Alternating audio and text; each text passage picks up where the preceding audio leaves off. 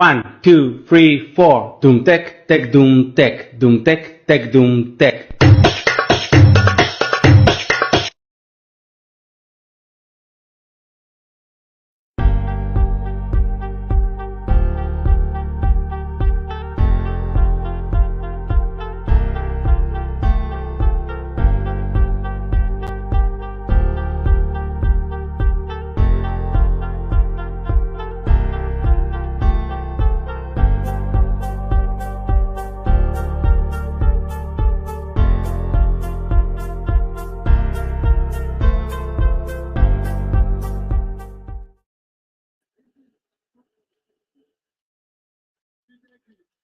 What's up? How is everybody doing? It's been a while. We are back. We are back. Hopefully everybody is doing fine. I'm back in the US, back in LA after an amazing trip in Italy. I was there for 3 months, guys. Italy is a amazing, beautiful country. Just everything about that country is incredible. And I was supposed to stay just 1 month or even less, and then I just like, damn, it's hard to leave. It's hard to leave. So I urge anyone that wants to ever travel to Italy, especially if you want to go see Milan. If you ever have a chance, go check out Milan. I didn't get to see Milan. I didn't get to see AC Milan. I didn't get to see much football at all, actually, to be honest with you. There was, but I did realize something about Italy. So, for people that don't know, I'm a musician and I do a lot of touring. And touring the US is quite a task. You're doing 12-hour drives. You're doing a lot of crazy stuff. 6-hour drives for 12 hours, 1 day, LA to Vegas, Vegas to Nashville, Nashville to New Orleans, New Orleans to Miami, Miami to this, blah, blah, blah, and so forth. Doing that in Italy is easy. And I've realized that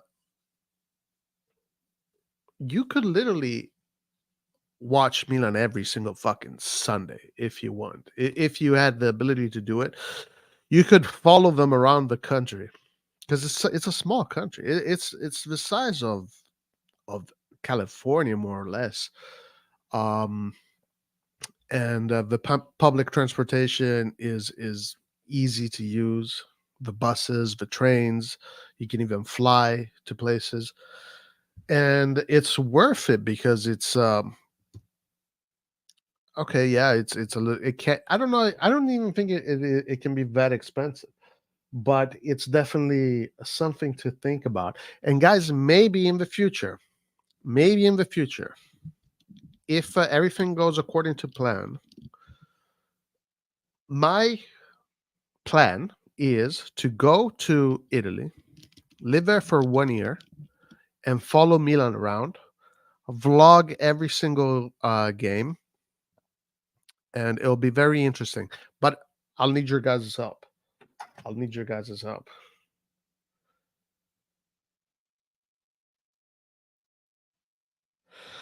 So, yes, what an experience! Anyway, guys, game is about to start soon. Let me go to the chat. What's up? Don't do the watch along. We will lose. I feel like this is bad luck. I don't think that us doing or me doing a watch along will bear any weight on the result of the game. Mr. Falcon Flynn, how are you doing, sir? Cardinale out. If we lose, Pioli out because a 12-year-old knows how Dortmund will play and we have more quality. Guys, listen. Hey, no disrespect, but to any Germans here, but I think that German football right now is not in a great state. So now is the time to exploit that. because there was a point where German football was very, very good and the levels were super high. And Italian football during that period, the levels were low. You only had Juventus at the time, but right now the tides are changing as far as the cycles, the European cycles, and Serie A is looking pretty good in compared to the other leagues right now. Of course, even if EPL is taking a little bit of a fall. Look at yesterday, Manchester United lost, Arsenal lost. While Serie A had a pretty good show and Inter completely dominated Benfica, and Napoli played really well against Real Madrid. Napoli got a little bit unlucky there, but Napoli playing some top level football against Real Madrid. Obviously, they don't. Napoli just doesn't have the history. They don't have the culture. They don't have the tradition. But right now, they're playing high level football. And if they managed that game a little bit better, they could have won it. But Real Madrid is the kind of team that they don't even need to do much and they'll still win. It's one of those kind of teams. But tonight we do have AC Milan against Borussia Dortmund. This Borussia Dortmund should not be scaring any team in Italy, even if it's Lazio, even if it's Atalanta, Roma, the future champions. It doesn't matter.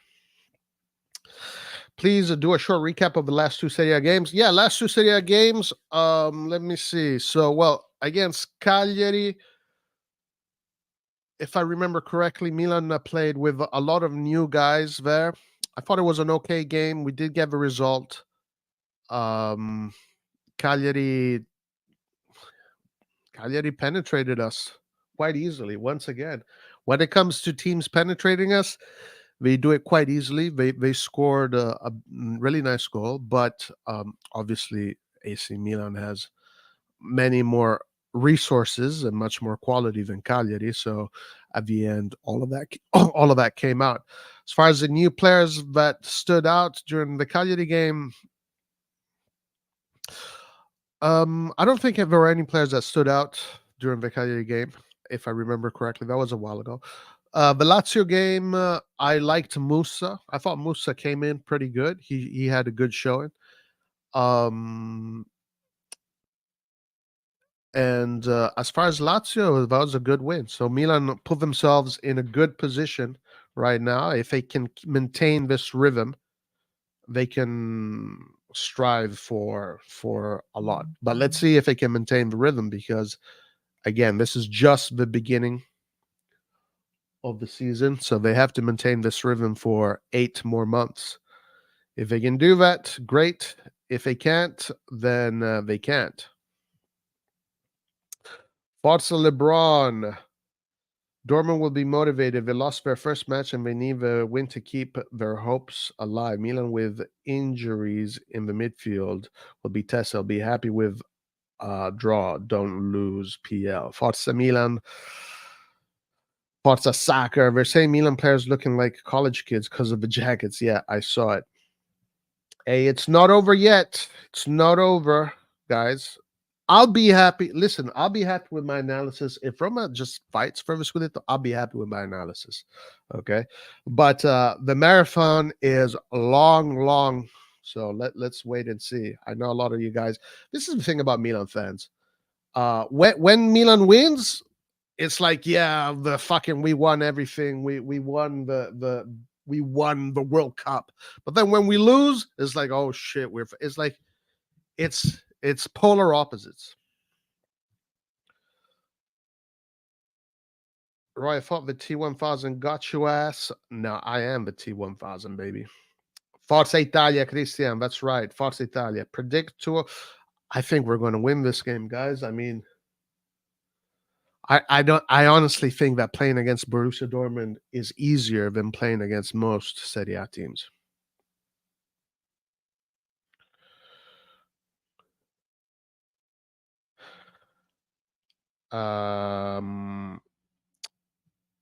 Is there Milan fangirls asking for a friend?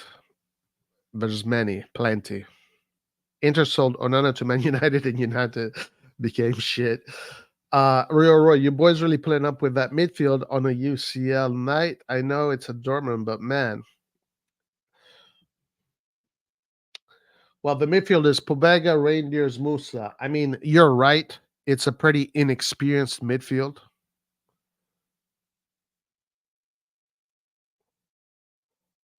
It is a pretty inexperienced midfield, but all right, so very interesting, guys. Look at Musa's position. Musa's playing as a cam almost, so centrally but advanced. So it looks like Milan is playing with a 4-2-3-1, and Reindeers and Pobega actually. Okay, interesting tactic. So Reindeers, guys, is playing as the low, deep playing playmaker, and Pobega and Musa are going to be okay. So it's the same thing. It's the usual thing essentially. So basically, Pobega is taking Reindeer's spot, and Musa is taking Loftus-Cheek's spot, and Reindeers is taking Krunich's spot. So just the interpretation of the formation is going to be different, but the formation itself and the strategy is going to be the same. Interesting. Yeah, you're right. It is quite an inexperienced midfield. Let's see how they do. CDK is a Milan girl. Girl, okay. Welcome back. Hey, welcome. Thank you. It's been a while. I'm happy to be back. We must play Dortmund like we played Napoli. We'll score 10 goals on the counter. Their defense is bad.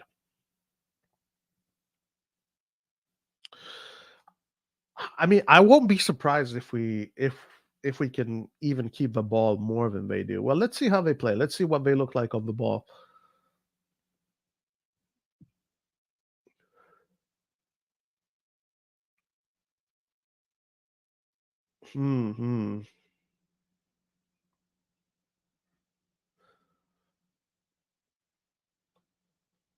Well, we're just moving the ball around in the back. Hard to say at this point of the game. How we're going to be playing. Right now, it's still just teams trying to get their feet. Oh, fast combination here by Dortmund coming forward. But defense takes care of that. Nice play from Milan. Good play here, guys. Opening for Milan. Pobega. Oh, guys. Milan right away with an opening in front of goal. Pobega getting himself in a good position. Yeah, maybe that defense is man, look at that space they gave us. This is the thing about German football, guys. In Germany, they leave you a lot of space. So if you can take advantage of that space, you're gold.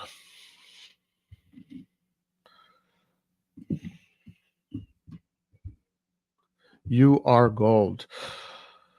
Real Madrid. Yeah, it was a beautiful goal, but it was also very unlucky. Musa with some good speed and gets himself the corner. Guys, listen. I'm not okay. You know me, guys. I haven't changed one bit. I still think the same way I did. I'm not gonna go over all that shit. If everybody knows what I talked about this whole summer. At the end, the signing that I think I'm liking the most out of all of them might be Musa. It might be Musa.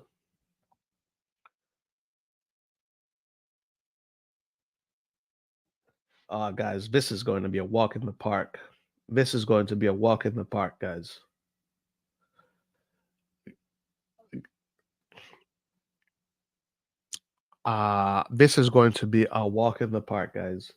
I honestly think that playing against Sassuolo is 5 times more difficult than playing against Dortmund. If Milan can put that in their head, then this game is in the bag. But already you can tell that Milan is the dominant team. Yeah, they're holding the field better. Leao, of course, with a stupid mistake. Dortmund on the counter. Dortmund on the counter. Watch out. We can't give him counterattacks. Ooh, Dortmund there. But if we give him counterattacks, like from what I can tell right now on the ball, we look a little bit more dominant and we can hold the ball. But what we just saw right there might be the theme of the night. It's going to be the counterattack game.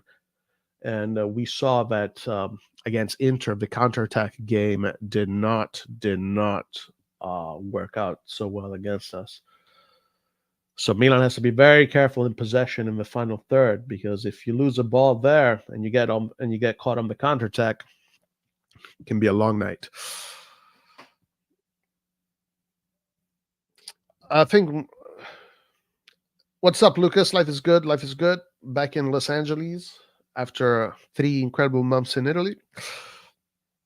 Giroud hugging the main ref and saying to him, "Give us a penalty."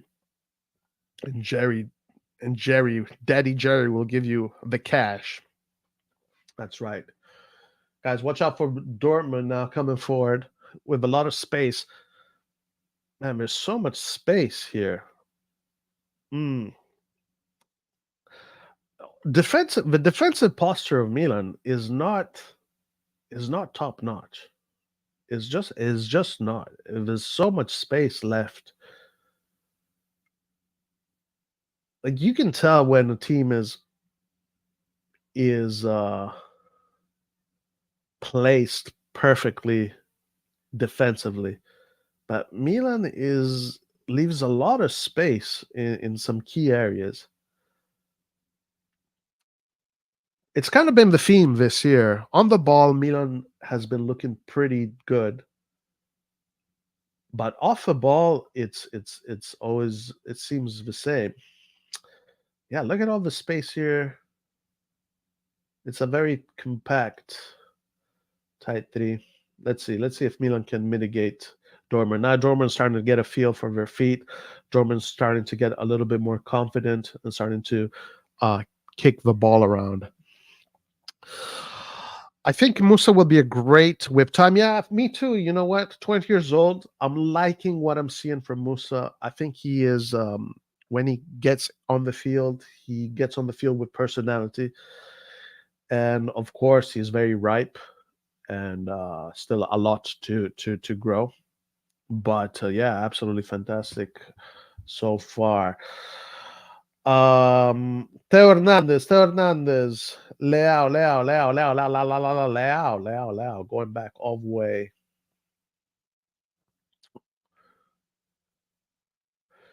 So, for example, Borussia's Dortmund defensive posture is a little bit wider, but they're covering more space. But let's see if Milan can play around it, and no, they can't.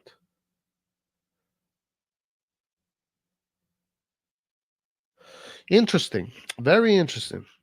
Right, what did you think about Ali, guys? I saw a lot of.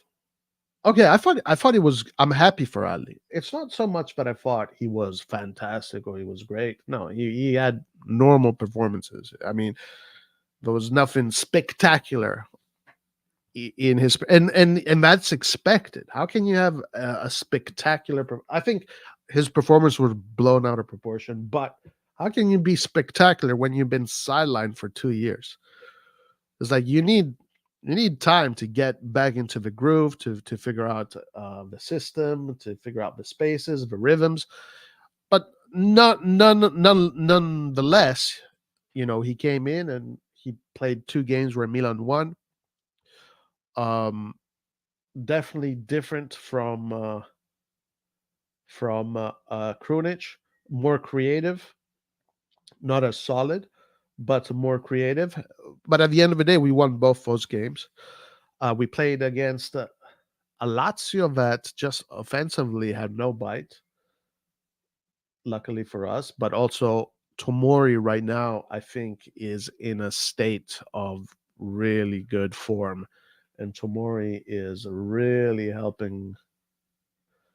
Like, this is the Tomori we need. We need this Tomori to help us achieve results. Central defenders are on fire. You achieve result. So the game so far pretty neutral. Both teams trying to figure each other out. It's a chess game so far. Milan did have an opportunity. Milan probably with the best opportunity so far.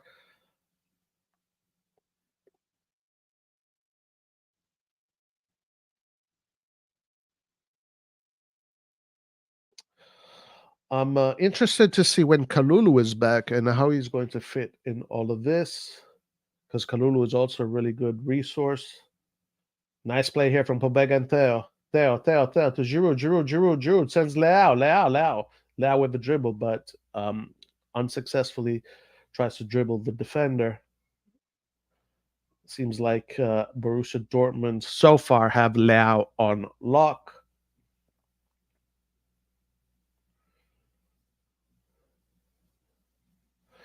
One thing I am going to say is that they get nice play from Calabria, winning the ball back. Pobega in a middle position, but Pobega loses the ball in a dangerous position. Counter attack for Milan, for Dortmund. Hernandez wins it back. So far, it's a 50-50 chess game. It is a 50-50 chess game between the two teams. Reindeer's trying to go forward with the ball, but loses the ball. We got to watch out because we're leaving so much space for the counterattacks. Our defensive posture is very strange. It is very strange. I am glad, though, that Pioli is not doing that Calabria in the middle thing. Like, I haven't seen it so far, but ever since the Inter game, he stopped doing that.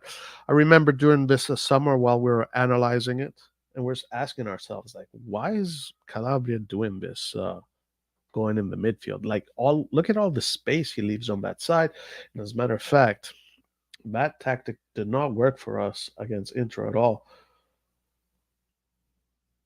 So I hope we don't see much of that, because I think Dortmund, from the style they play, they like space. Dortmund, if they see space, they will attack it. They will attack space. Let's see. Where you guys been? Yeah, guys. I was traveling. I just got back to Los Angeles, so now we're gonna start streaming again. People are saying, "Oh, we stopped streaming because the team was winning." No, we were not streaming because I was not available to stream, and right now, okay, Milan with possession. Hernandez in the middle. Yes, guys, Calabria is in the middle, guys. Calabria is playing this middle role here. I wish Pioli would stop doing that.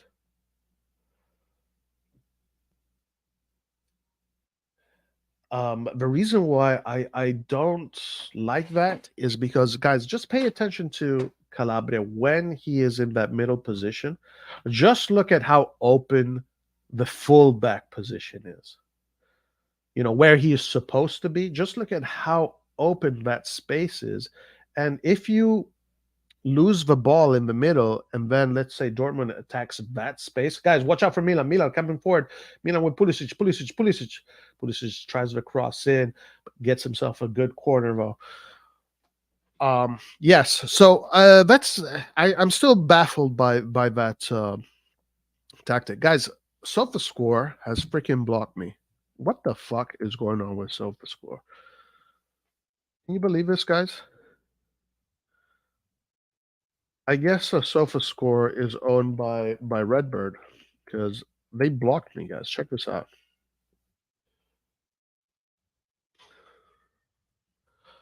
I've been blocked by SofaScore. What did I do? Someone reported me. People, my haters reported me to SofaScore. Incredible. Incredible. Absolutely Incredible.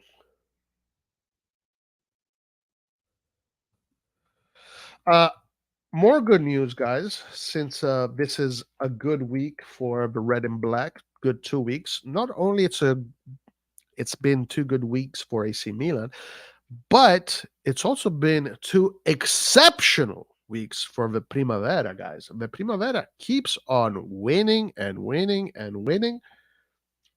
It's like a habit.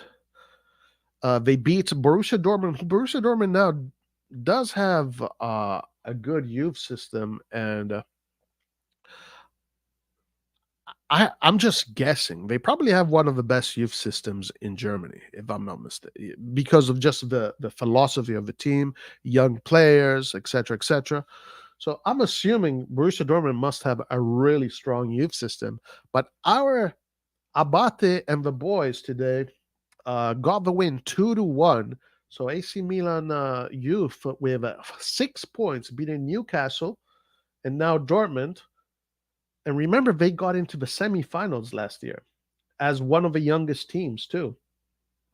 So I hope that this means players that will um that will become Milan players, like Zeroli, the captain, he scored today. Um, that's what I want to see. I want to see the future of AC Milan.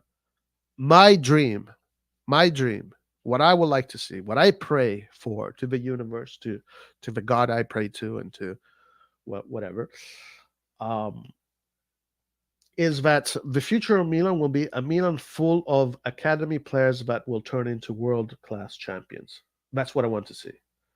That's what I want to see. And I think if you do it right, you can do it. You just have to have the courage to do it. Okay, so let's get to. Let me see if I can get to. They don't have a fucking match thing here.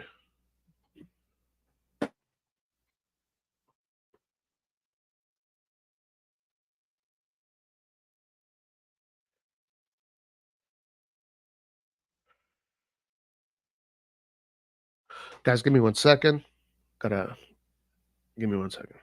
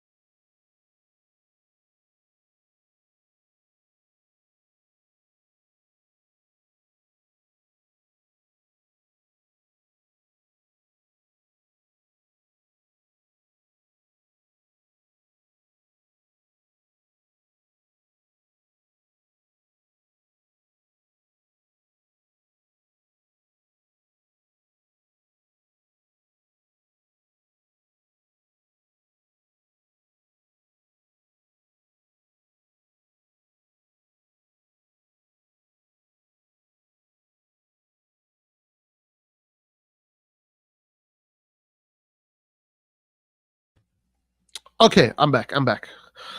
Um.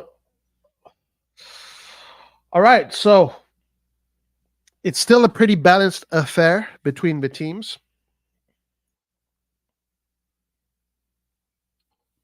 Watch out for Dortmund. They have a corner coming in. So far, it looks pretty balanced, right? I think it looks pretty balanced. Do they not have a match center here anymore? Milan used to have a match center. They don't have it anymore. Is this it? How come they don't have a match center anymore? Watch out here from the counterattack. Theo Hernandez coming forward. Theo Hernandez, a lot of space. 3v3, 3v3, 3v3. Theo passes a really bad ball to to Leao. Very poor. Mamma mia. You had all that time and all that space. Very poor from Theo Hernandez giving such a poor ball to Leao behind him. And of course, at that point, Leao was not given. Yeah, Theo Hernandez with really poor play. Watch out for Nice Chow with a great interception tackle. Pobega. Pobega tries to do 1-2 with Hernandez, but it doesn't work out. Milan right now not looking so great in the 20th minute, but Borussia Dortmund is not looking like anything special either. This game so far is looking like a 3 p.m. Serie A game.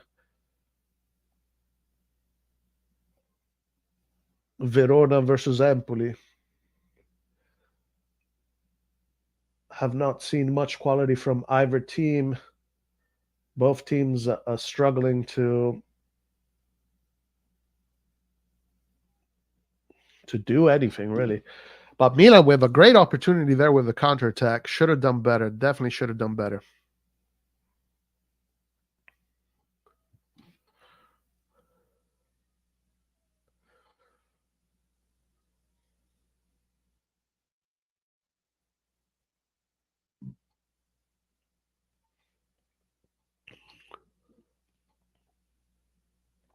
Tomori.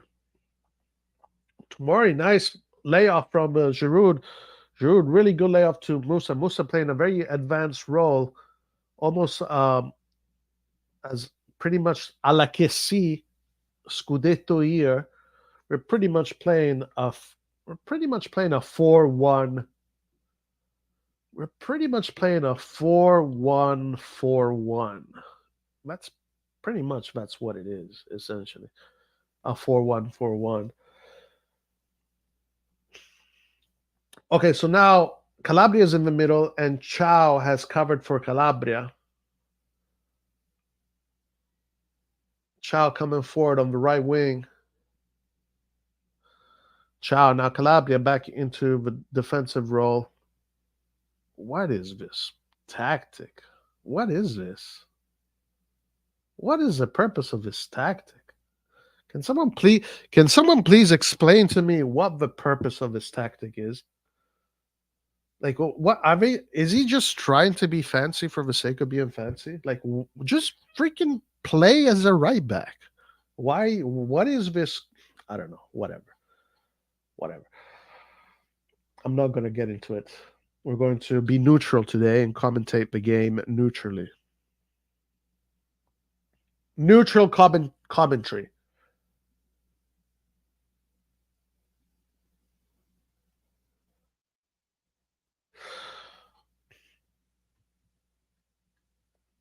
Tijani Rangers gets a yellow card.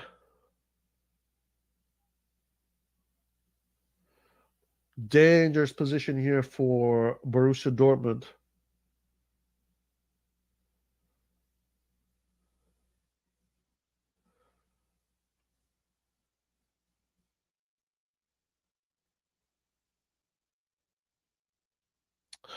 Borussia Dortmund does win the header here, but it goes up. It won't scare anybody. It won't give any Magnan any problems.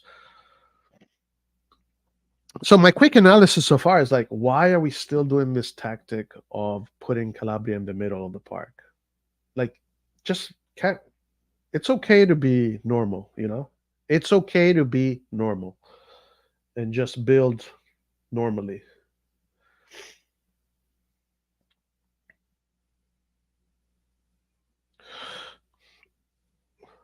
Emre Can, old Juve player, gets himself on a yellow. So right now we have Tijani Reinders and Emre Can on the yellow.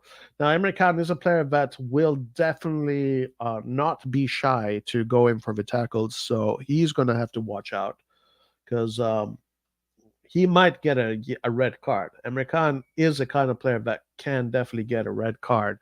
So that could be something to take advantage of.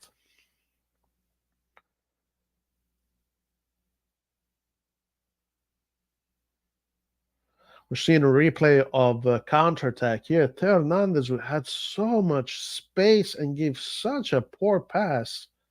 Like, how can you give such a poor pass to Leao and make all that money? Like, you're making millions and millions of money. All you had to do was pass the ball in front of him. Instead, you pass the ball behind him.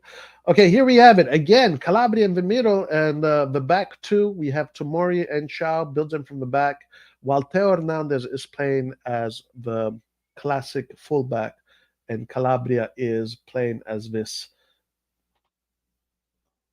deep line playmaker kind of thing.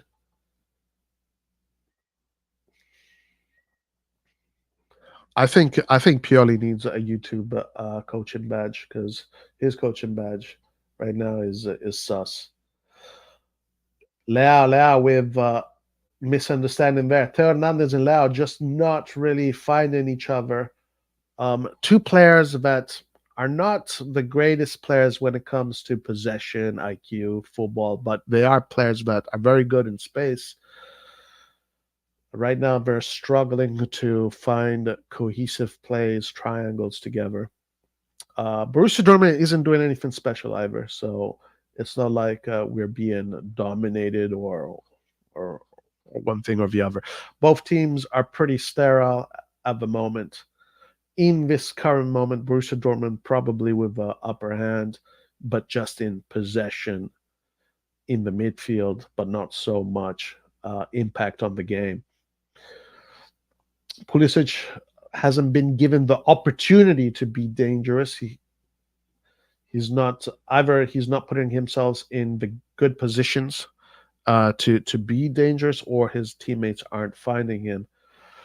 Watch out for Dortmund. Dortmund coming forward. Dortmund with a shot. Close shot by Dortmund here by Milan. Dortmund now is starting to ask questions. Dortmund is starting to ask questions here. Dortmund is starting to ask questions. Please,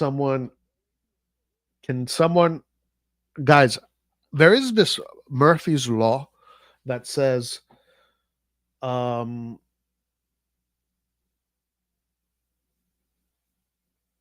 hold on, watch out. Borussia Dortmund, come forward, watch out. Watch out for Borussia Dortmund playing on the wing. Milan now. Yeah, guys, the Milan's defensive shape, it just does not look solid. They need to score. They need to score. Milan needs to score, because the defensive shape is just sus to me. It's sus. But anyway, someone please tell Pioli to stop watching Guardiola videos, stop watching this and that. Just be normal, Pioli. Be normal. Chao with some good aggressive defensive play in the middle, and forces the mistake. Tomori wins it back, but passes it to no one. Right now, Milan's struggling to hold the ball. Borussia Dortmund with the ball, but in good verticalization from Borussia. Oh my God, just penetrated the midfield like nothing. Watch out here. Watch out here. We do not want to see that. Borussia Dortmund coming forward methodically and quite easily, which has been a theme for this team. Borussia Dortmund right now with the upper hand when it comes to possession. They're not being dangerous in this current moment, but they're definitely the ball keepers. They're the ones dictating the play. Milan just unable to win this ball back. Watch out for Dortmund. Watch out for Dortmund. We have to catch him on the counterattack. This is the opportunity. This is that kind of game. So now Pioli needs to change his mindset and shift to a counterattack game. On possession, Milan also not looking too great. Oh my Lord, guys. AC Milan is in shambles in this current moment. Tomori gets himself a goal kick, but Theo Hernandez is thinking about partying in Dortmund tonight. He's thinking about DJing with his pink hair. He's thinking about Ibiza.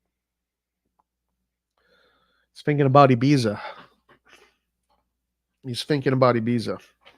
Newcastle, guys, winning against PSG. This is big news. Big news. Newcastle winning 1-0 against PSG. That's good news. Or maybe not. Maybe not. Maybe we want PSG to just take it. Let's see. PSG will probably be quite motivated against us. But anyway, okay. Hold on. For Dortmund, Dortmund just winning everything here. All the second balls so far, guys, Dortmund has the upper hand, but Milan now needs to suffer. They need to suffer. Milan just needs to suffer a little bit. And then once the tide goes the other way, Milan needs to take advantage of it. But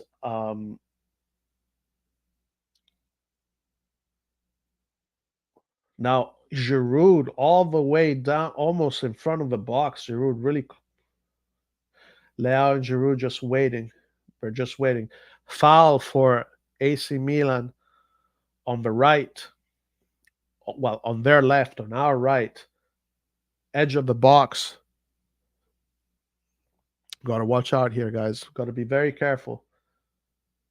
Got to be very careful. I feel bad for Calabria, guys. Calabria is being asked to do something that is illogical, and it must fuck with his game. It must fuck with his game.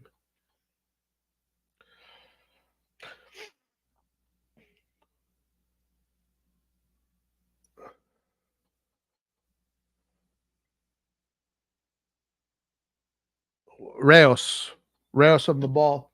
Watch out. Watch out.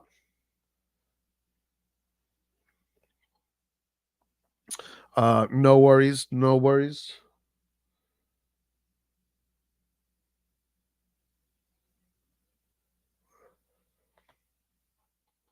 Forza Milan sempre. That's right. Bravo.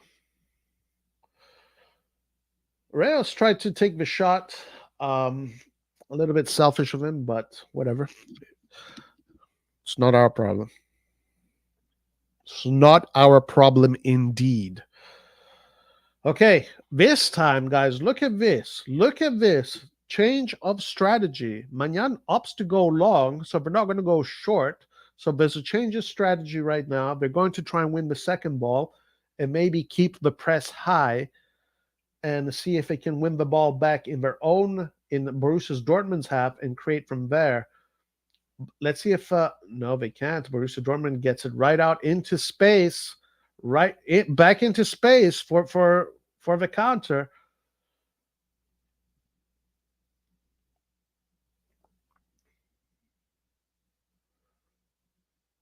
Milan containing well right now, forcing Borussia Dortmund back. The shape a little bit better right now, definitely more solid. Not giving Borussia Dortmund many lanes. They have to go back all the way to the goalkeeper, as a matter of fact. But they are definitely the ones controlling the game. They are definitely the ones controlling the game. Yes, today is the day to be clinical. Today is definitely that kind of day.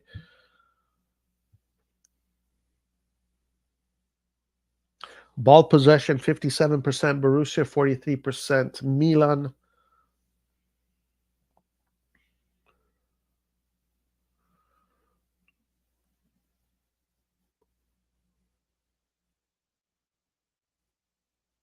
Good block here from Pobega. Dortmund still in possession. Milan really struggling to win the ball back and keep it.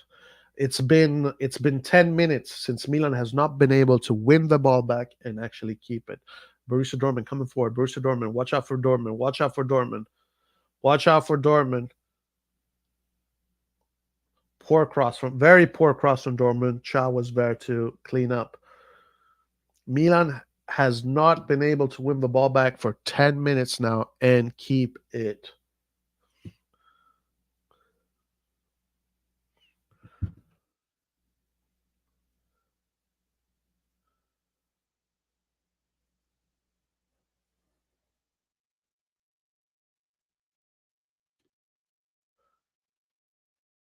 Borussia going long. Borussia now with courage going. Oh, guys, Borussia's doing whatever the hell they want. Come on, this should be a. Oh my lord! Oh my God. This should be an easy game, guys. This should be an easy game.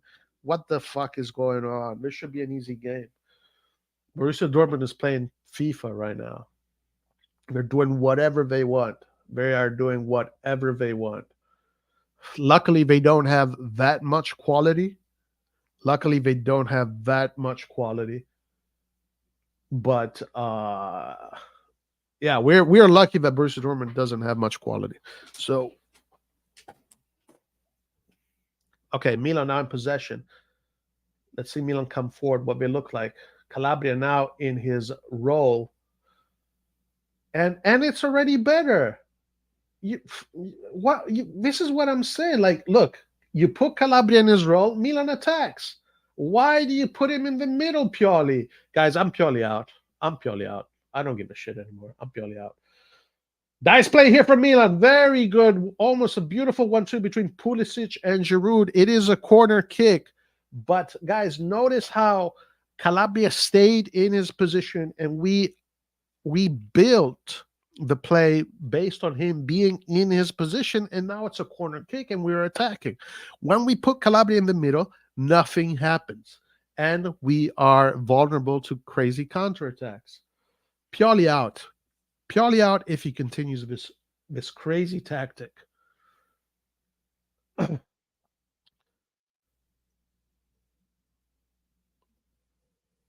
Pulisic on the corner. Let's see if Milan can get anything out of this corner.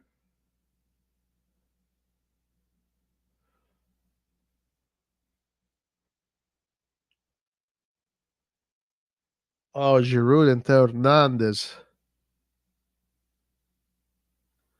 Goal AC Milan. Guys, I think we have a goal from Milan coming in. Oh my God, guys. Giroud, what a miss. What a miss from Giroud. Crazy miss. I think we have a goal coming in from AC Milan, guys. I'm a little bit behind.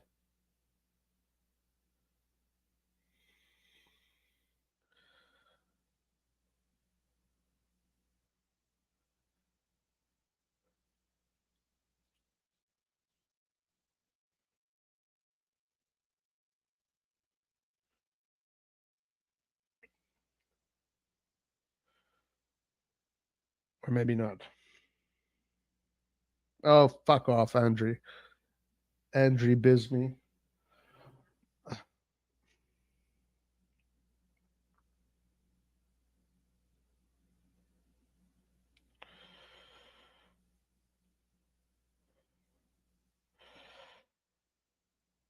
Guys, Lazio is losing 1-0 against Celtic. What a bunch of chums. Watch out for Milan coming forward, guys. Watch out for Milan. Now, Milan, the tide is going to move. So, Borussia Dortmund had their moment. Let's see if they can continue, guys. They're finding all the spaces, man. They're finding all the freaking spaces, and they're doing the FIFA cross. These are FIFA crosses. These are FIFA crosses.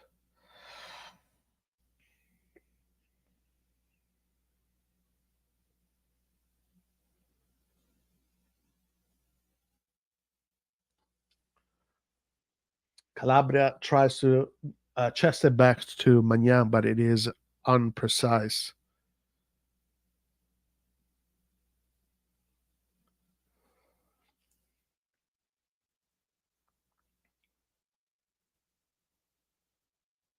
Corner kick coming in. Watch out here. Musa. Guys, do you know what Musa means in Italian? In Genoa. There's a city called Genoa in Italy where Christopher Columbus is from, Genoa. In Liguria, the region of Liguria, Musa is the slang term for vagina, just so you know.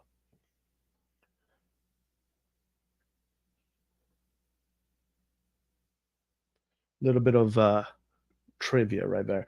Dortmund coming forward. Watch out for Dortmund. Oh, Dortmund tried to do a little slick 1-2 in front of the box. Okay, Milan maybe has opportunity. Great play from Leao. Fantastic play from Leao. Fantastic play from Leao. Keep it going, Leao. What a play from Leao. What a freaking play from Leao. Unfortunately, Giroud was covered well. Giroud was covered well there. But what a run from Leao. Beautiful run from Leao.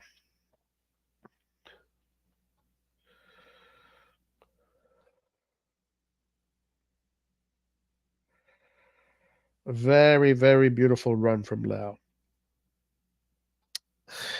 Guys, I'm not, we should not be dependent on Leao this way. Because, yeah, okay, fine. Against Cagliari, last team of the Serie A, sure, you can get away with it. No Leao. But you saw against Lazio. Lazio wasn't even a team that gave us many problems, but you don't have Leao in that game. Are we winning that game?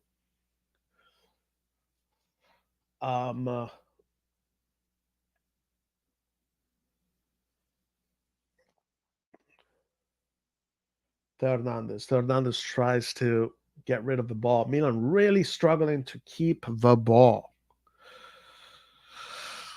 Pulisic is not being fed, but because the midfield does not have the opportunity to reason, to create, to methodically build.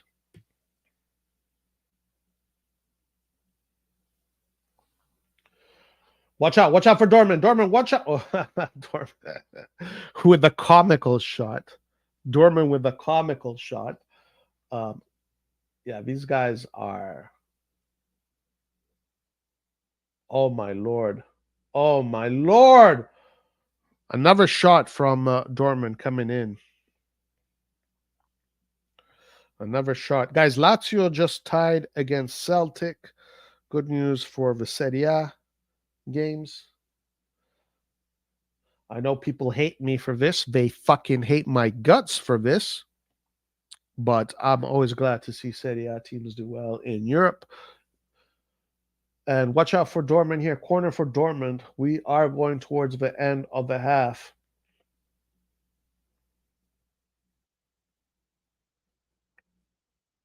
What's up, Raul? How you doing, my man? Yeah, they do look like they're playing FIFA, right? It really does look like they're playing like FIFA.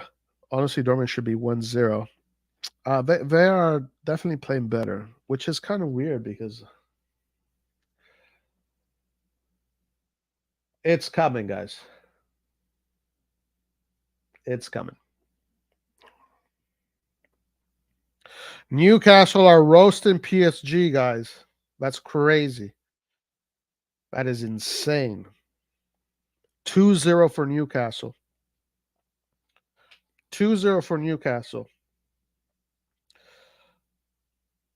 Tonali in the game also playing right now.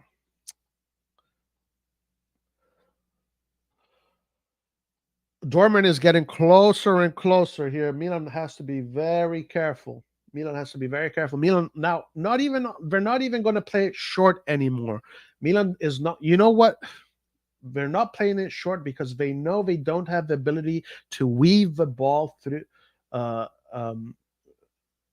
through the Borussia's posture. Well, hold on a minute here. Tomori. Tomori, very good play from Tomori. Very good play from Tomori.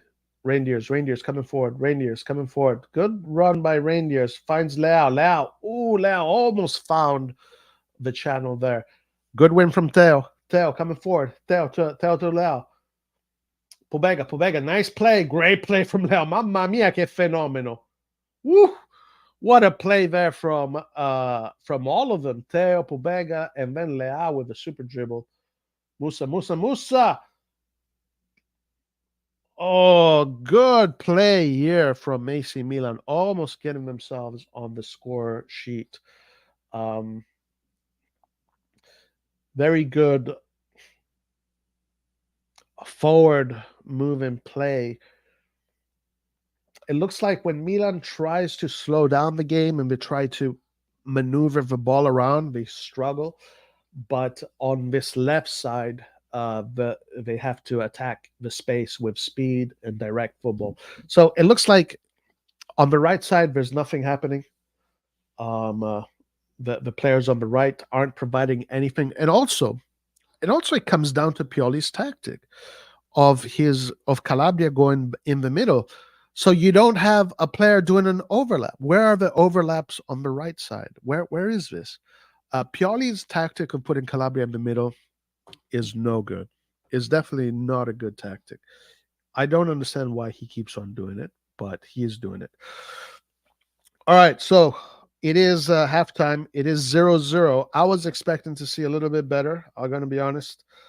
I expected Milan to do better against this Borussia Dortmund because I don't think Borussia Dortmund is a super team. Let's put it that way. So let's just look at player by player. And we'll comment the chat as well. But okay, before we go player to player, so far Milan really struggling not only to win the ball back in the middle, but just to hold the ball and to pass the ball around. They lack ideas, but it's not so much that they lack ideas, it's that they're being covered really well. Well, really well. They're being covered.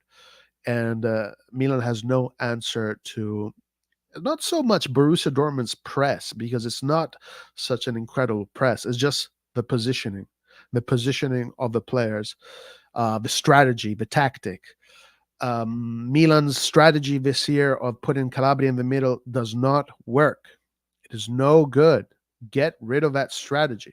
I think both games we played that we won against Cagliari and Lazio, I don't think Calabria was doing that. I don't think so. So I'm kind of disappointed seeing Calabria do that right now.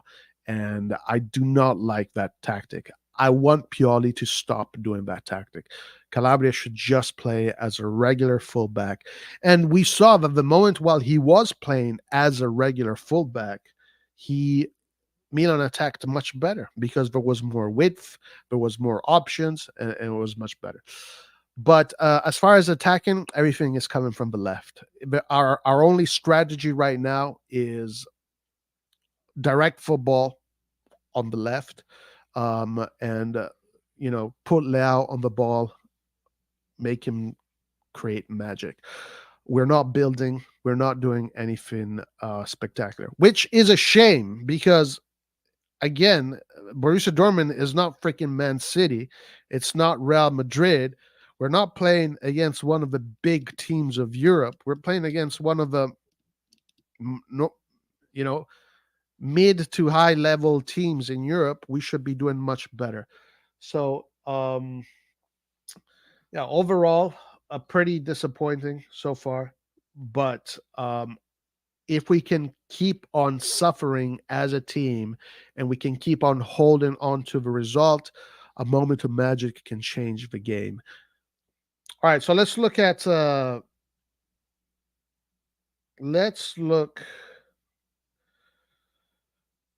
stats of the players. Guys, unfortunately, yeah, as I said, they fucking banned me from SofaScore. My YouTube badge is not allowing me to go on SofaScore.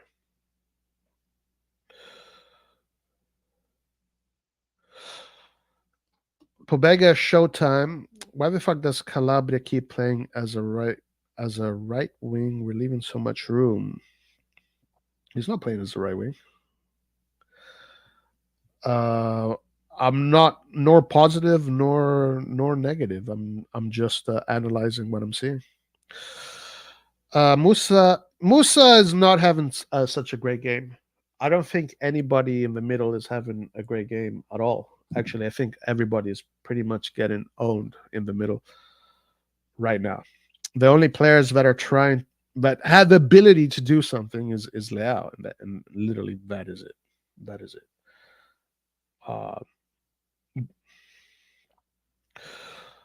Let me see here.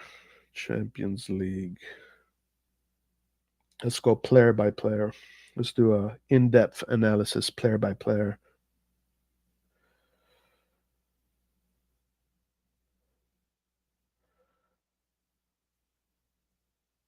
Where the fuck is it?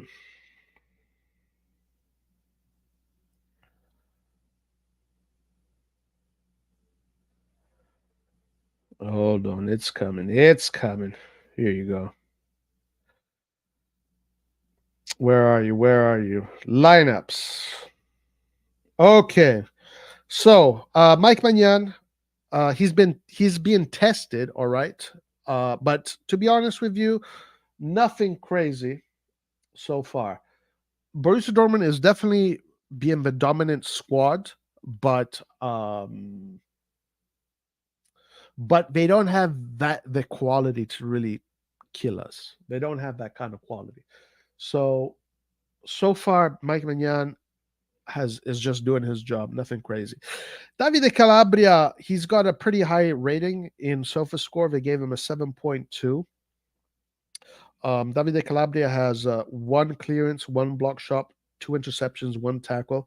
He won one ground duel out of four, one aerial duel out of one. He lost possession 8 times. He fouled 3 times, 38 touches, 77% accuracy. But I repeat, Calabria is being punished by this strategy that Pioli is using with him. If Calabria would just play as a fullback, he would be much better. And that space there behind him would be covered better. Malik Chow is having a good game. Malik Chow is he is having a good game. He's very focused. He has been perfect so far. Same thing with Fikayo Tomori. Theo Hernandez going forward has been a little bit of a mess. Let's be honest. He's been a little bit of a mess going forward. Again, we all know that Theo Hernandez is not the most intelligent football player in the world, but he does have an eye for goal. He does have an eye for assist, and he has moments of magic. So that's what we're waiting for. But his interplay with the midfield and with Leao has not been great. But he is going forward, and he's always a threat. That's for sure. Let's look at the midfield line. Yunus Musa, normal performance from him so far. He's struggling, like all the other 2 midfielders, to keep the ball, dominate the game. Let's see his stats. So far he's had only 16 touches. Only 16 touches. 8 passes out of 10. He had 1 key pass. He had 1 cross. And defensively, he had 1 ground duel, 1 out of 2. And he didn't win. So Yunus Musa not having an impact on the game. And it's kind of the story of the whole midfield. Tijani Reindeers, who is playing pretty much in Krunich's role. Let's see what's going on with him.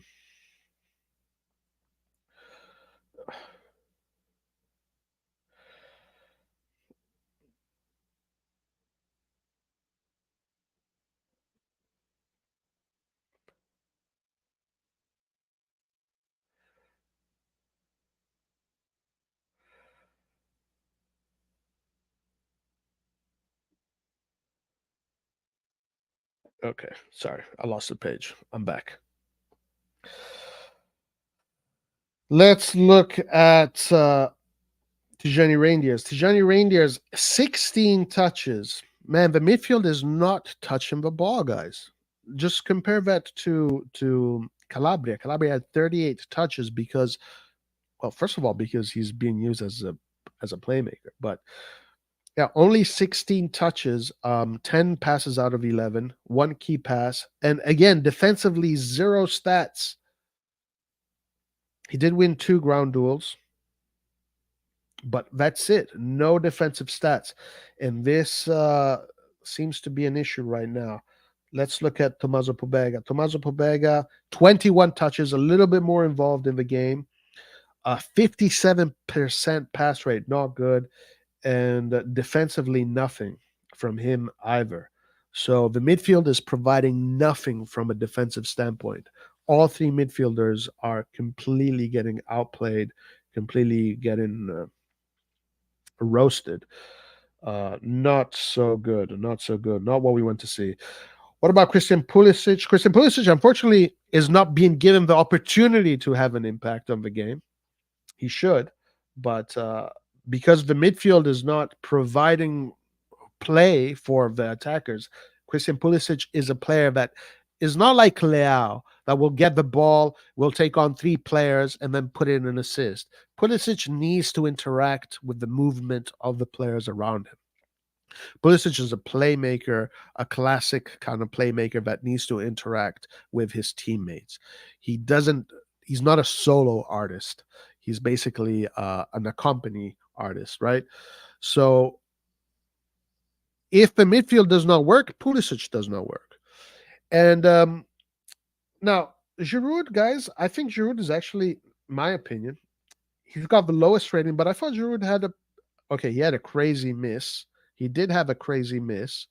But Giroud is having an okay game, I think. His layoffs aren't too bad. As a matter of fact, guys, look at this, guys. Look at this stat. This is going to, for the football purists, this is going to kill you. Giroud has 17 touches of the ball. The center forward has just as many touches as the midfield. Just as many touches as the midfield. That is crazy. That is crazy that the center forward has the same amount of touches of the midfielders. So it's not very good. But he did have one aerial duel, he won out of two. He won one ground duels out of one. So he is working. Giroud today is earning his check. He almost scored a goal. He should have been there. His movements have been good. Today it's the midfield. The midfield is non-existent. All three midfielders are just being completely destroyed. What about Rafa Leao, guys? Rafa Leao is the only one that has the ability to. Guys, Rafa Leao has 28 touches. I don't think I've ever seen the attackers have more touches than the midfielders. Rafa Leao with 28 touches, 69% accuracy. He won ground duels. He won 5. Aerial duels he did win. Possession loss 10.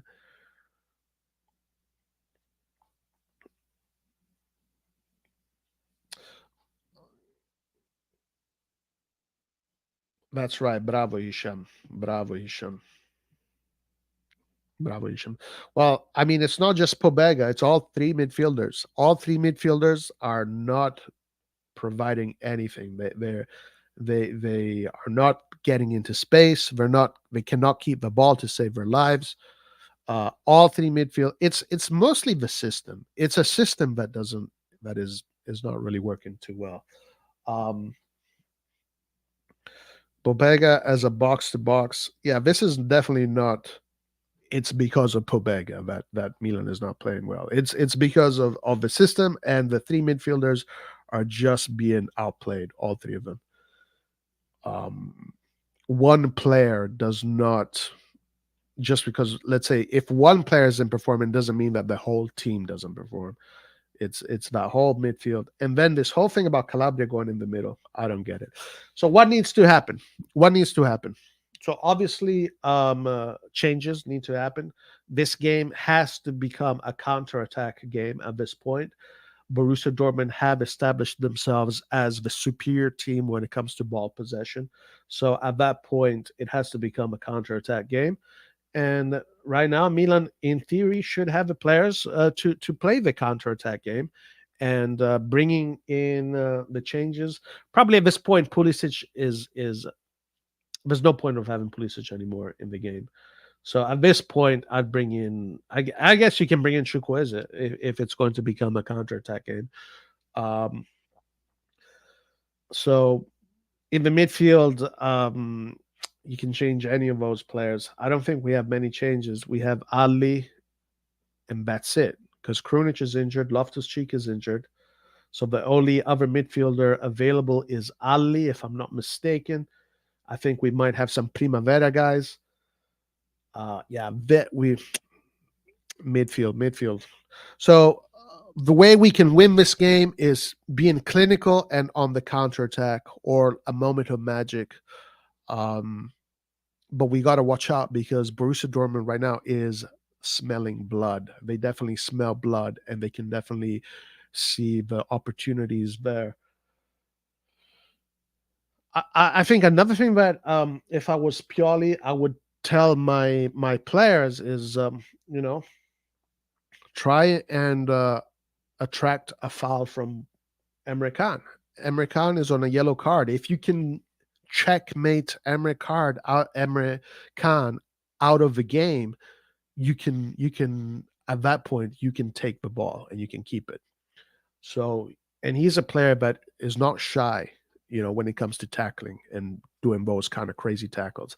So if I am Pioli, I'd be asking Reindeers, Musa, or Pobega, yeah, listen, shield the ball, try and get Emre Can to foul you, try and get him out of the game. Checkmate Emre Can out of the game.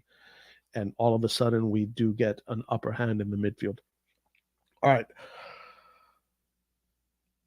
Let's see, guys. We need moments of magic here. Moments of magic.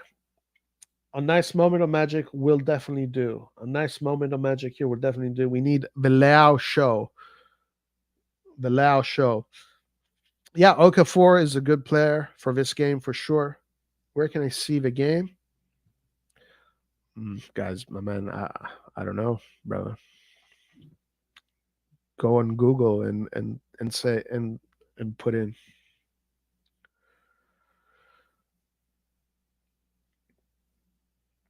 But Pobega is not playing as a number 6, my man. Pobega is playing as a box-to-box on the left. He's not playing as a central midfielder. That Rangers is doing that. All right, anyway. Yeah, look at Pobega. Pobega is next to Leao. It is Reindeers that is in front of the defense, being the deep line playmaker. Okay, Milan in possession. Maybe actually he should consider putting Reindeers forward and put in Ali as a number 6. Maybe he should do that because we do need more quality up top. This is a kind of game where quality is more important than other things. But it's a fine line. It's a fine line.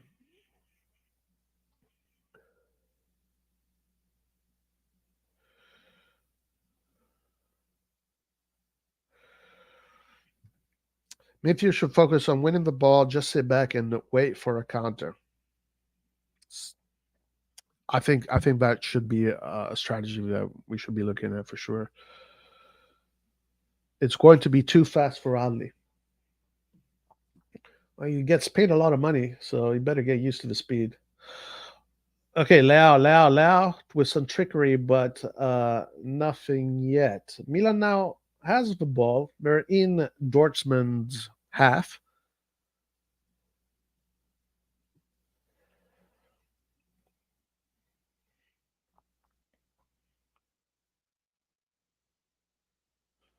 Ciao. Okay, guys, good news. Good news, guys. I have some excellent news. It looks like so far, right now, Calabria is not going in the middle. He's staying in his position. And guys, look who's going in the middle instead. It's going to be Musa. So it looks like there is a change now. So Musa and Reindeers are going to be the two middle players, the two low double pivots, while Pobega is going to be the player up top. As a matter of fact, look at Musa. He's a little bit behind everybody. So now Calabria is going to stay. If he keeps this, guys, I think we're in business. But it needs to stay this way. Keep Musa back there with Reindeers and leave Calabria where he is. And I think we're in business.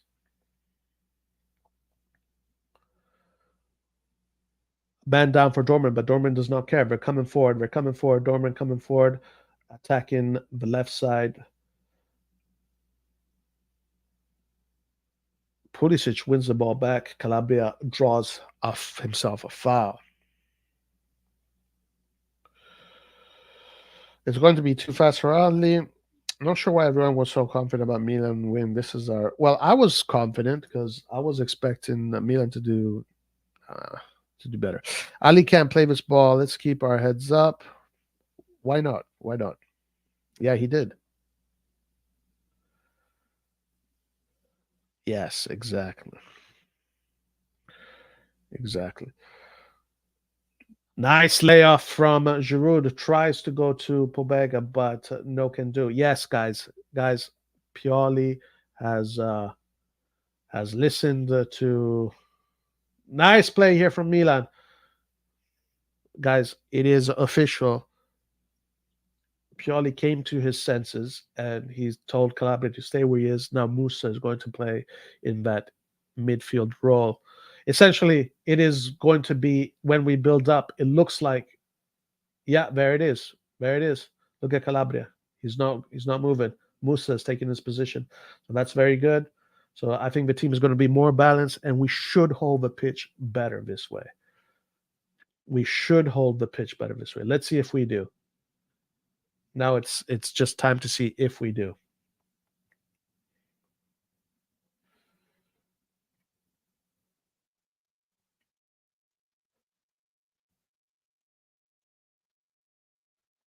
Tomori, ciao to Tomori. To Hernandez. To Hernandez looks for Leao. Leao with a flick. Beautiful play here. Now they're finding each other. This is the moment of magic we need. Moment of magic that we need. Leao. Ooh, nice play by Theo Hernandez and Leao. These are the kind of interplays we need to see from them on a regular basis, consistently. The left side continues to be the killer side. Good play here between the two former Serie A champions. Reindeers on the corner.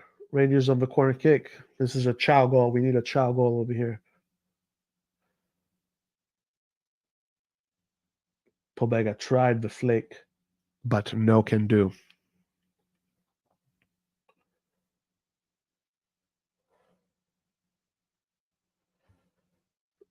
No can do.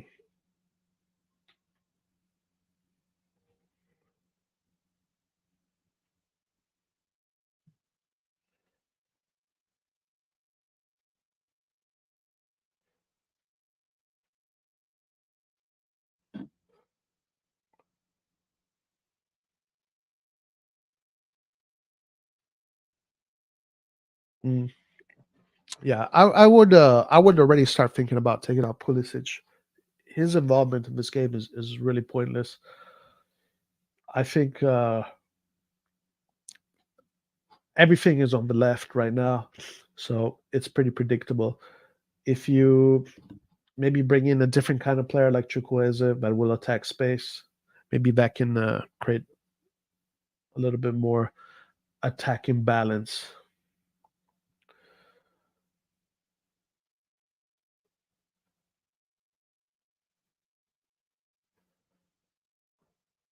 So right now, Musa playing his position, his classic position, which is RDM, right defensive midfielder. And I think that is his best position. I think in that position he probably gives the most.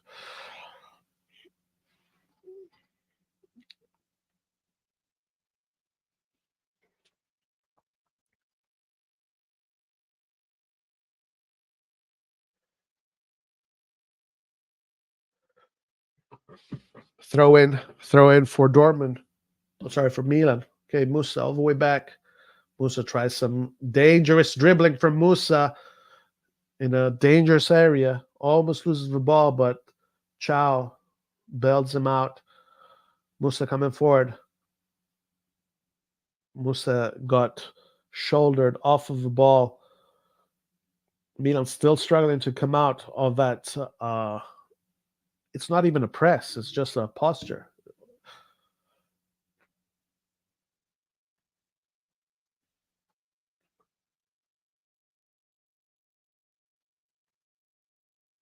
Dortmund just looks like they are the more. They look like they're the more organized team. They're playing it from left to right, in the middle. They're using all 11 players, while we are pretty much just using a select few of our players.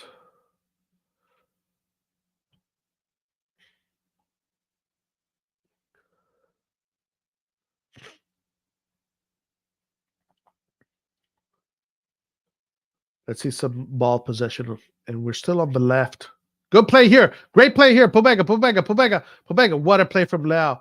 Pobega with the pass, but nothing there. Hold on. Milan still with opportunity here. This is it. Oh, my Lord. Leao tried to give the assist to Pulisic.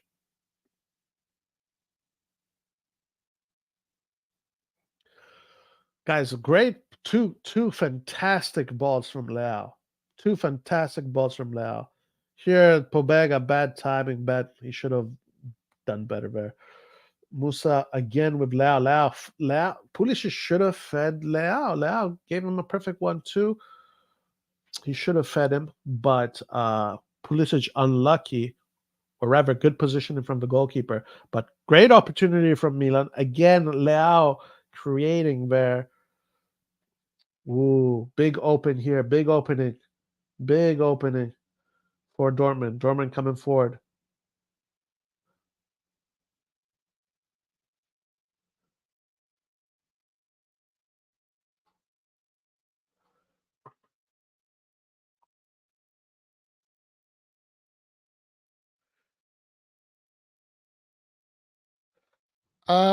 We don't know this. Probably we don't know. I mean, Milan is creating, guys. Milan almost scored there, so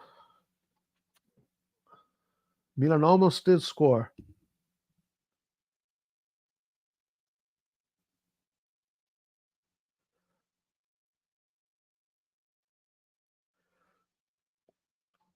Good play here from Pobega.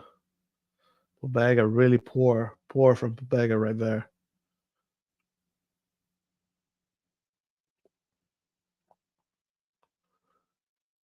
There's a possible penalty check, but nah.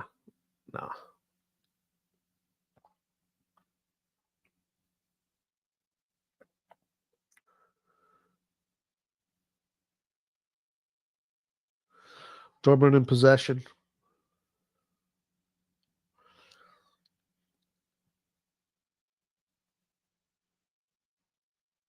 Okay, Ali is coming in. He is probably going to come in for Pobega, I would assume.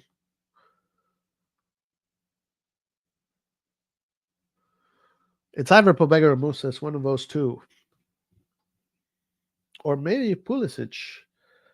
And Musa is going to take Pulisic's position. Who knows? Milan's pretty much playing with two strikers. Leao is pretty much playing as a second striker. This is how I think Milan should play. A 4-4-2 with Leao as a second striker. And that's exactly how I think Milan should be played. And that's how they're played right now.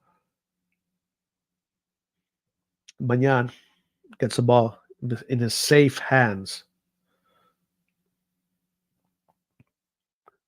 Newcastle 3-0, guys. Newcastle killing PSG. Wow.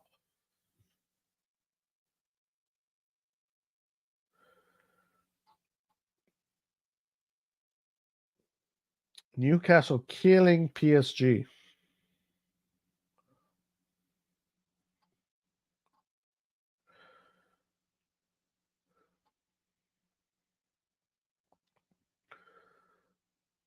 All right. Thank God Calabria is not doing that stupid tactic anymore. Well, thank God Pioli is not doing that stupid tactic anymore. But as you can see now, Calabria in a good role, good advanced position, but the team just cannot get to him. Milan really struggling to build. Okay, so Pobega out, Ali coming in, and I'm assuming Ali's going to take the middle, and Reindeers is going to take that box-to-box role, which is probably better because having Reindeers next to Leao in that position can unlock Leao even further. Really poor game from Pobega today. Very poor game from Pobega. Watch out for Milan. Watch out for Milan. Watch out. Dortmund coming forward. Dortmund coming forward.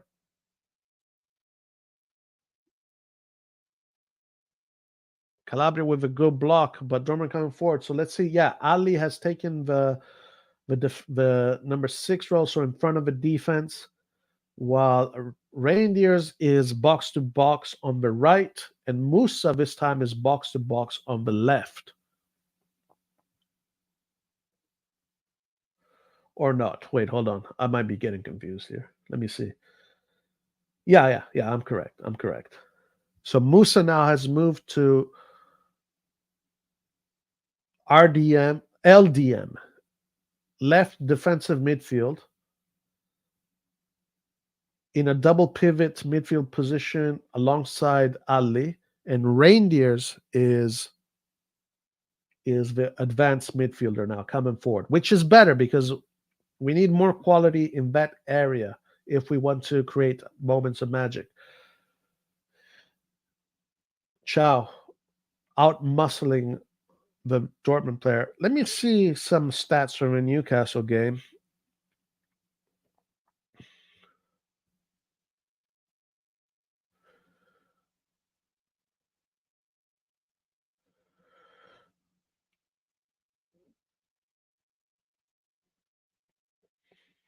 So Newcastle has 30% ball possession. So it's pretty much all PS. It's pretty much like it's a counter-attack game. Okay, Dortmund. Now Dortmund has the ball. Let's see how we look like with Ali on the pitch. Let's see if anything changes.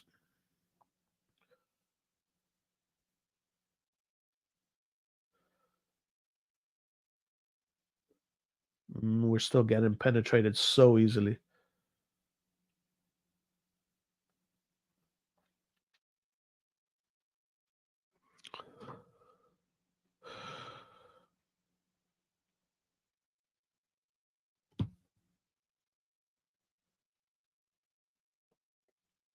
Too easy for Dortmund to penetrate.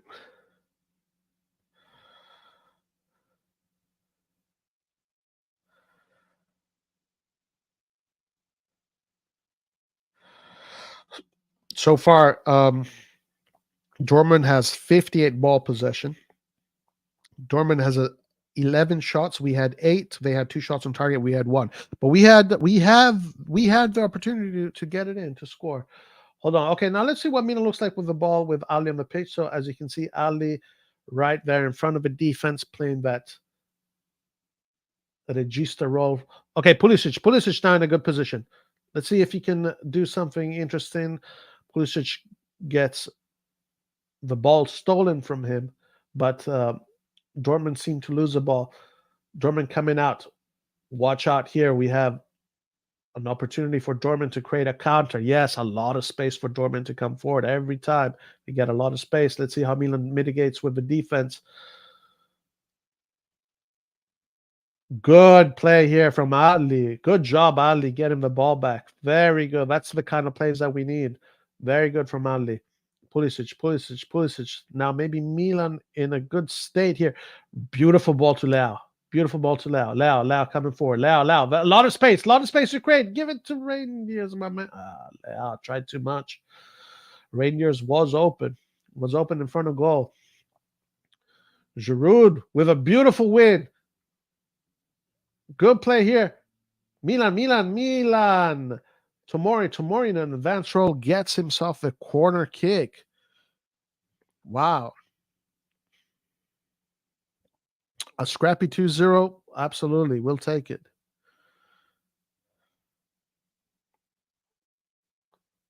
We will take it. Guys, corner kick coming in.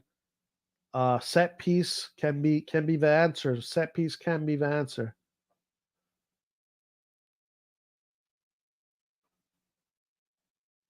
The Curva Sud fans are dancing, they're jumping, they're singing, they're giving the team energy, they're giving the team hope. Here comes Pulisic with a corner kick. Dealt with by Dortmund, but Milan still in possession. Milan, all the players in Dortmund's half. Reindeers. Pulisic tried the 1-2 with Reindeers, did not work out. Foul for Borussia Dortmund. Decent spell here. Decent spell from Milan, but still something lacking. Okay, Dortmund has a sub. Adeyemi coming in for number 27.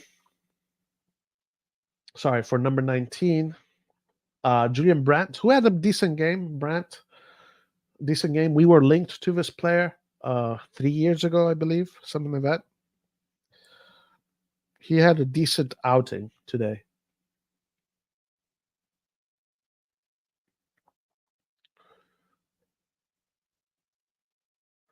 Dortmund coming forward. Watch out for Dortmund. It is that has to be a foul for AC Milan. Theo Hernandez gets himself a good foul. So this time Dortmund attacking more on the left, while previously they were attacking more on the right. But right now it seems like they're attacking mostly on the left. Oh, that's quite a collision. Theo Hernandez took that one, guys. He took that one like a man. Damn. All right, still plenty of time to go. But still, we still have half an hour. We still have 30 minutes if we count stoppage time. So Milan is in this game. They got to do things right. I am very glad to see Adli though, because finally we get to see him and we get to judge him as a player. All right, but again, the best thing that happened this half is that stupid strategy of putting the fullback in the middle is gone. The fullback is staying where he's staying, and it creates more width this way, which we are seeing right now. Pulisic to Ali. Let's see if Ali can cook. Ali back to Ciao back to Tomori. Milan now this time is the team with the possession. Looks like they're holding the field a little bit better. Leao loses the ball there. Bad pass from Leao, but he does try to win it back. He might get a foul here.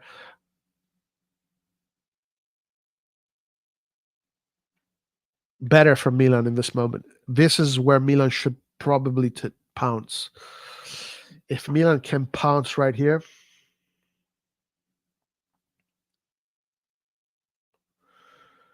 loving the depth of the bench in the midfield. That's funny. Well, with Newcastle results so far, we must win. Yeah, I think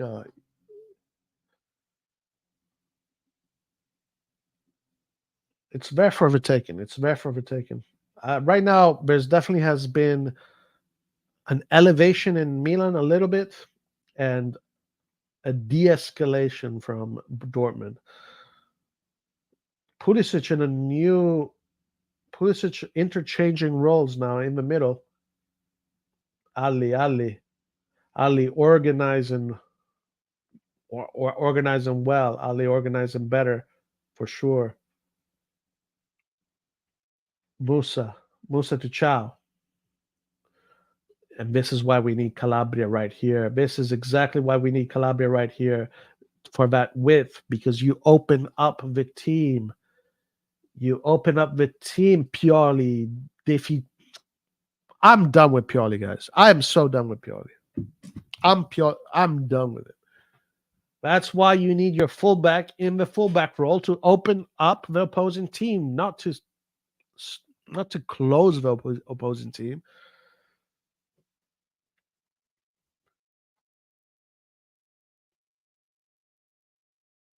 All right, Dortmund coming forward.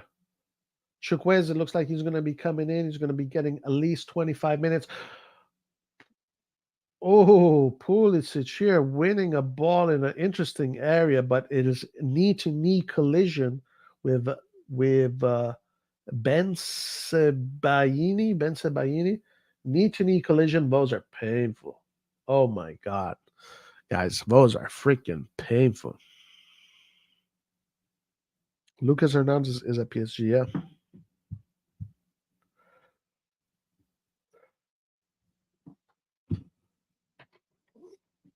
Those are painful, painful ordeals. Okafor coming in, guys. We have Okafor. Let's see if a bench can. Let's see if a bench can give us something. Florenzi, Okafor, and Chukwueze all coming in. Calabria for Florenzi, Giroud for Okafor, and Pulisic out for Chukwueze.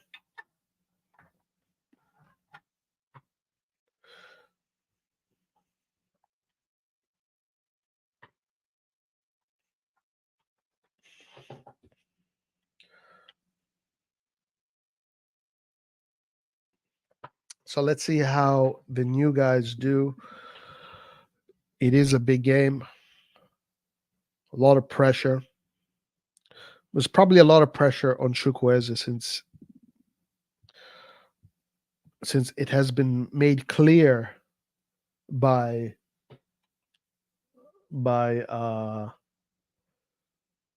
Pioli that he is not the first choice player for that right wing.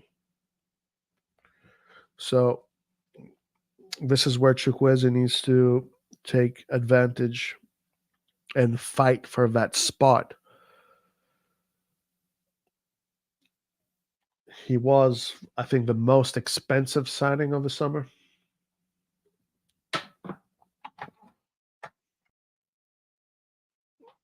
All right, Dortmund. Watch out for Dortmund coming forward.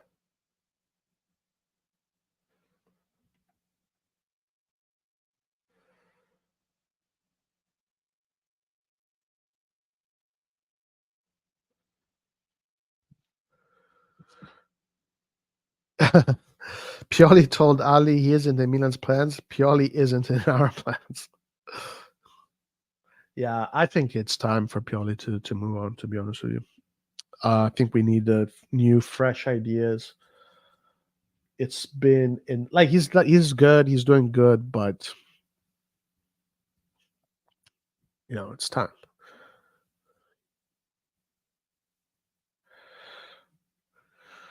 All right, so one of the most dangerous players of Dortmund is coming out. Looks like the coach here is taking out his best players. He's taking out his best players, guys. Looks like Dortmund wants to make things easier for us.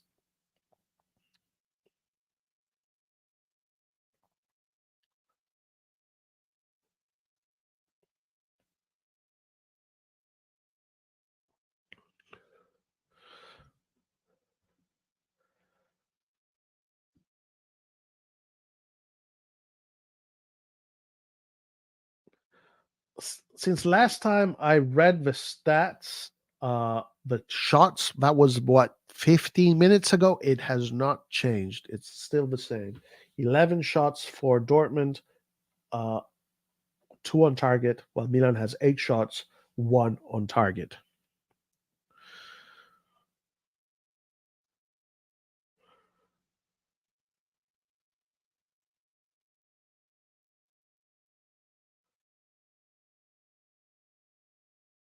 Okay, watch out for Dortmund here. Everything is congested on the left right now. So far, we still haven't seen the new players come in, settle on the ball yet, but we should be seeing that soon. Okay, we see a little bit of press here from Chukwueze and Okafor. So it looks like Pioli did ask them to press and win that ball back. Chukwueze going back deep, though. Interesting how Chukwueze is interpreting his role. Number 5, Borussia Dortmund keeping possession on the back. This is a new player that came in, 43.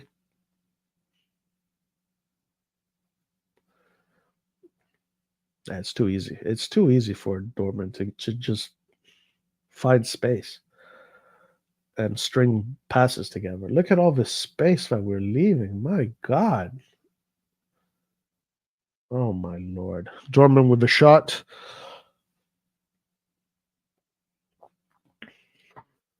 And Milan just cannot do the same. They have to. They need Leao. It's yeah. This is bad. This is bad. Dortmund coming forward. Dortmund coming forward. Watch out for Dortmund. But mistake here from Dortmund. Maybe Milan can. Chukwueze. Lord have mercy. What kind of? How does this guy move?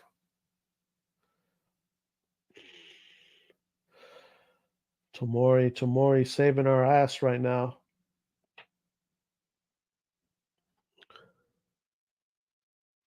Guys, Chukwueze does not. What is going on with Chukwueze?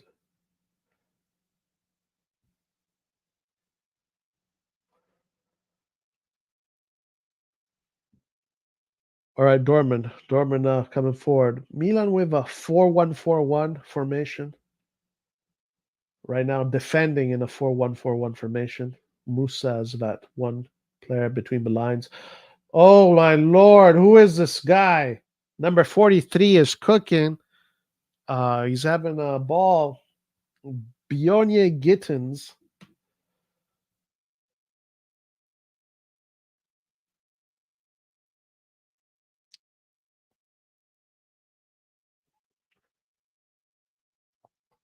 Thank God these guys are satellite killers, shooters.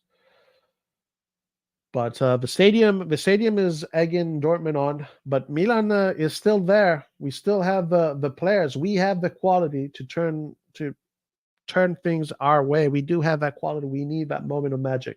Let's see if Chukwueze can provide some magic right here. Chukwueze just does not look very comfortable on the ball in general. I mean,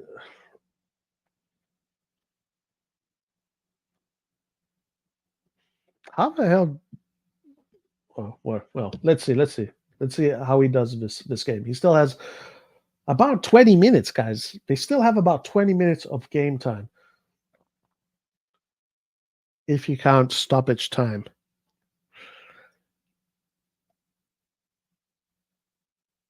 Watch out for Dortmund. Dortmund attacking. Guys, thank God he took 5 hours to take that shot. Musa with a good tackle, but if he would have shot a little bit sooner. Okay, Dortmund right now just more comfortable on the ball, just more comfortable. Florenzi gets himself a good foul in the box. We just need to put it on the left and give it to Leao. And that's the strategy. That's the strategy.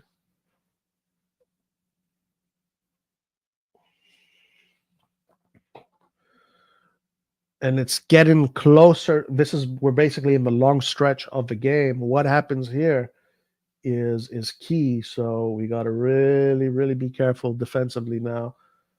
Chukwueze with good possession. Musa tries to send Okafor, but ball a little bit imprecise. Goalkeeper, Dortmund in possession now.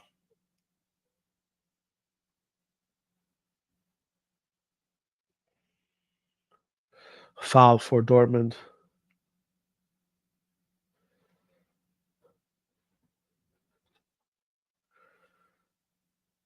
$43, one pass, 42 every game time. He's an interesting player, this guy, 43. Gittins.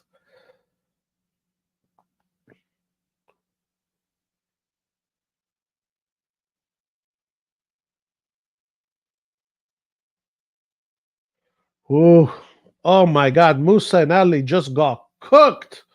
Lord have mercy. They just got cooked. Guys, Musa and Ali just got freaking sent back to the Primavera. I don't know who that player was. Number 8. from Borussia Dortmund, but he just cooked Musa and Ali like they didn't exist. Ali with some good footwork goes to Reindeers. Reindeers with a good ball to Okafor. Maybe Okafor can create something here. Okafor with some speed. Chukwueze asking for it. Can Okafor create? Okafor maybe should have tried to get himself a penalty there. Maybe Okafor there should have tried the dark arts of strategy and chess. Probably should have checkmated himself into a penalty situation there. But good play from Reindeer, sending Okafor into space. Okafor driving the ball forward all the way into the box. Milan now with the corner kick. Musa, take it, Musa. Oh my Lord.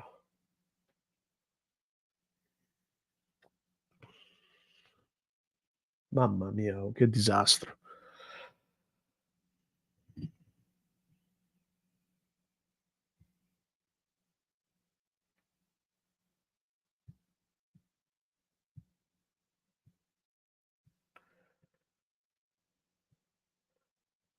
By the way, PSG has scored one back. Big game for Tonali. Chukwueze, guys, is... I mean, the way Chukwueze runs with the ball is like, really? Like, this was our most expensive player? Anyway, let's see. Hopefully he can get himself some confidence and create something, because he looks like he's going to struggle all season the way he plays.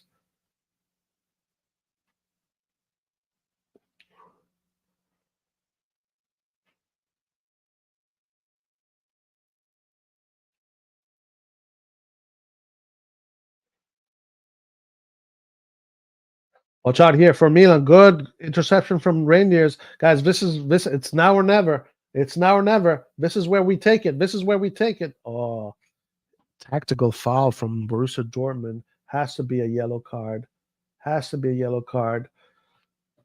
And Milan now in a position here for a free kick, but clever foul here by Hummels, knowing exactly what he needs to do. Got himself a yellow card, but he knew exactly what he was doing there. But this is it, guys. We're 80 minutes, where there's about 15 minutes left, and this is where we win the game. It has to be here. It has to be here. It can't be nowhere else.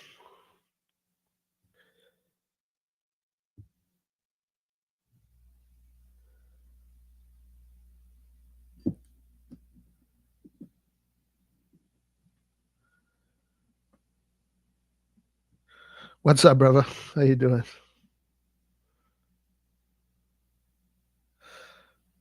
How's it going? I'm doing good, my man. Enjoying this game. Watch out here. Leao in a good position. Leao with a cross. Theo Hernandez. Ooh. Wow. Good opportunity. Oh, let's see. It's not over yet. We will find out.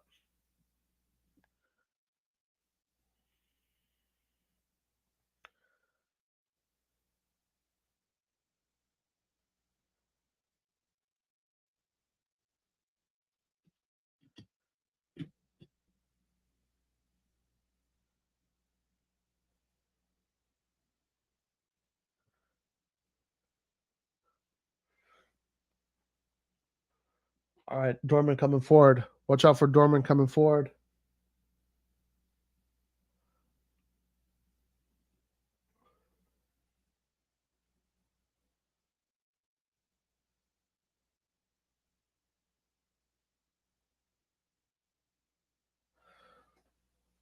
Milan still defending with this 4-1-4-1, essentially.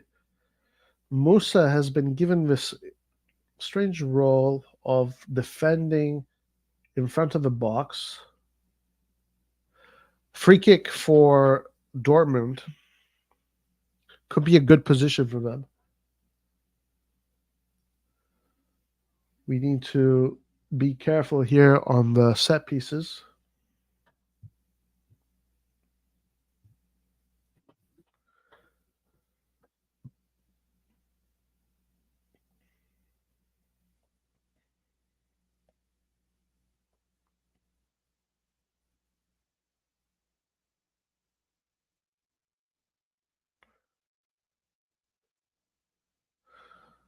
Milan does a good job clearing that ball out of the way.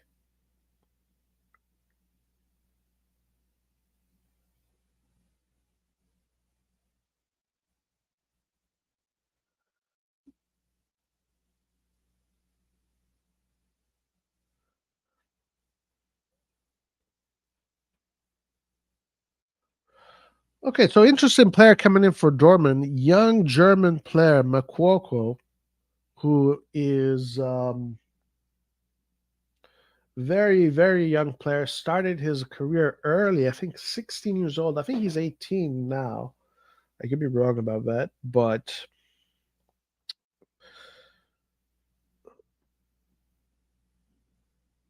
a lot of saying he's a very promising player in Germany. Leao with a nice flick tries to get to Okafor.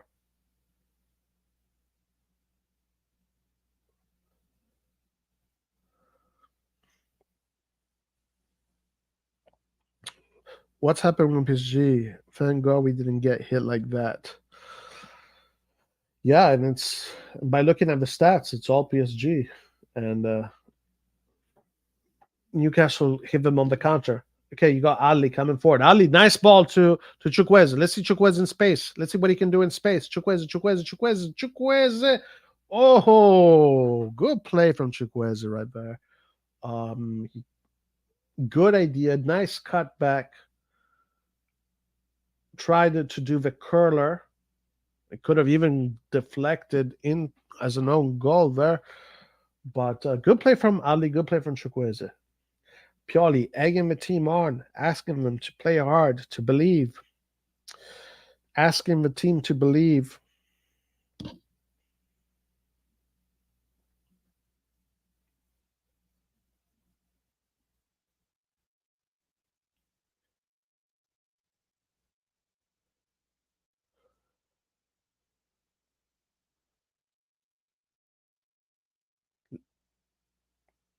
Let Castillo, oh my Castillo, oh my lord, fucking Castillo. Uh, Lord have mercy. What a miss, guys! What an opportunity we just had there. Chukwueze asking for the ball. Oh my god, he tripped all over himself. As the way Chukwueze handles the ball is like, how is this guy? I mean, honestly, I can see why Real Madrid, Barcelona did not go for him. Okay, let's just be honest. Let's just be honest. I can see why they because I was asking myself, if this guy is so good, why isn't Barcelona, Real Madrid, why aren't these teams going after him? But you can kind of see, like, technically, he's actually enough. I can see why Pulisic is the starter. Let's put it that way.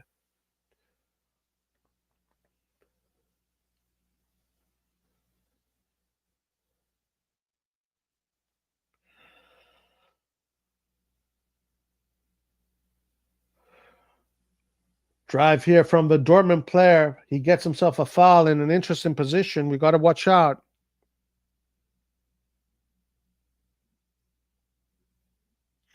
Got to watch out. Musa gets himself a yellow card. That's one thing looking good against Cagliari. Sure, it's one thing when you look good against Cagliari. It's another thing you have to look good against the big European teams. And this is not even a big European team.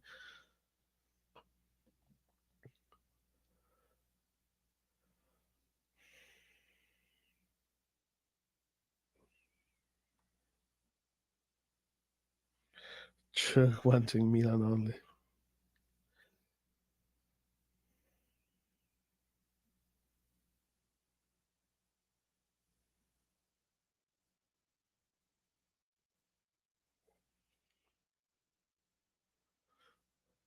Um, a shot like that is definitely not going to scare Mike Magnan.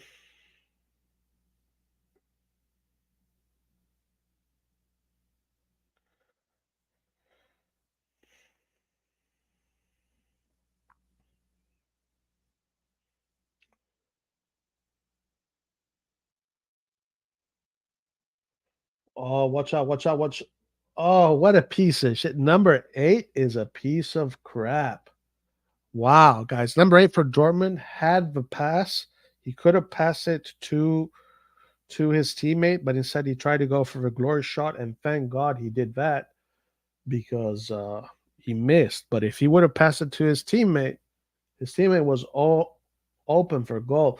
This number 8 player is very good, actually. I'm really liking this number 8 player. Who is this guy? He looks. I like the way he drives through the midfield. Chukwueze is just. He wins a. My lord, guys, Chukwueze. I think I'm a better football player than Chukwueze, guys. I honestly think that I'm a better football player. Watch out for Dortmund. Watch out for Dortmund. They're coming in. I honestly think that like, I have better technique than Chukwueze. Like, I honestly believe that. All right, number 5 coming in. Watch out, watch out, watch out. Milan has to be careful here. This is where we can take them on the counterattack. Good play here from Florenzi coming forward. Florenzi looks for bad pass to Leao. Oh, wait, hold on. What is this?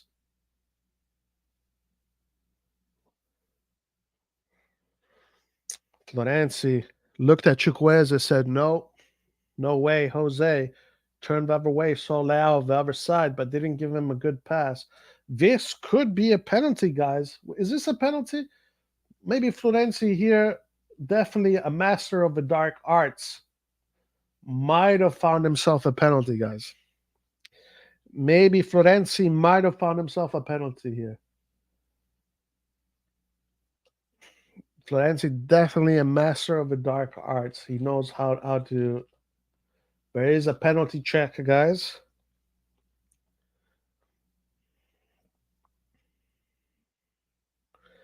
There is a penalty check. And it looks like no penalty.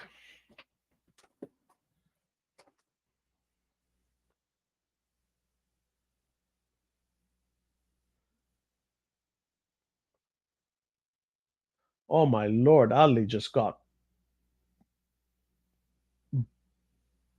bottled. But he recovered really fast.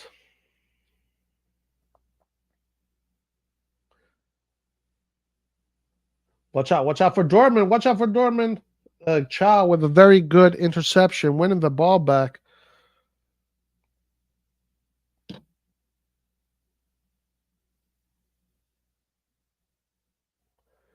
Oh, it's open right now. The game is quite open. Chow and Tomori have had a really good game. Watch out here. Musa being pushed all over the place. Slip from Leao. Ali just got rid of it. Scrappy game right now from both teams, just trying to settle the ball, trying to get something, guys. This is pretty much the game is over. The game is over. 0-0. Game finishes 0-0. Poor game. Very poor game. Very, very poor game. I'm expecting Milan to do much better than this. But this game is over. Milan, just the midfield is non-existent. We do not have a midfield. I mean, we do have 3 players out. We have Loftus-Cheek, Krunic, and Benacer out. But the midfield today was absolutely non-existent. Not looking so good right now in Europe. We need to get a win. We need to get some points. We need to get that European confidence. PSG lost, so maybe that's a good thing for us. Maybe not. I don't know. But we are Leao dependent. We are Leao dependent, and that's the story of AC Milan. AC Milan is Leao dependent. I'm sure everybody got super excited when they saw Milan play against Cagliari, and they saw the new signings kick ass. But tonight we saw something else. We definitely saw something else. Milan continues to be Leao dependent. You take Leao out of the picture, we create nothing. We create nothing if you take Leao out of the picture. Milan's still going.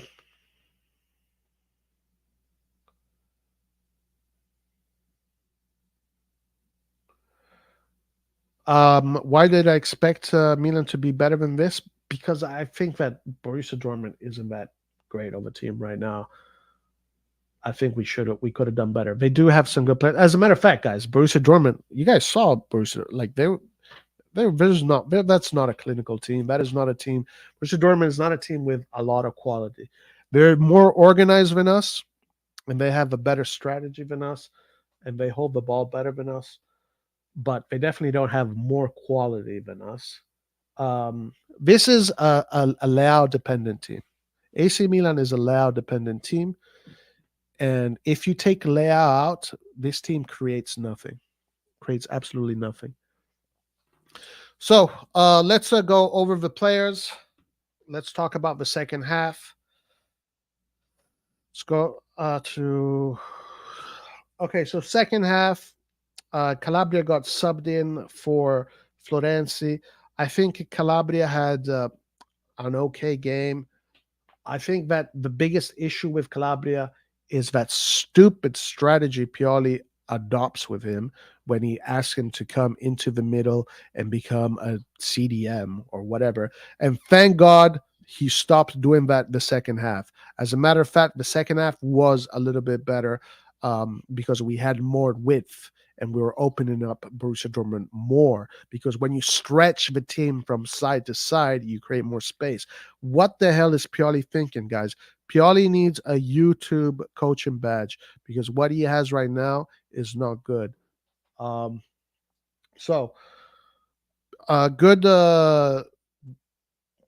choice from Pioli to abandon that strategy in the second half. Musa was deployed as the defensive, the RDM, and a little bit better. Musa didn't have an exceptional game. His game was average. Reindeer's game was average. Tommaso Pobega, very poor game from Tommaso Pobega, I gotta say. Overall, Ali came in. It's nice to see Ali. I'm happy to see Ali. I'm happy to see Ali on the pitch, but a little bit more quality with Ali on the pitch. But again, guys, off the ball, this team is in shambles. Off the ball, we are too easy to penetrate. Too easy to penetrate, guys. I'm looking at the stats of our midfielders.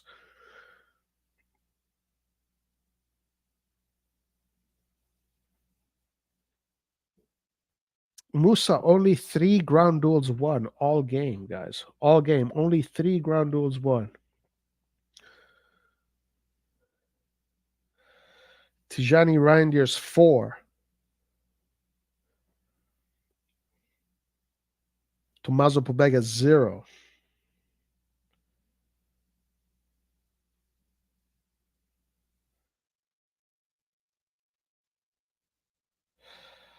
Ali 2. Ali 2. Not good enough. Definitely not good enough. There's no we don't have fighters in the midfield. There's no bite. There's no, and the strategy is all off. So midfield, very poor, very poor. We definitely got our ass saved by a very good defensive line. Fikayo Tomori, Malik Cha were, I would say, perfect tonight. I think they were perfect. They did a really good job. They did a really good job. Theo Hernandez helped them. Mike Magnan was, did his part. Midfield inexistent, just no existence. Attack, we had the attack. We had the opportunities. We created chances. Leao, again, is the only one that in these big games is capable of creating chances. We saw it against Lazio. If Leao didn't do those 2 runs, that game would have ended 0-0. Oliver Giroud had a decent game. He got subbed in for Okafor. Okafor had 0 impact on the game. He didn't really get any good balls. He had 1 drive and run, which was interesting. and he could have done a little bit more with that drive and run, but it was a good ball from Reindeers. Pulisic had an opportunity there. He should have done a nice 1-2 with Leao. In that moment of the game, Leao had a very good play that sent in. He had 2 through balls, and Pulisic should have passed him the ball back, but Pulisic opted for the shot. Unfortunately for us, it went right on the goalkeeper. So good positioning from the goalkeeper. In the end, good positioning from the goalkeeper. Chukwueze, guys, I'm sorry to tell you guys, but I'm a better football player than Chukwueze. I do not understand why we bought this player. People will I don't understand this I don't know. I have nothing to say about Chukwueze. We should have kept Salamakers. We probably would have done better with Salamakers. Yeah, sure, he had a decent performance against Cagliari, whatever. But Chukwueze, every time he comes in, he doesn't look like a professional football player to me, guys. I don't know what's going on with Chukwueze. And interestingly enough, the Nigerians that come to this channel, that know Chukwueze, and they say, yeah, we see him play with the national team. He isn't anything special. Like, if they tell you, then maybe you should listen. I don't know. I don't know what's going on with Chukwueze. But clearly Pulisic is a better player. Chukwueze needs to score. He needs to score. He needs to get on the. He needs to score. He needs to get an assist, because if he keeps on playing these kind of games where he keeps on failing, like, it's going to be too heavy on him, and then he's going to be an outcast. Right? Because the fans are impatient. The fans are going to be impatient. He needs to help. Chukwueze is definitely not pulling his weight right now. Definitely not pulling his weight. Overall, Pioli, insufficient.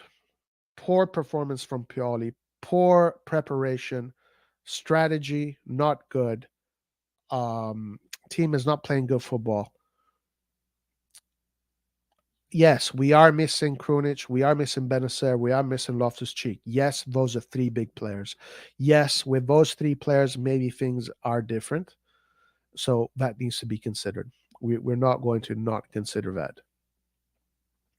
All right, so let's go to chat. Let's see what you guys think.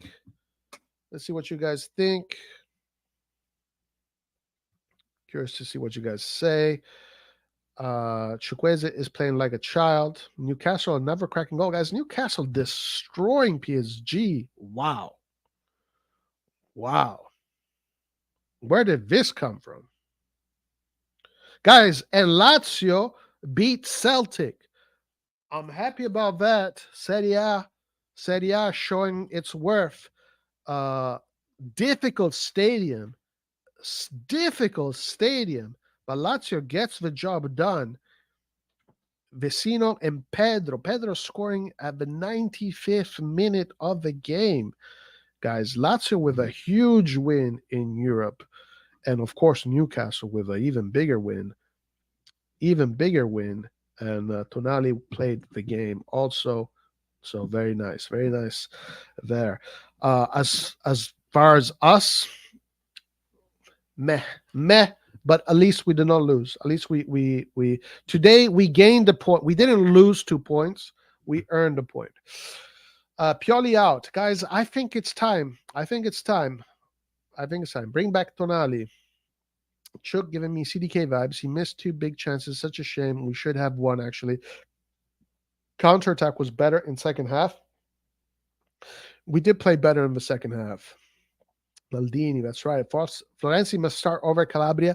I don't mind that. I think Florenzi is a really good player. The only issue lurk with Florenzi is that you have to manage his playing time. If you play this player too much, you lose him for the whole season. So it's best to, play him here and there and use him wisely, because he is made out of glass. Do not forget that. Musa played well. Kamaroy Chukwueze was played well.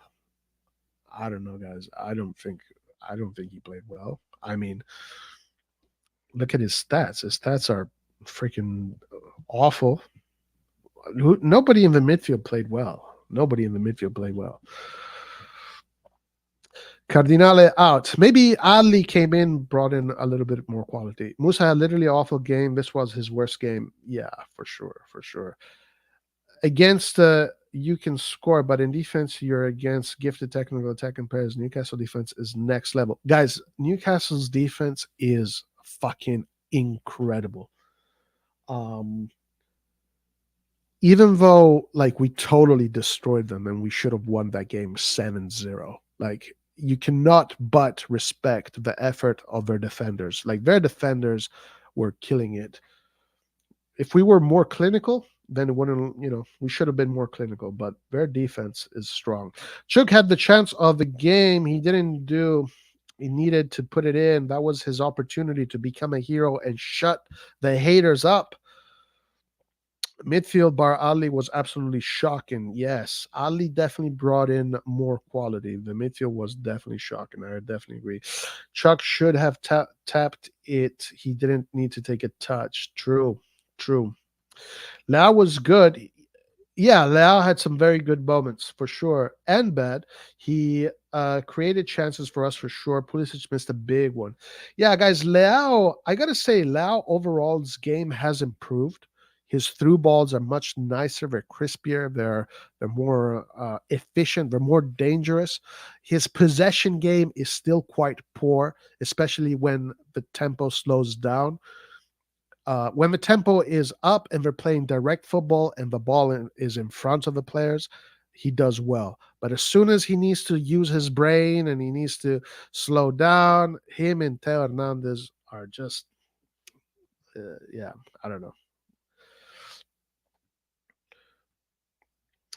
PSG will come to San Siro with a must-win mentality. I predict a draw against PSG in San Siro. Well, let's see, because this is a big result for Newcastle and a big result for PSG too. I mean, losing 4-1, that's some serious stuff. I don't know if that can hurt them or if that will make them stronger. We'll see. Hopefully, it hurts them. But yeah, if they come motivated at the San Siro and they want to show off, if Mbappe decides to twerk for Jerry, we might be in trouble. The other thing is that we don't have the same defensive stability as Newcastle, but we do have more offensive power than Newcastle. We dominated Newcastle. They better PSG better dominated us. What the fuck is happening? It is pretty strange, right? Salamander, the Salamander. Chuk CDK 0.2.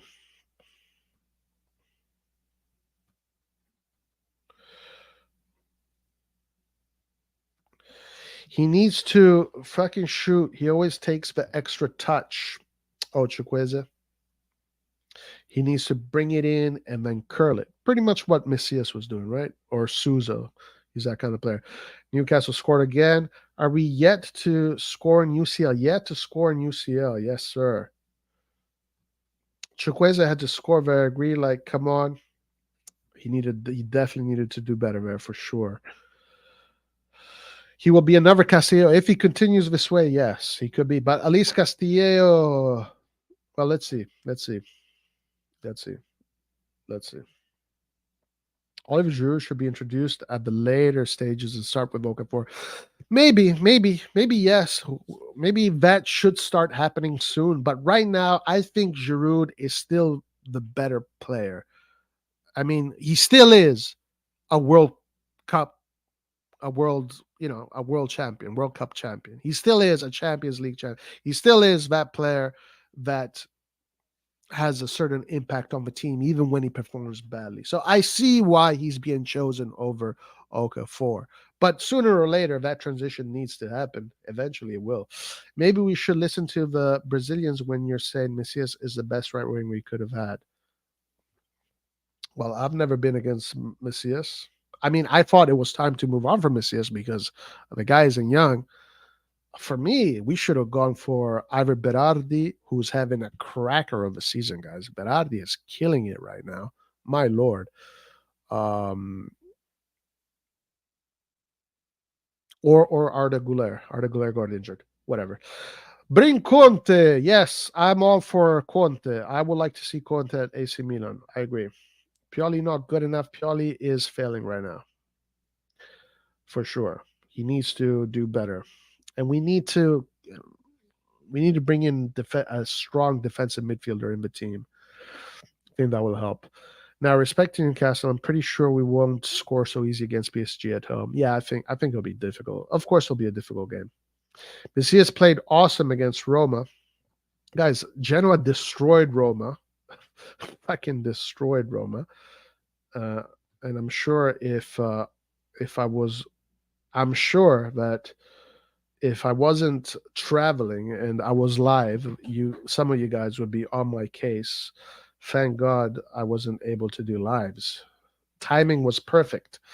Timing was perfect. The timing was perfect for me. Let's see.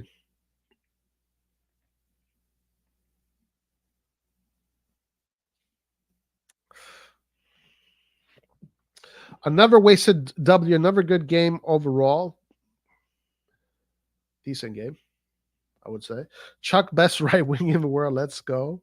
Where is Laird? Let's message Laird.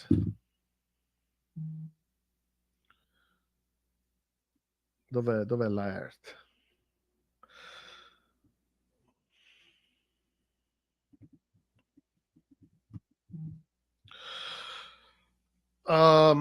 Yes, sir. Yes, sir. And you know what, guys? I'm just gonna go through some of these, and then I'll open up the chat and get you guys going in as well. Go on the fascist. What? What does that mean? We got 1 point from Yellow Wall. Not bad at all. Yeah, listen, I'll take the 1 point. 1 point is better than no points. Pulisic was a bit lazy today, in my opinion. Chukwueze wasted every ball. Don't know why Salah needed to go out so bad. I agree with you. I totally agree with you, 100%. But I do think that Pulisic is a player that needs to have a strong midfield to support him. A midfield that can create the space for him, because he needs to interact with the midfielders. He's a player that needs to exploit the movement of the team of the teammates around him. He's not a solo artist. Pulisic is not a solo artist. So I think Pulisic with a better midfield could have done better. Conte is not a yes man. That's why I want Pioli, because he's not. That's why I want Conte. Laert, ole, ole, ole, ole. Oi, man. Laert. Can you hear me? Yes, I can hear you. Can you hear me? Hold on, I'm on the wrong headphones. Come on, man. Are you a boomer? Hello? Yes. Are you a boomer on the wrong headset? Yes. That was that was a boomer moment. I was on my phone headphones the whole time. All right, Laird, listen, I spoke about this game for exactly 2 hours and 20 minutes nonstop. So now you take over. What was your opinion? What were your thoughts? Man, it was a lost chance. This Borussia Dortmund is nothing special. Yet we got big chances.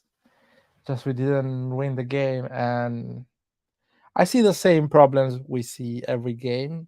Just when you get the results,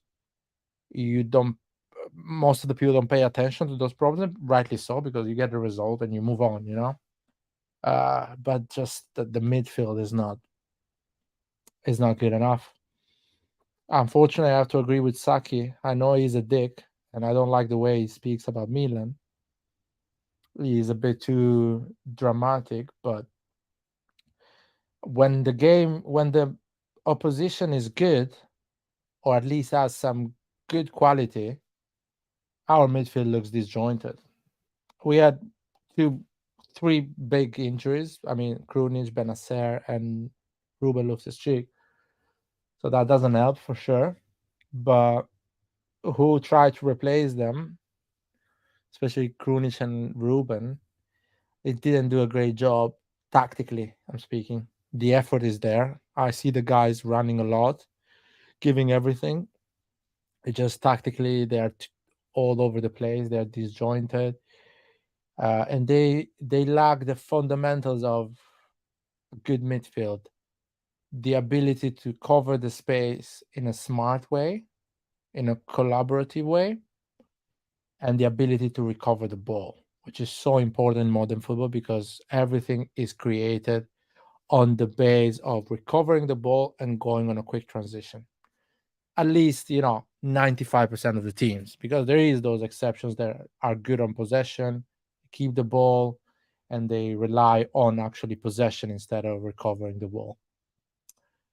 The bench, I was hoping from Okafor to help change the game.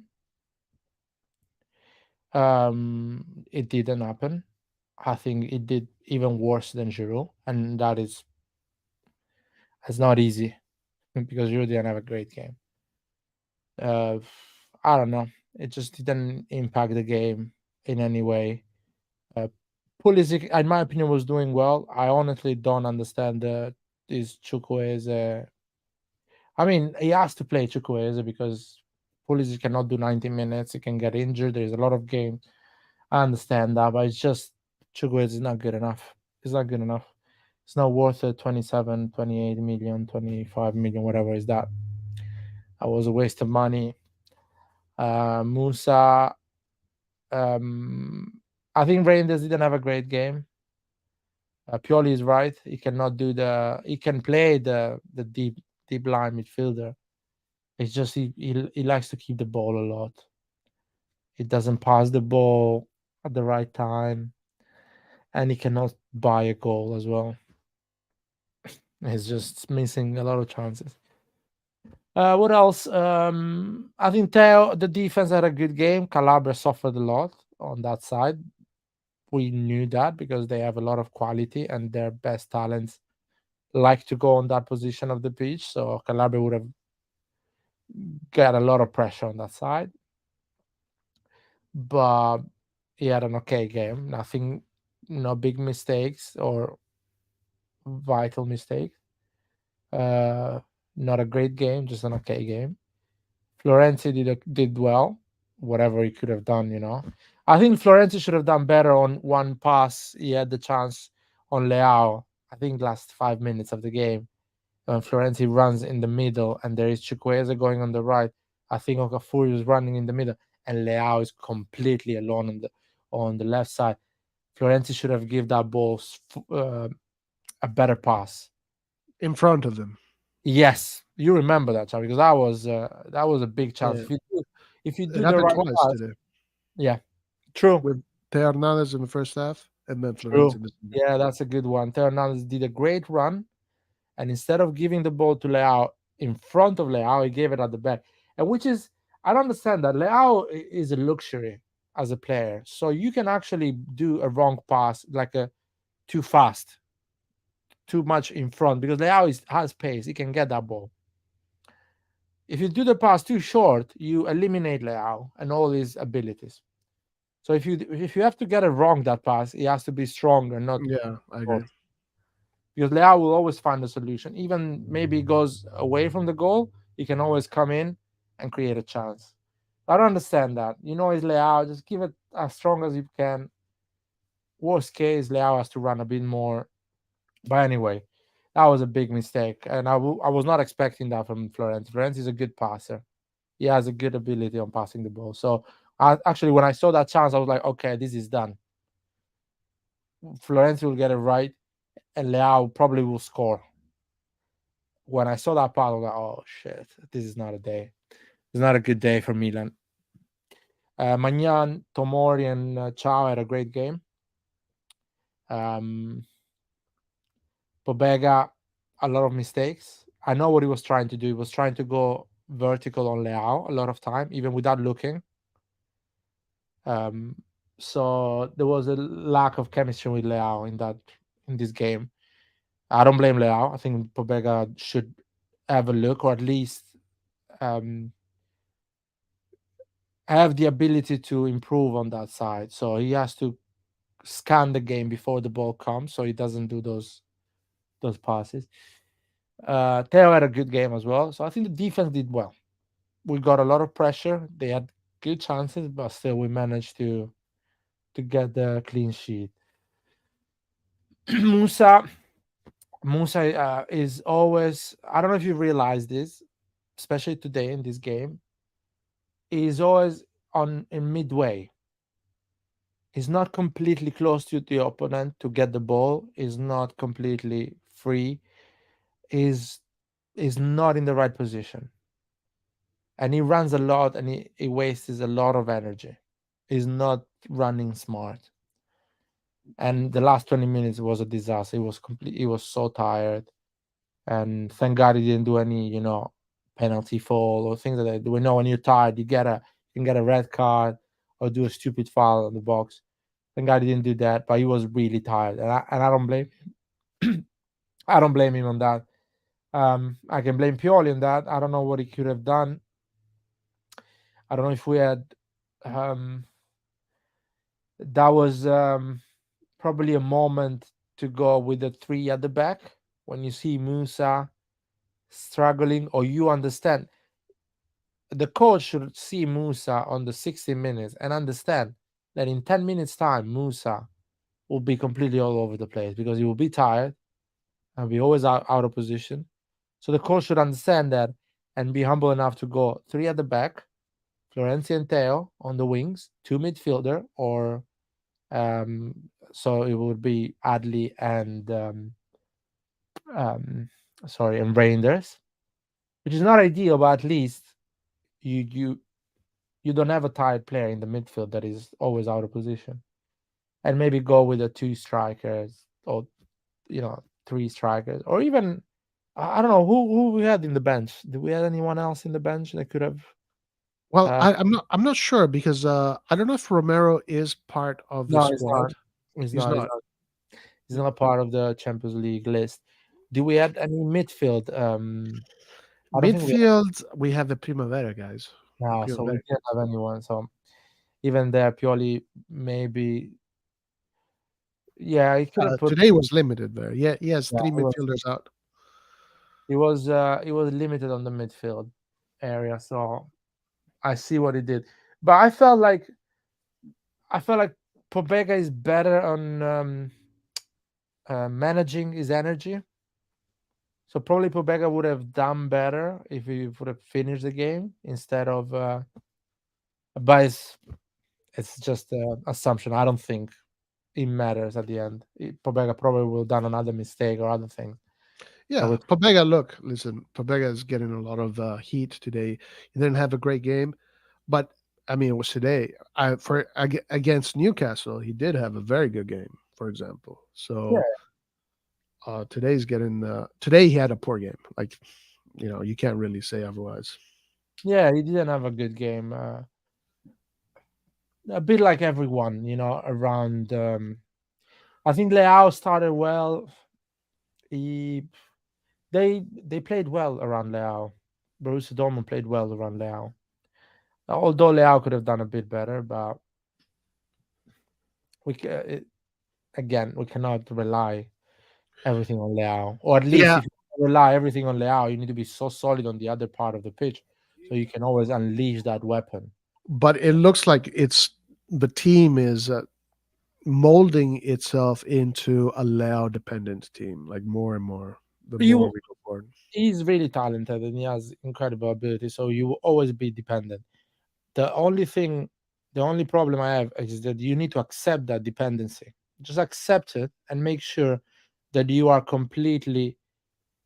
perfect on the other position of the pitch, at least on the running, on the covering the space, on recovering the ball. So at least you can use at your best the Leao weapon.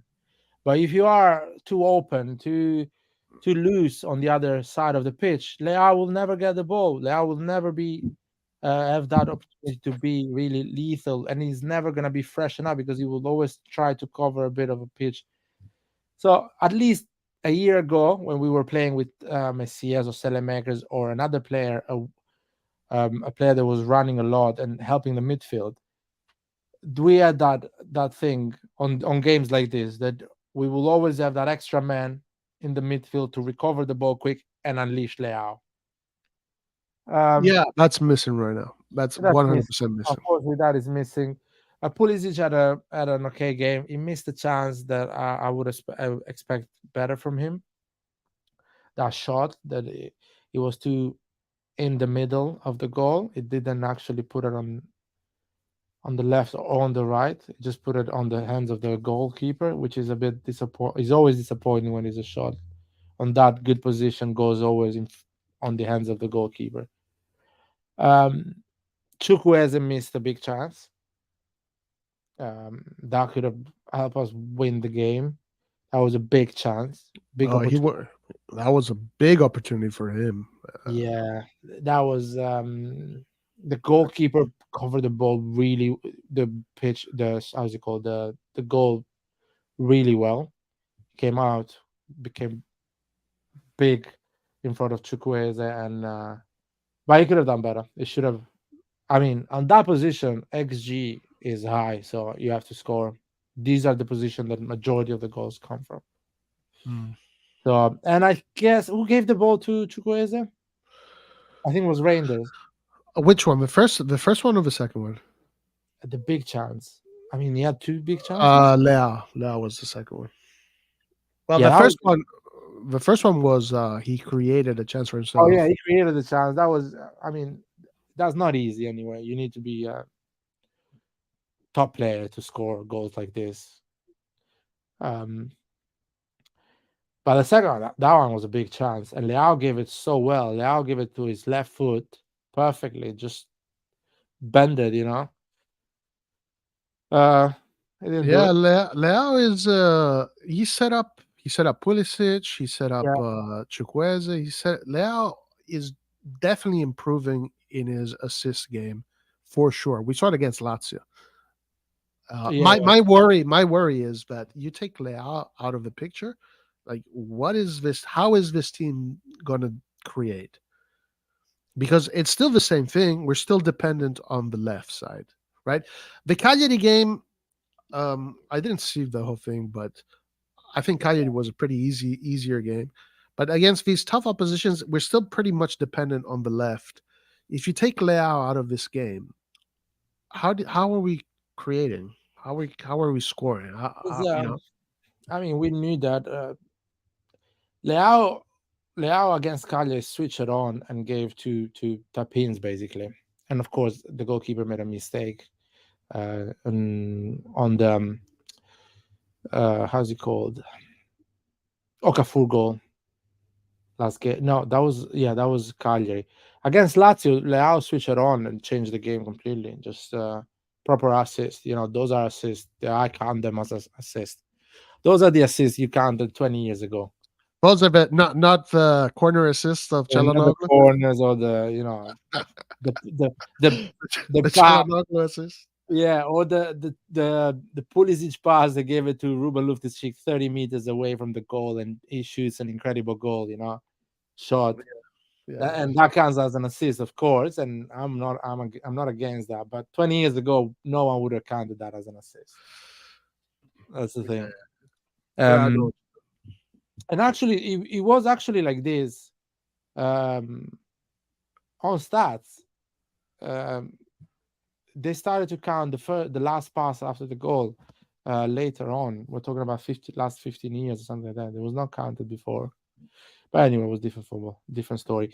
And last thing for me, I think today I understood why Adli is not playing, why Pioli is not playing Adli.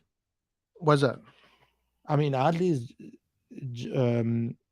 jogging on the pitch.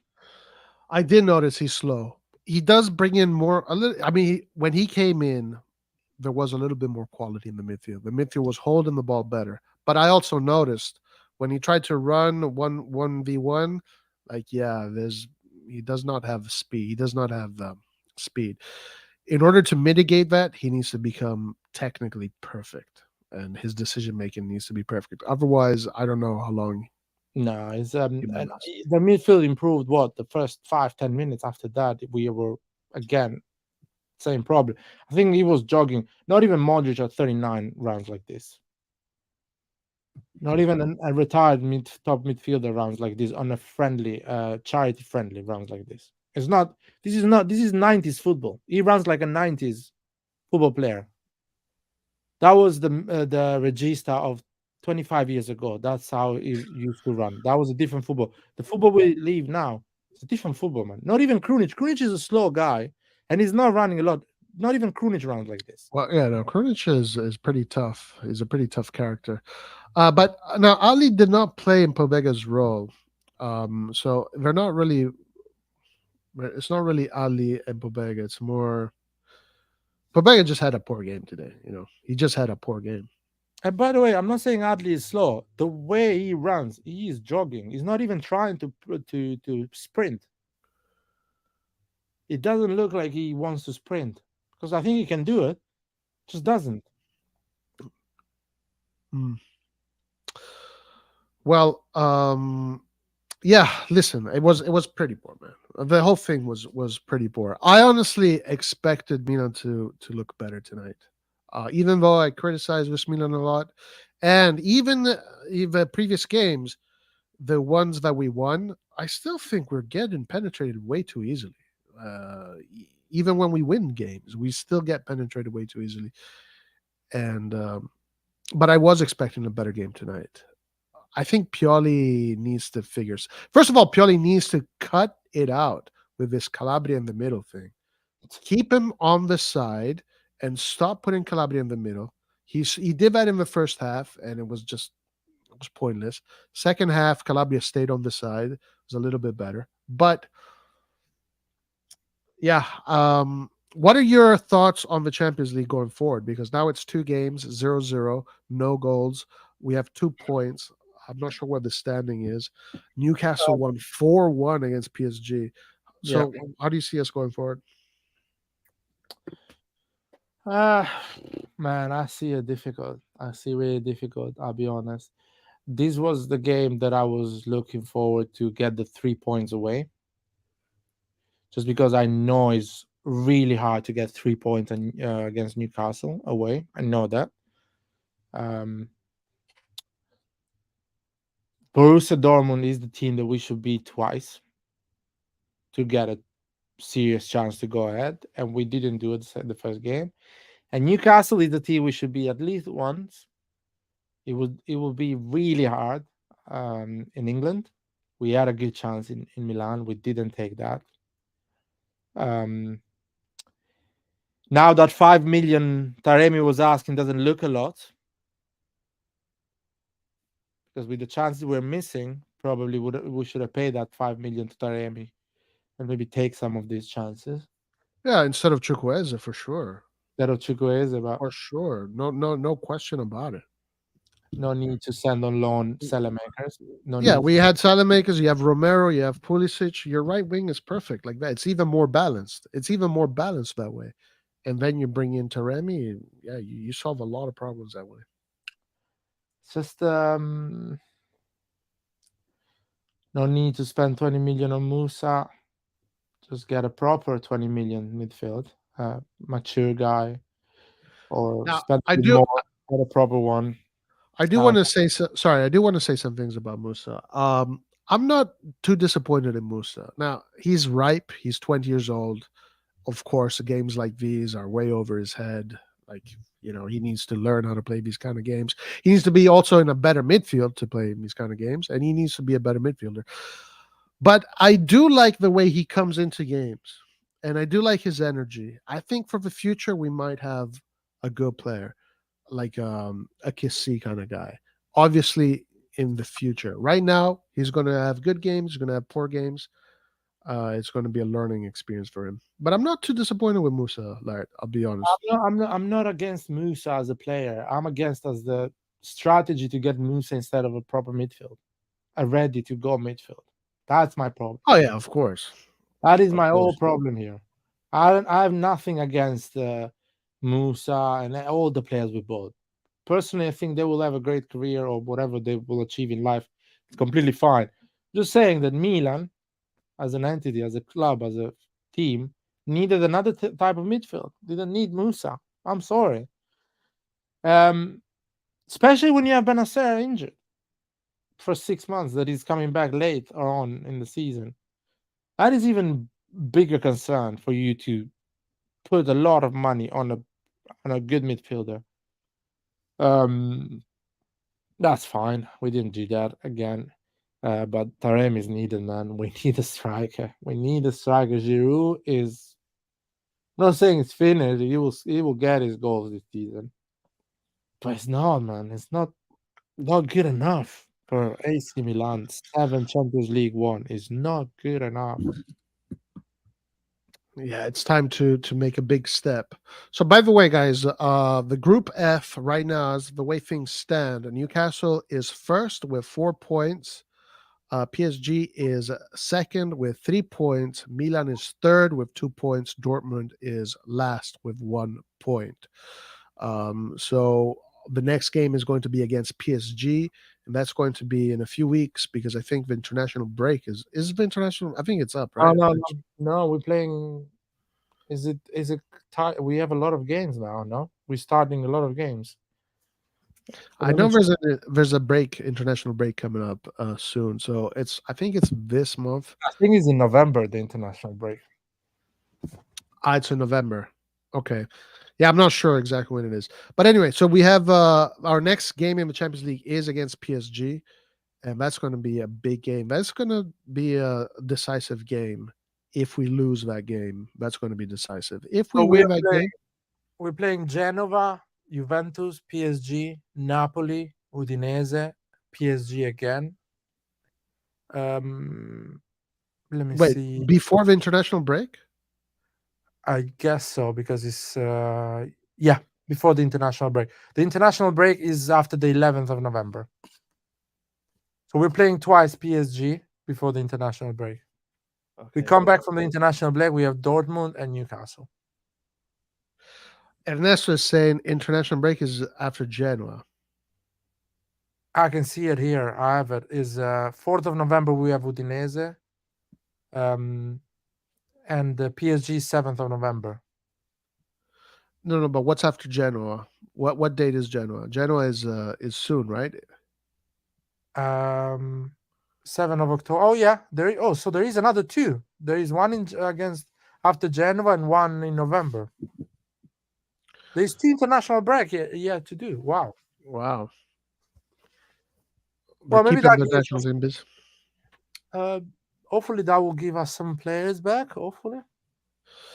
Yeah, I think Loftus-Cheek should be back by then. And if we can go into the international break beating Genoa, that should be good for the morale of the team. I think we can beat Genoa. I mean, I think the team has enough quality to beat Genoa. Even though Genoa beat Roma 4-1, but still, we should have the quality at least to beat Genoa. But yeah, the next game against PSG is going to be crucial. If we lose that next game, then we're in trouble. If we tie that next game and then we're still in it. If we win that game, then we're in a better position. Because if we win that game, we go to second spot. We take second spot. Actually, if we win that game and Newcastle loses... No, Newcastle will not lose against Borussia Dortmund. But if they do, we go to first spot. So if we win the game, good things can happen. If we lose the game, at that point, we can pretty much start thinking about the either Europa League, or a miracle. If we tie that game, things are still there. Yeah, I'm a bit conflicted with the PSG game because on one side, I hope we win both of the games or we get 4 points out of the 2 games. But if it doesn't happen, I want to lose both of the 2 games and get out of Europe and focus on the Campionato. 100% agree. 100%. I do not give a shit about Thursday nights. No. I do not need that shit in my life. I'm totally happy just skipping the week and going from weekend to weekend. I'm totally happy doing that if we don't go qualify. No interest in the Europa League. Yeah, and by that time, after the second game with PSG, hopefully we are super in or super out. I don't want something in between, something like, oh, maybe we can, because that will bring a lot of pressure to the team, a lot of injury games, stressful games for nothing. Probably most of the time you don't even make it, and you are in Europa League or something like that, and destroys your season completely. If we're going out, let's go out straight away and focus one game at the time every week, and that gives us a good chance to challenge for the title. Because, as I say, if Juventus has chances to win the title with one game a week, Milan as well has it for sure. And we will control our injury problems. And we've seen it. We can win the league with Yeah. even with an So okay team, you know. we won it that way. We Yeah. won it that way. So yeah, absolutely. The Europa League is just an obstacle. We should get rid of that. So hopefully we win and we go forward. But if not, Yeah. if not, if not. Okay, so we have Forza Pioli. Lads, listen. Let's. I know you probably don't think this, but I think Pioli is finished. I think Pioli needs to. Well, I mean, now this season he needs to keep on going doing his thing, but I think Milan needs fresh ideas, needs um, una scossa in the locker room with the players, an electric charge essentially, and a new system. How do you feel about Pioli at this point? Oh yeah, I've been saying it. Pioli is is done with Milan. You can see it. That this transfer, he, if they say he decided the buying, he got it completely wrong. If he's the person who decided, he got it completely wrong. Uh, and he will do well if he gets out of the Champions League. As I said before, he will do well in Serie A because he's not an idiot. He still has a lot of football knowledge, and he still knows a lot the players he has, or most of them. So he will manage to get for sure top four, for sure. I mean, I don't even think of not going top four if we get out of the group, um, at the group stage. Probably try to challenge for the title, but after that, we need another coach. But again, I'm not sure who is a good coach to manage this team because the mistakes were done. The bigger mistakes were done on the fact that we didn't build a spine in this team. Our most uh, old player is on the as a striker position is 39 years old, and our most inexperienced players are in the midfield, which is a key.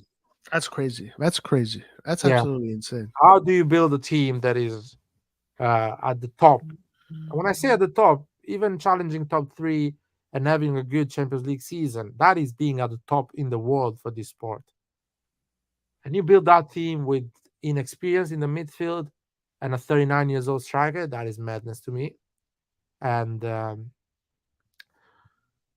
irresponsible as well. That's it. But yeah, that is Pioli will go. No need to go this season. I think even we will hate him. He will do a lot of mistakes. I think he can achieve top four. He has the knowledge to do that. But it scares me a lot who is coming after Pioli, man. It scares me a lot because I think Pioli is covering a lot of problems as Well, well. my guy is Conte. I would like to see Conte at Milan. I want to see the Yeah, mentality. I want to see a mentality change. Conte will not come on Milan because Conte is a personality type that doesn't match with Cardinale. My opinion. Yeah, and it's a good argument because I think these guys like yes men, and Pioli's a yes man. Yeah. This got his ass kicked Yeah, I 6-0. don't, guys. I don't. De Zerbi, I think, is a great coach, and probably will end up in a big club at one point of his career and do really well. Yeah, because it's been linked to Real Madrid. yeah, that's what good managers do on big clubs when they have big budgets. They do well because they have big budget. If the Derby comes at Milan, people think that now when the Derby comes at Milan, players like Tomori will be good with on the ball, Pobega or Musa, they will be amazing. No, man, you still need the footballers to create and to do the football that the Derby requires. It's not gonna be like the Derby comes in and these guys learn how to play football. We know how much football they can play. What is the margin of improvement of the players we have?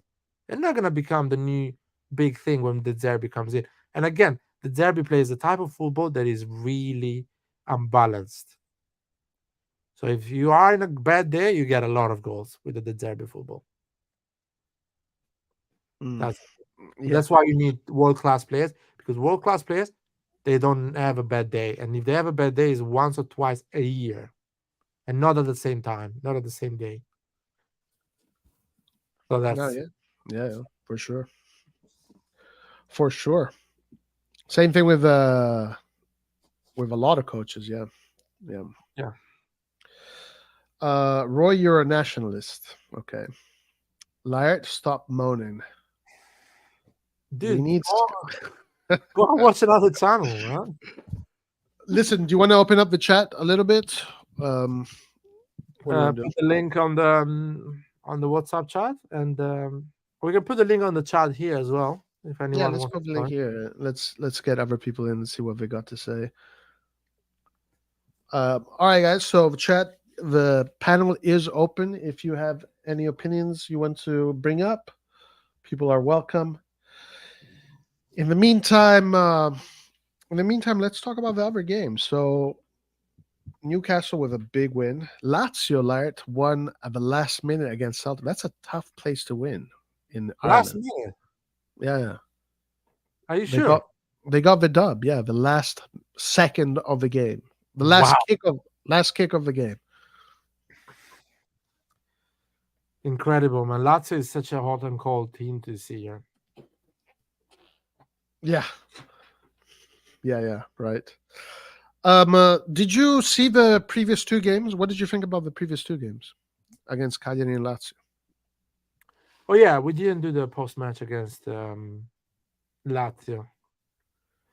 Lazio was a good game. Lazio is in a weird place. But we did well. We played well. Again, Pioli is trying to play a different football from the previous years, but at the end, what he brings in results are when we go back on the old full Pioli football. That's when we start getting the result. Wait, say that one more time. So Pioli is trying to play a different football recently this year. Yeah. We get the wins the moment the team goes back to the basics. Right. That's the reality. People don't want to accept that. But the moment the Teos and the Leaos goes on those runs and we create a bit of a 1-2s and on the left, we get those chances and we start to unlock teams. So I think Pioli should be more pragmatic and say, you know what? It's not working, or I'm not getting the results I want. I should just go back to the basics. No, I was saying this the whole game. Like, he should stop with all these weird experiments and just go with a classic, just a traditional style. It's fine. You're not a bad person if you do that. Anyway, we have two new guys. We have Nathan. What's up, my man? How you doing, brother? Can you hear me? Or do I sound okay? Yeah, you sound great. Wow, and then we have a new guy, Abdi Slayer. Abdi Slayer. Yeah. All right, guys. What's up? Is depressing. Such a depressing loss. And it's not even like we didn't lose. Just for your information. For me, it feels like a loss because we had such good chances towards the end, and we just blew it. It feels like a loss because we should have won. That's the depressing thing about it. And is that Jaqueze chance just ruined everything. From there on, it was like game over. It was our last saving grace, and he just missed it. I agree with you, man. That was a big chance. That is, you nicked the result there. If you are, a badass team, you have a bad game, you still get that goal, and you say to Borussia Dortmund, "Sayonara." Well, Exactly. Larry, remember what I said in the beginning when we were first talking about Chukwueze? What I tell you guys? He will get in the right places. He will dribble past people, but when it's time to score a goal, he's going to botch it. Is that not what I said, Roy? Word for word? Come You on, say man. that, Yeah, you but did I say didn't see any dribble yet. Just for your information, I'm still waiting for the dribbling and passing Look, by. baby steps, all right? Baby Yeah, steps, Larry. baby steps. You're right. Yeah, Chukwueze needs baby steps. He needs to start against like a Genoa, get his confidence up first. Yeah. Because that chance, it was, he didn't even need to take the extra touch. He just needed to tap it past the goalkeeper. He didn't need much on it. But it was just I think it was just the pressure, and he was probably thinking last minute of the game, last chance. I And don't he think. just wanted to keep it safe. Not just Chukwueze too. Let's not forget Reindeers also. His shooting is like Oh my god, yeah, Rangers totally forgot about he does everything perfectly. Like I'm happy with Reindeers. He does everything right up until it's time to shoot the ball. Can I say something about Reinders? He surprised me a lot, the fact that he misses so many chances, because he has the quality to actually take these chances. He has a good technique and great balance. I don't think he's a bad player. He's a really there is quality in there, so I will expect him those easy chances to take them. But he actually struggles a lot. It feels like there is a kind of a bad luck around him recently. It's weird. Nah, it ain't bad luck. It's just bad technique. That's all that is. I say if it's luck, it's because you hit the post. If you just blatantly miss every time, that's your technique. That's all that is. Maybe it's Guys, not. there's also two new other guys. We got Ernesto and Tarun. Guys, you guys can jump in. Feel free to jump in Yeah, you whenever can you want. interrupt us, guys. Actually, let's give 3 minutes to everyone to Hello, kind of give a guys. quick. Well, except for me, because I'm a god Larry, so you shouldn't interrupt me. Yeah, okay, sure. Ernesto first, and Hello. we have Tarun as well after. And Hello, let's go. guys. Yeah. Can you hear me? Yes. Yeah. I'm gonna say about the match. Go for I it. think it was a decent match, but we had so many opportunities and we wasted. Leo was okay. I think Theo was, I don't know how to say it. Was I'm gonna say shit. I don't like him because What? What? I don't like him. Get it out of your system, bro. Get it out of your system. I mean, he just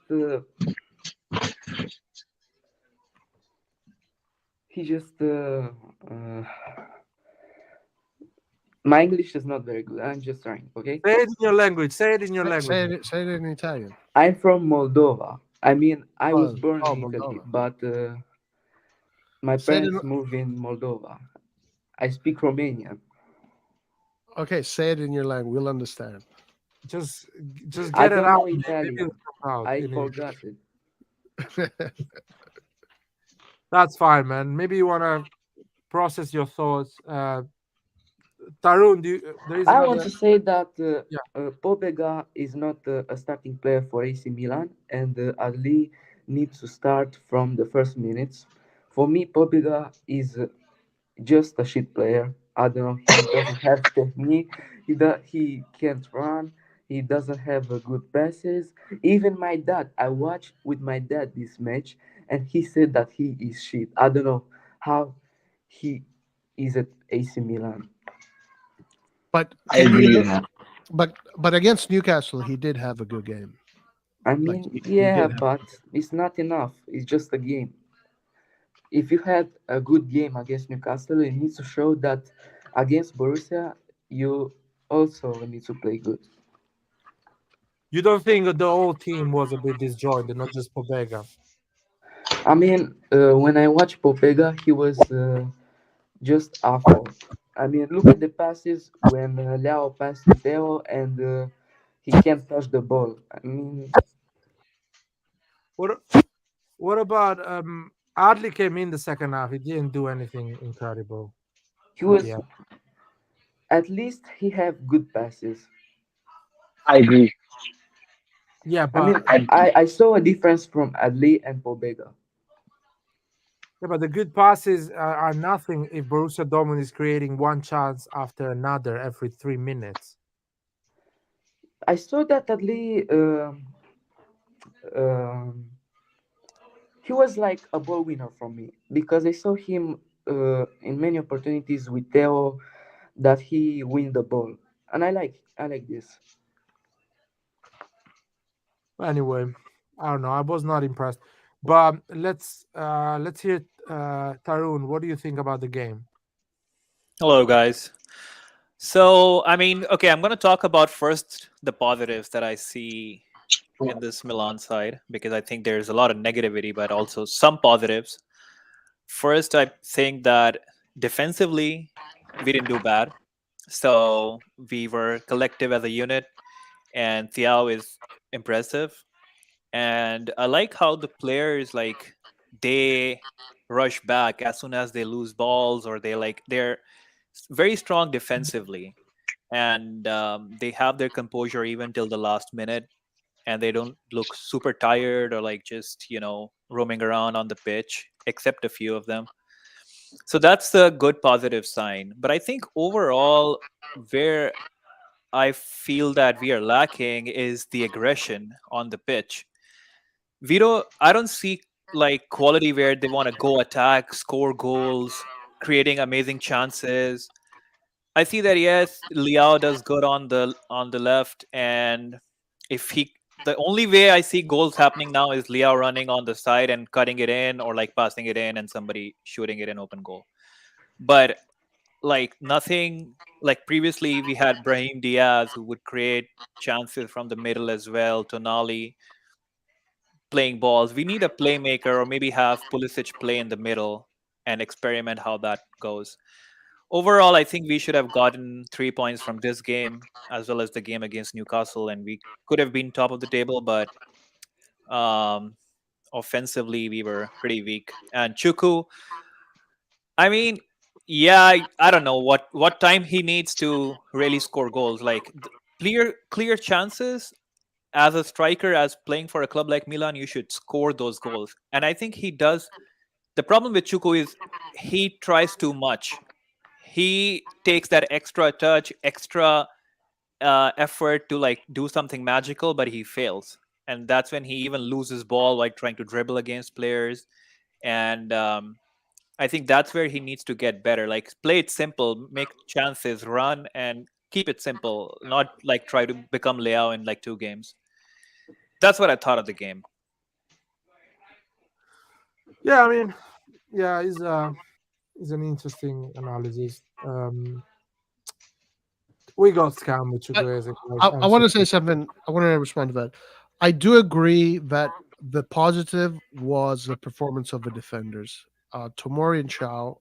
Tomori also, I think Tomori right now is in a really good state of form, and even against Lazio, I think he was very good. And the game before, I think if he played, I just remember Tomori playing really well. So that is definitely a positive that the defense is playing well. I agree. I think this match Tomori was the best player, I in my mean, opinion. Tomori and Thiago, I would say both were pretty good. yeah. Even Leao was good. Yeah, Leo. Yeah, Leao was good too. Yeah, Mike Magnan was good as well. I really liked his game. yeah. All I the don't think corners. Manya had so many shots to save. Yeah, but he gives a lot of security to the defense. And I liked all the crosses Borussia Dortmund had. He was so secure on getting those balls. And he just is a top player. He helps a lot the defense be I organized. agree. He talks a lot with the center backs. They play better when Mike is around. And I think another thing that I want to say is like Musa. I know he's getting a lot of hate as well, but I think Musa is too young to even, you know, shine at the performance we want him to shine. I think for his age, for his experience, he's not doing bad. Like especially in the Italian games and Serie A games, he has been good. In this game, he was a little shaky, which is I feel for the first game it's fine, but overall, I'm not like super like against Musa. I think he has been doing good so far. And to be frank, also against Newcastle when he came in, he Yeah, did good. he was good. He was good. So I think Musa can really develop to be a pretty good, solid midfielder. I mean, he's a good backup for Loftus. He is, definitely is. The only thing I think defensive midfield as a defensive midfield unit, we have good players. I just want that we have a playmaker who can create those chances and create those passes that can help us score. And of course, like Giroud is getting old. I think Okafor is not the perfect replacement for him. But yeah, that's the playmaking and striker is the unit we are clearly lacking. I don't know, man. I think we have too many playmakers and not a defensive midfielder. That's my opinion. And these playmakers are not incredible, of course, but I don't see anyone being good at recovering the ball. We struggle a lot on Yeah, recovering the yeah. ball. Recovery is zero. There's nothing. There's No, nothing there. I agree, but I think like we can play some of these midfielders if we want defensively because I think RLC has that strength that he can recover, he can hold on to players, he can fill in that gap a little. But I think chance creation is where I see a lot of uh, you know the negative area. That's the point where we need to But get better in. uh, I wanna say something about RC. Uh, sorry, Ruben. Um, he has everything to become a good defensive midfielder, but his mentality is to go forward, to be in the Yeah, box, to yeah. create chances. So even if you want to train him and want him to be that player, he will not be that player because Mm. he likes to go in the box and create chances. He was in his academy period. He was a number 10, and at Fulham at the early stage of his career, he was an offensive player. So I don't think you can ask him to be a defensive a midfielder. That's my opinion. I'm just really hoping that this guy Benacer comes back soon. We really need him.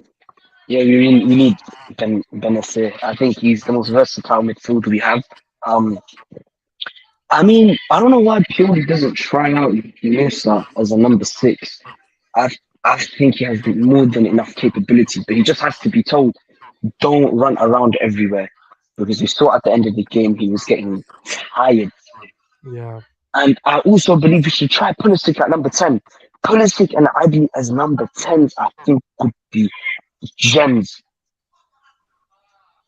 But Pioli just he sticks to what he knows. yeah, but And I believe also Liao as well. Have you seen those stupid crosses he just does where he just like he goes on the wing and he just flings across into the box, even though there's no one there that's gonna put it in. And his tight control as well is not really good, Liao. I think Liao needs to become a bit more versatile, but I will say he was our best player on the pitch today. I only critique him because he is that good. He has the ability to become world class.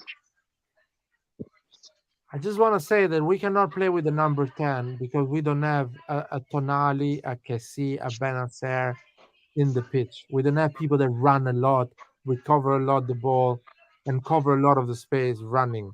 The number 10 position was weak with Kessi and Benacer, or Kessi Tonali. Benacer Tonali was weak. He was giving us a lot of problem. If you put it the number 10 with the Reinders and Pobega or Reinders and Musa, you will struggle even more. That's Yeah. my And before you continue, Afis is here also. yeah. Yeah, just you everybody guys, if you guys want to just don't wait for to be told to speak. Just Afiz, go, man. Yeah. Hello, guys. Can you hear me? All good, man. Yeah. This is my first time to join the live anyway. So I always listen to you guys, Liet and Roy, every time. Even sometimes if I couldn't drop some message, so I listen to your live after Thank you, sometime man. the next day. Nice. Thanks for being So, here, bro. yeah. So I really appreciate the good work you guys are doing. You're truly Milan fans, and I like that. I've been Thank you. following you guys for the past couple of years now, like 2 to 3 years now. I always listen to your live, your voice, because I like that. So anyway, so what I say about this match is that we lack finisher, and we don't have much like experienced midfielder. You get what I mean? That face off is unwatchable. Trust me. That face off, in that midfield we play nothing. But I think it is based on experience and based on the player we have in the middle and the experience we have. But in the attacking phase, Pulisic did well anyway, and Liho is still our number one player. No doubt about that. Yeah. Still our number one player. But that striking side, man, we need young striker. Trust me. We need killer striker. Trust me, guys. Giroud is past his prime. So we need striker that can guarantee at least 20 goal a season, 20 goal, 30 goal. I still think Milan make a mistake about this Rasmus Højlund, the one from Oh, Atlanta. yeah, man. Milan made a massive mistake. Trust me, guys. Since we are giving them CDK, we could have collected that guy and paid them some money. Trust A me. mistake on what? I didn't On get it. letting Rasmus go to Manchester United. Rasmund Højlund. Yeah, Oh, that guy yeah, is a yeah. dead He was like 18 million. How we can afford that? It's 17 million. 70 We million. gave them CDK. We could have had some money. 40 million, 30 million. Could have got it. They could have done. I mean, if you had, of course, we have talked about the ownership. If you had an ownership that is serious, they would have gone for the big striker this summer and hold on other position a bit tighter and just go for the striker. And I agree with this experienced midfielder. The experienced midfielder is so important. If you had an experienced midfielder today, Musa would have played better. It would have been more collect and more tactically more organized. Because an experienced midfielder talks with the other players around him, covers the mistakes of other players. So adding an experience, when I say experience, 31, 32, 28, 29 years old players, midfielders. In that midfield, that will help a lot to get results straight away in the next 2 or 3 years' time. But we didn't do that. I don't know. It's just we like players that you can sell again. That's what we do. I think Milan should definitely go for Berardi before Inter or Juventus jumps in for him. He can definitely fill in some gaps. Who? Berardi. Oh, yeah. That'll be, yeah. I don't think Inter will go for Berardi because they don't play that type of football. It's Juve. Juve can go. Juventus can go for sure. Yeah. Senor Green is here. What's up, Senor Green? How you doing, man? Hello. Can you guys hear me? Yeah. What's up, guys? I just want to first of all thank Roy and this channel right here for giving us a voice. Let us, talk among ourselves.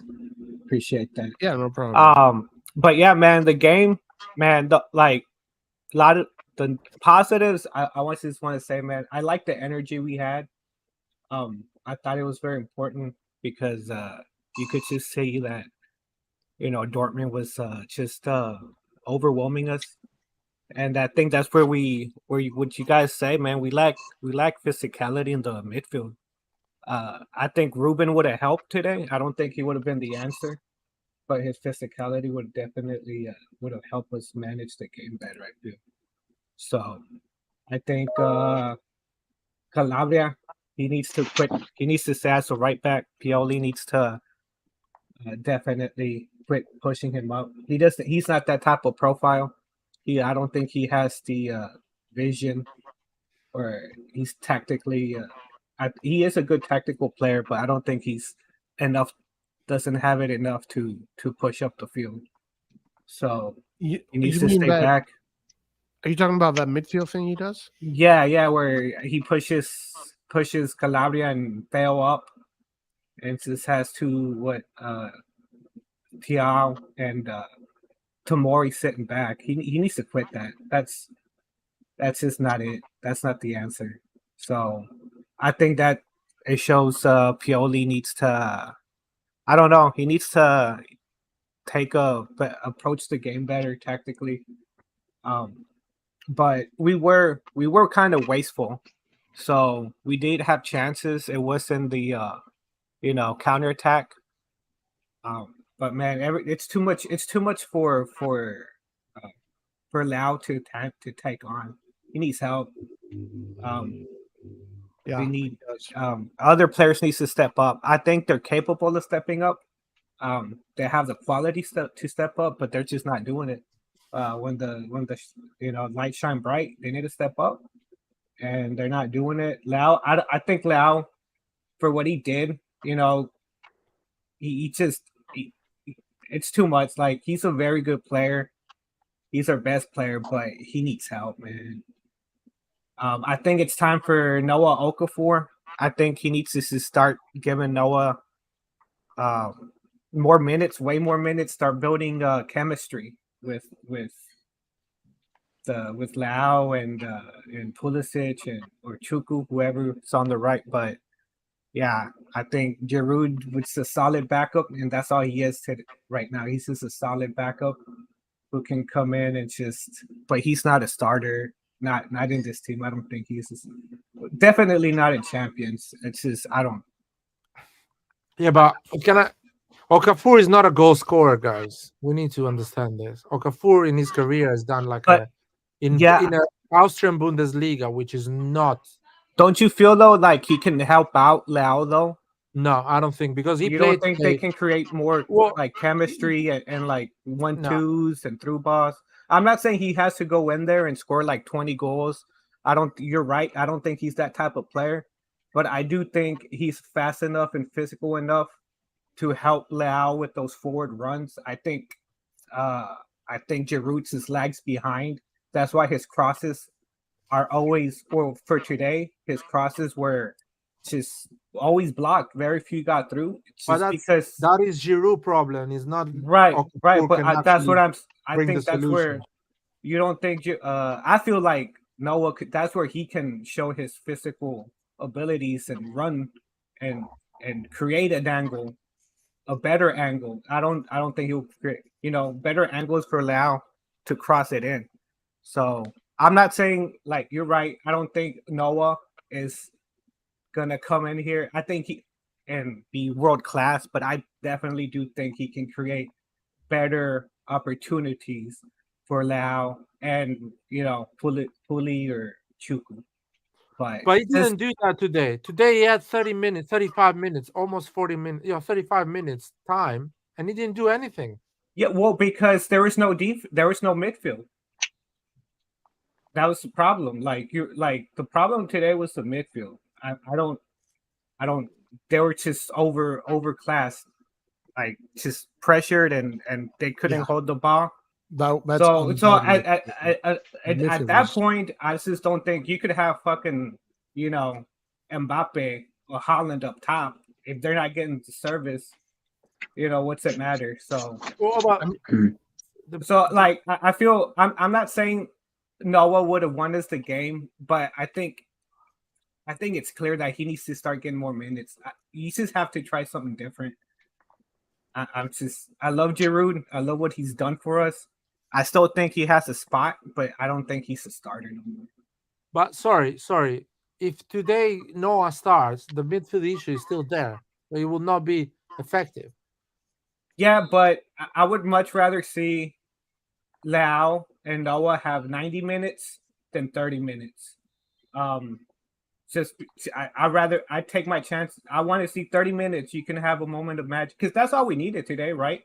One goal, one moment of 1-2. Because you can give you a set piece. You can score a header on the corner or on a free kick. I don't think so. Like, Well, you don't like think you, so, bro? That yeah, is a reality. Can happen. It happened before. like how long Before. ago? I mean, Or three Giroud three can goals. listen. 3 of his I'll, goals were I'll penalties. I'll Like, make another example to you. yeah. Giroud can keep busy a tall defender, and Chao can score a header On set pieces, you're talking. on set pieces. Can influence the Okay. game in that way. In Yeah, my I opinion, mean you that's need true, you right? need a But combination of a guy that is tall and physical like Giroud, and he has a decent pace, and he has 28, 30 years old up front. That's what you need. I think the best combination with Leao would be somebody like Dusan Vlahovic. I mean, we're talking about dreaming right now. Even at yeah, Paris, but Yeah. done great yeah. No, I'm things. just saying that somebody of I'm his trying to physical stature, like I'm trying to somebody look like at solutions that we have right now. You know, the squad yeah. as it is right now. So Yeah, I I understand you know that. you understand. Yeah, so you're right. Like, would I want a better profile up top other than Noah? Of course, but right now I don't think we have to wait for that profile to get here. I think we do have enough quality, to change it up a bit.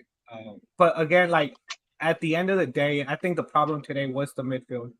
They were just overrun, and I think Scamacca is a good shot. Scamacca is a good shot as well. He's right. Scamacca would have been a good I profile as well. agree. Oh, Scamacca would have been brilliant. So Yeah. Guys, So And he would have been overall, alone. though, like this is the one thing too, man. We have 180 minutes of Champions League and no goals. So the good thing is we haven't conceded any, right? We got 2 points. So props to the defense. Tomori and Thiaw, they're playing incredible. I think you see Magic Mike too, his presence in the back. So our defense is playing great. Our offense and midfield needs to they need to be on par with them though. They can't just be letting our defense save us.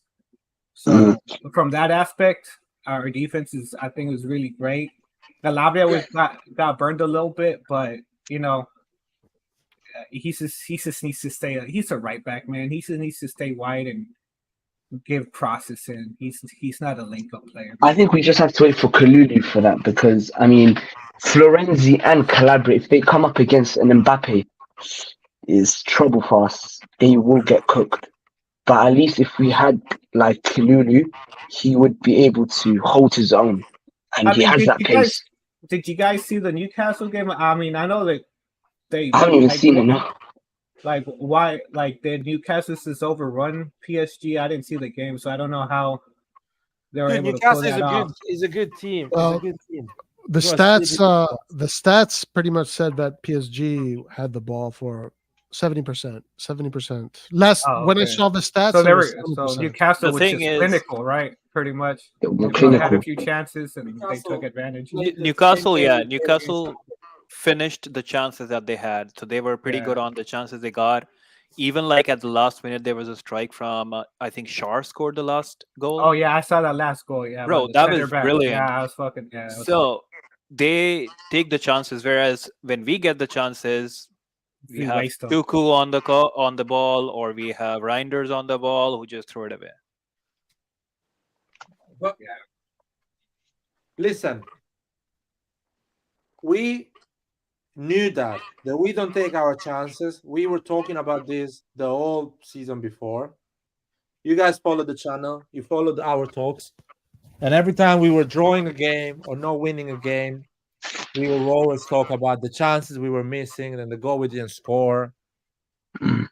And the first player that comes in August is fucking Chukwueze instead of a striker.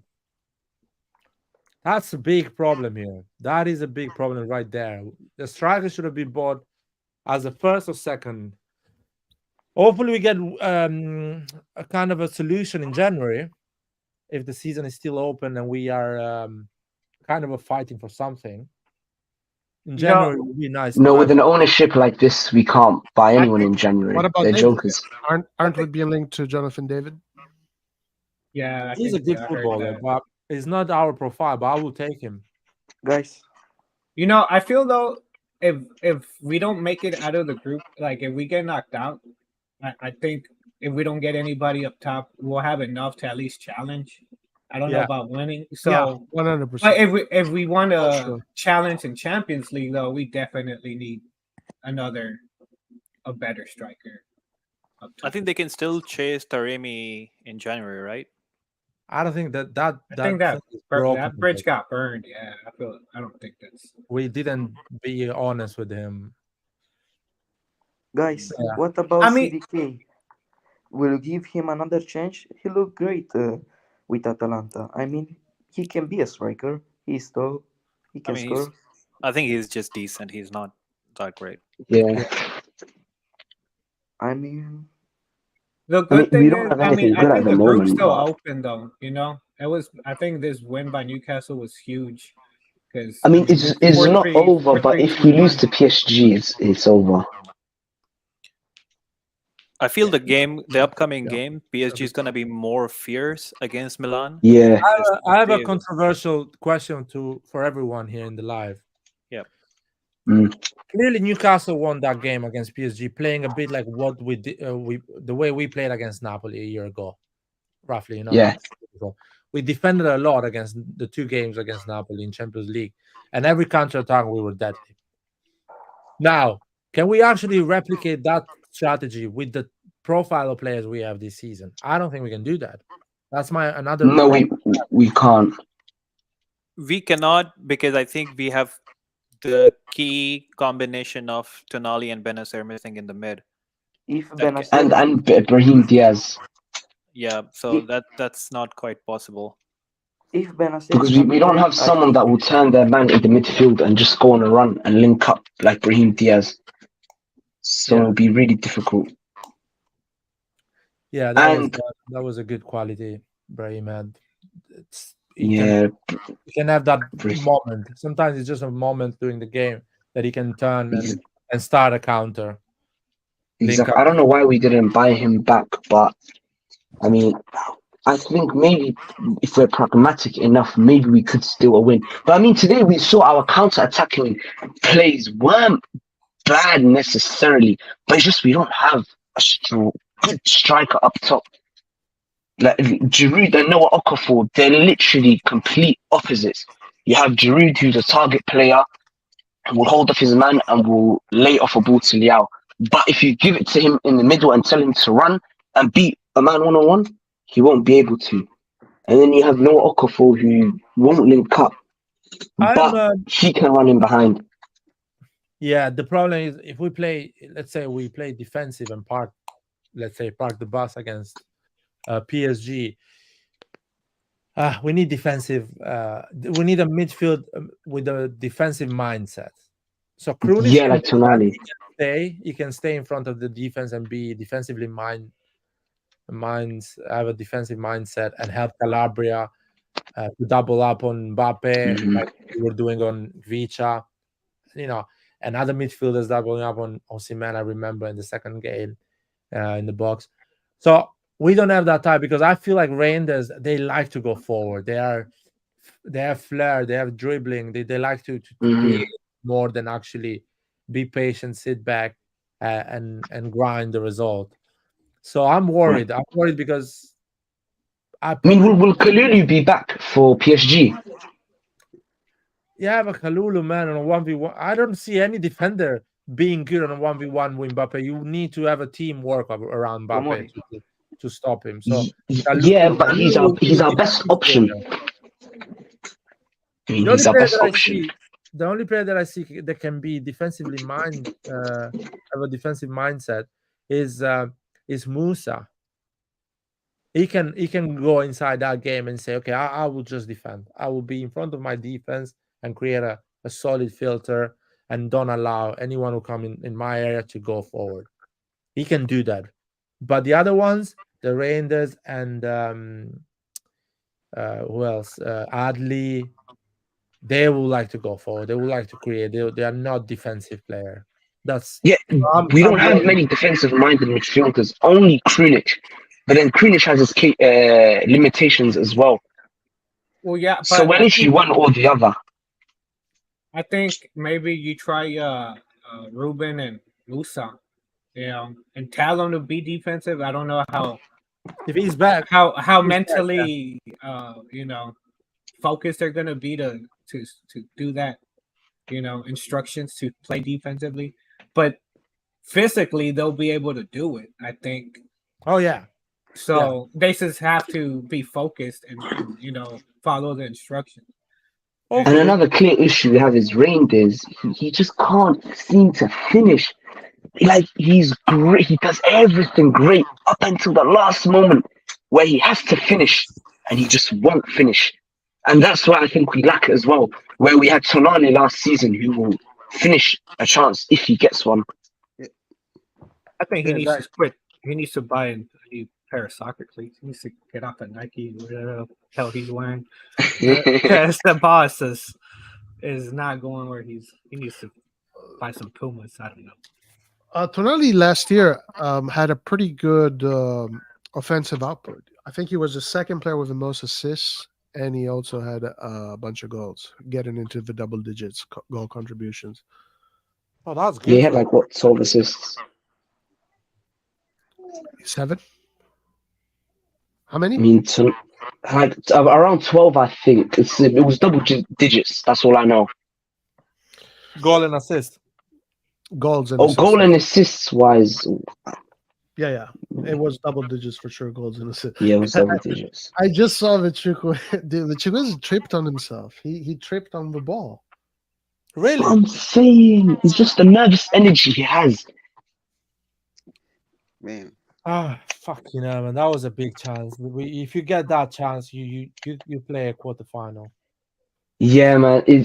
I think if we get past this group stage, I think the future looks bright for us because Benacer comes back, and I feel like if Benacer comes back to his best, we will be really great. yeah, guys. I still think this Chukwueze guy.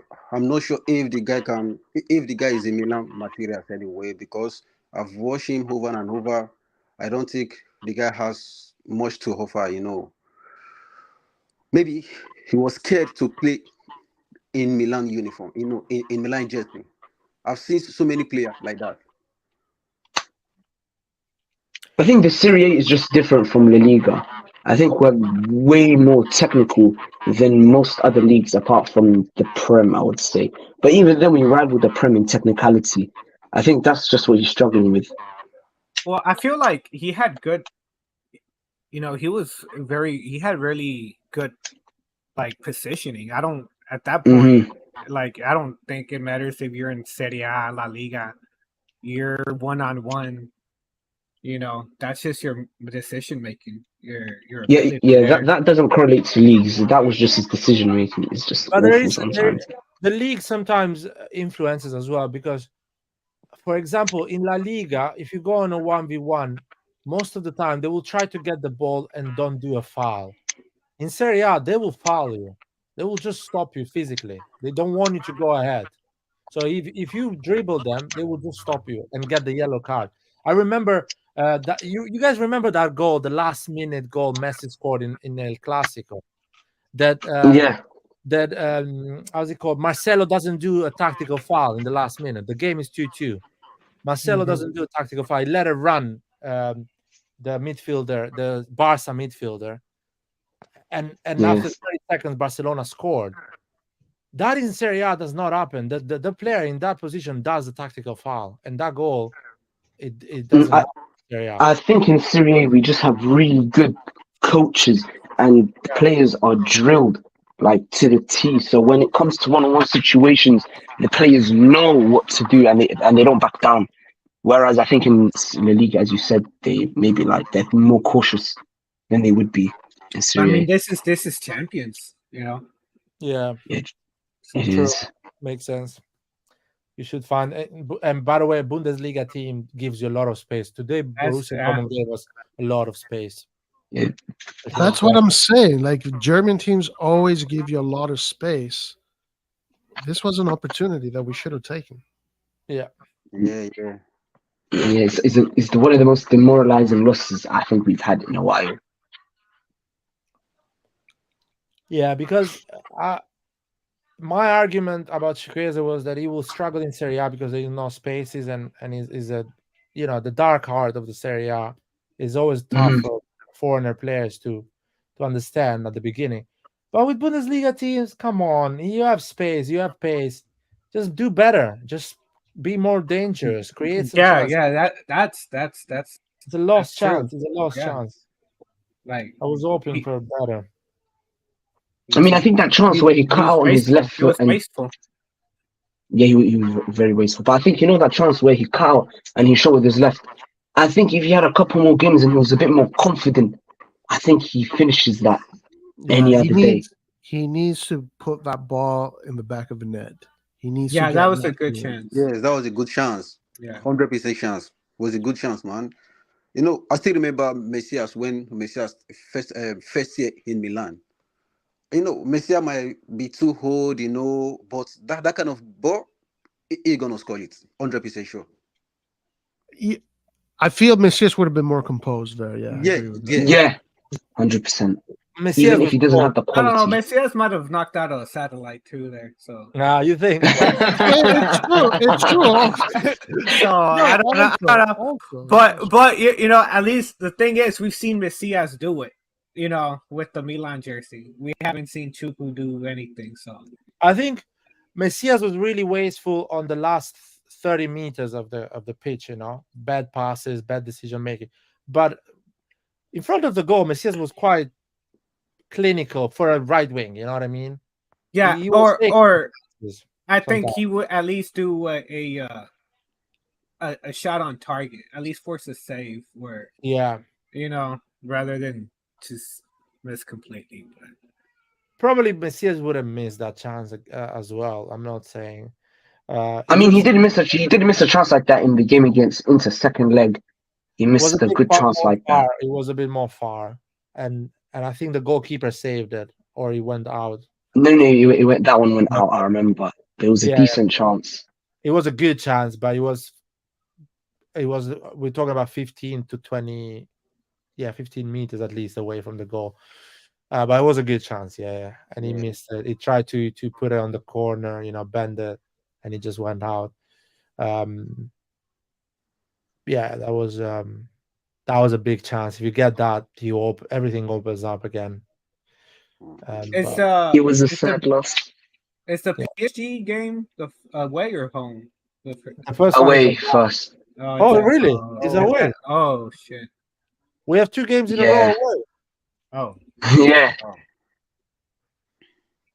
Well, but then we face them at home, and then we face Dortmund at home, I think, and then we go to Newcastle away. So I think if we win those 3 games and maybe draw with Newcastle at their stadium. No, man. How the fuck are you gonna win 3 games? I think we can. We can beat it's PSG. statistically possible. I'm not saying it's just unlikely. Well, maybe if we win the 2 games, that's the San Siro against PSG and Dortmund. Yeah, we can go through. Yeah. It can open up. It can give us a lot of chances. For sure. And then even then, like that mentality shouldn't be that. I mean, we're Milan. Yeah, but man, we're Milan in the badge, but not in the fucking players that are wearing that shirt.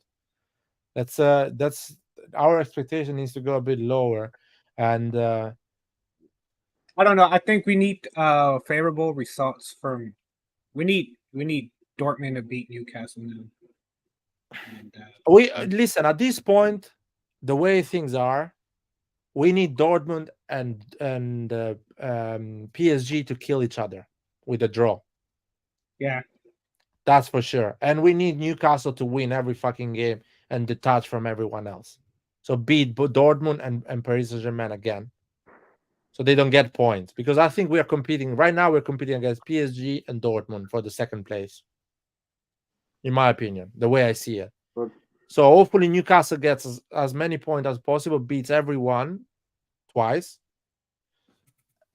and we can nick points against PSG, 3 points at San Siro and 1 point in France, and 3 points at San Siro against Dortmund. We go ahead. So that is basically 9 points. With 9 points, you go ahead. Yeah, but I'm not sure if Newcastle can win the rest of their match.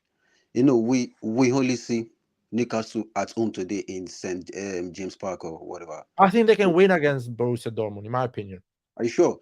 Yeah, because they will play defensive and go on a counter, and you can punish Borussia Dortmund easily on the counter. Especially they have players with pace. They have Isaac, I know they have players with Wellington. pace, but you know, That's good. you know, this is Champions League. Yeah, Anything can happen, you know. yeah. But I'm not sure if Newcastle can win PSG at home and go to Dortmund and win Dortmund at home. I'm not sure about that. Well, I don't think they need to beat them. I think with the draw too. Yeah, with the I think draw. if they draw them too, I that'd think be what great. Milan needs to do is not lose against PSG, home and away. Yeah, I true. know in France, I know the match is going to be difficult for Milan. So if Milan can hold down their player in the back, and we shouldn't be wasteful Yeah, in the final third. If Milan can convert their chances and stick to their defensive aspects, I think we can still go through. If we can play maybe PSG 1 draw and 1 win, you know, the next 2 match, either we win, we can still win Dortmund at home, but Newcastle maybe draw. So you know we can still go through. I feel like if you, as you say, Yeah, if you get 4 points against Paris PSG. Saint-Germain, Yeah, that will give us a 6 points total. Paris Saint-Germain will be a 3, and I guess Borussia Dortmund will be a 3 as well at that point, or maybe 4. So we have an advantage, 2 points and 3 points against Paris Saint-Germain and Borussia Dortmund. So if you win against Borussia Dortmund, it's done deal. You go. yeah, But as you say, you need to make sure you don't lose against PSG. yeah. Win and you draw, or you draw and draw. So you stay there attached with everyone else, get the win against Dortmund in Milan. And last game of the group, no one will risk it. No Newcastle, no you. Just go for the point and end of the story. That's what I see. That's the best. Yeah. Is the most possible of the everything. PSG, man, let's see because we are so unlucky with injuries, and again, we were with one injury, our midfield is shaking. Yeah, Ruben Loftus-Cheek got injured. Yep. I think by the time we play the second the first match against PSG, maybe some of our players will be back already. Like Loftus-Cheek will be back already. I hope Krunic and is same back as as Krunic well. as well. So, and you know, Yeah, go if for we it. are playing Loftus-Cheek and Krunic, maybe they can hold on PSG to a draw, because based on their experience, and I know PSG will come out fully to have 3 points. So what we have to do against that PSG, if we have any chance, we need to make use of the chance, because I know at some point Milan gonna get some counter attack from Theo and Leo.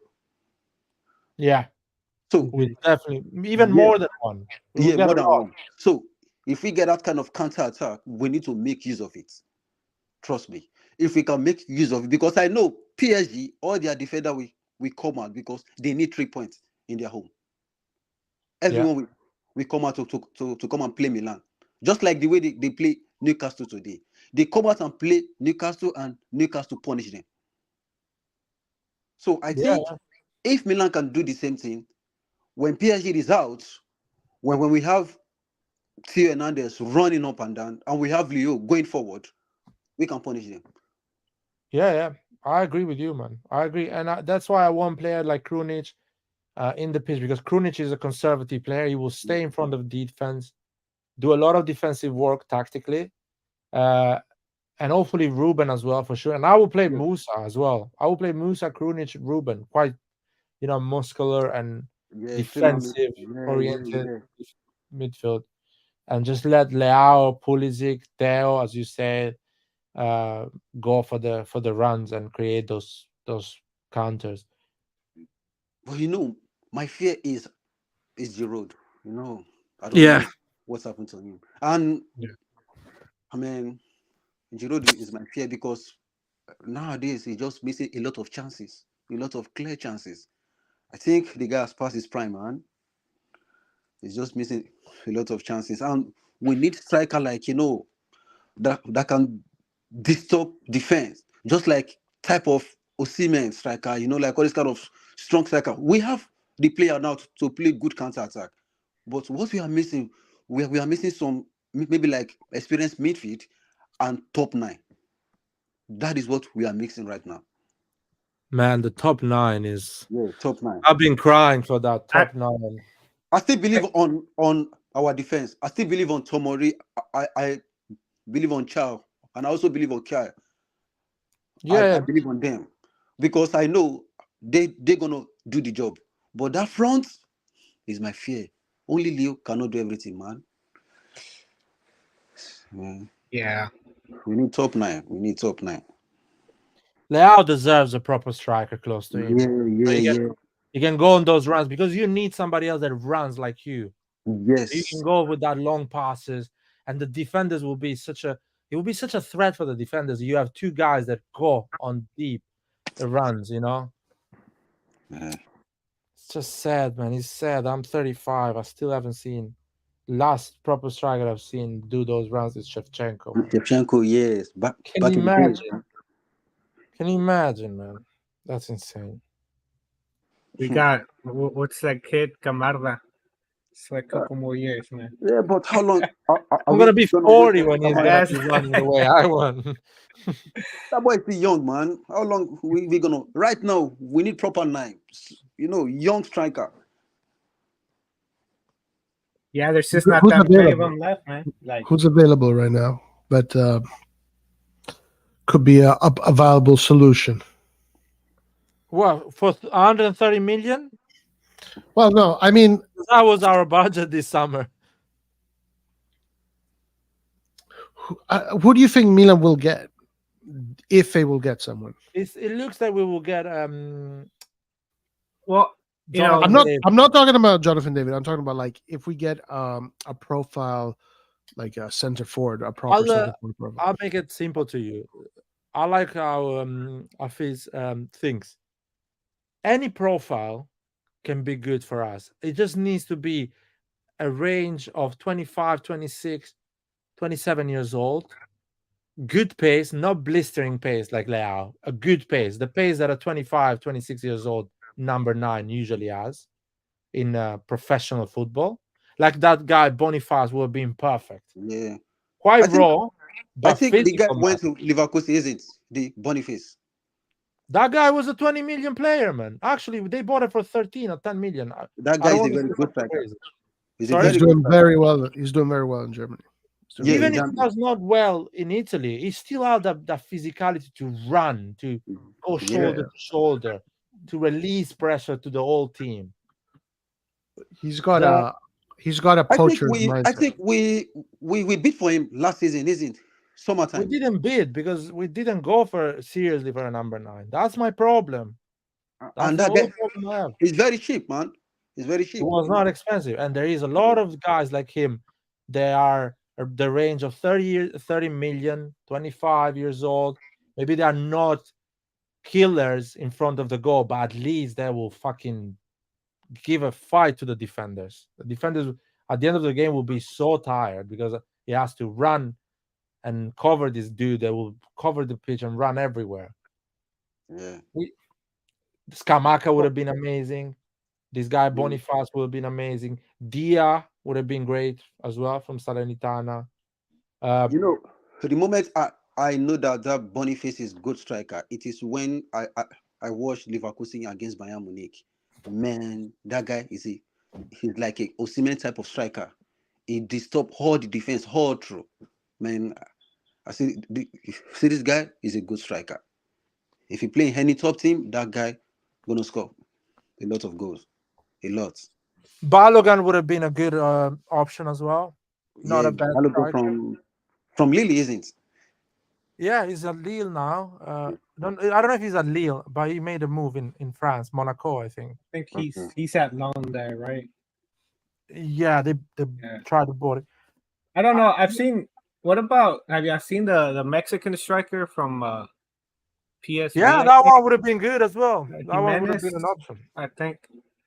I mean, I our think standards, latest in the last 4-5 years, our standards are 38 years old striker. So any guy that puts physicality and is young and fresh, injury free, so not a record in time of injury, would be an upgrade on this team. So we need that as soon as possible. Yeah. Yeah.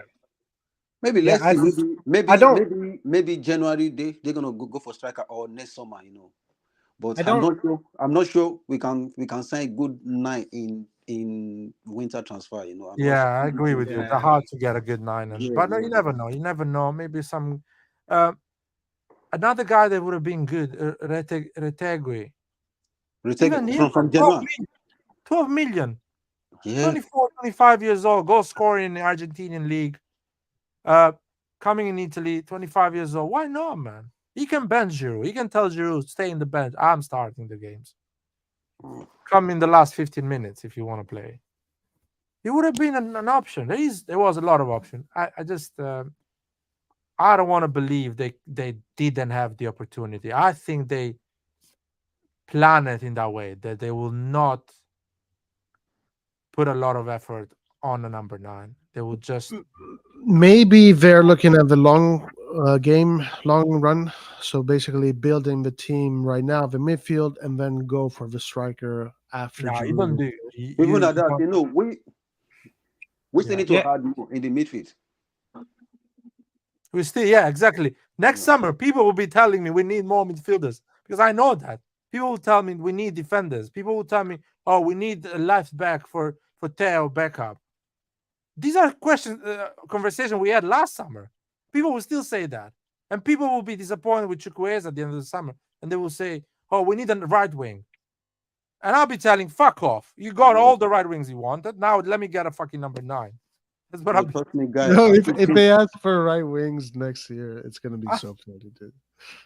That's gonna be hilarious. But so you're saying any striker, not in no in particular. I mean, there was a bunch of them that could have been available.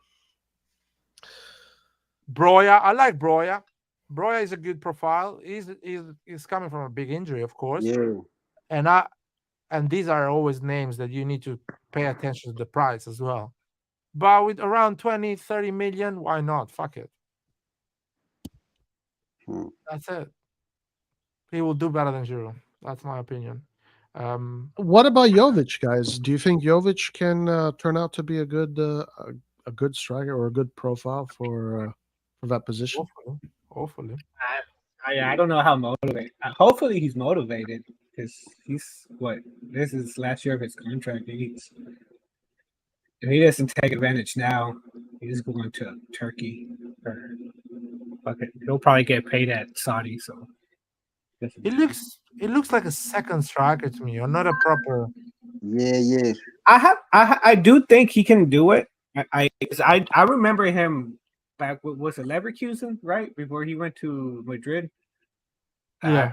Right. Like I remember him, I was like, man, this kid's talented, but I don't know what happened. He just lost motivation, got paid, made too much money too early. But I think I mean, I feel if he's motivated, I think he does have the physicality. I think he has the speed.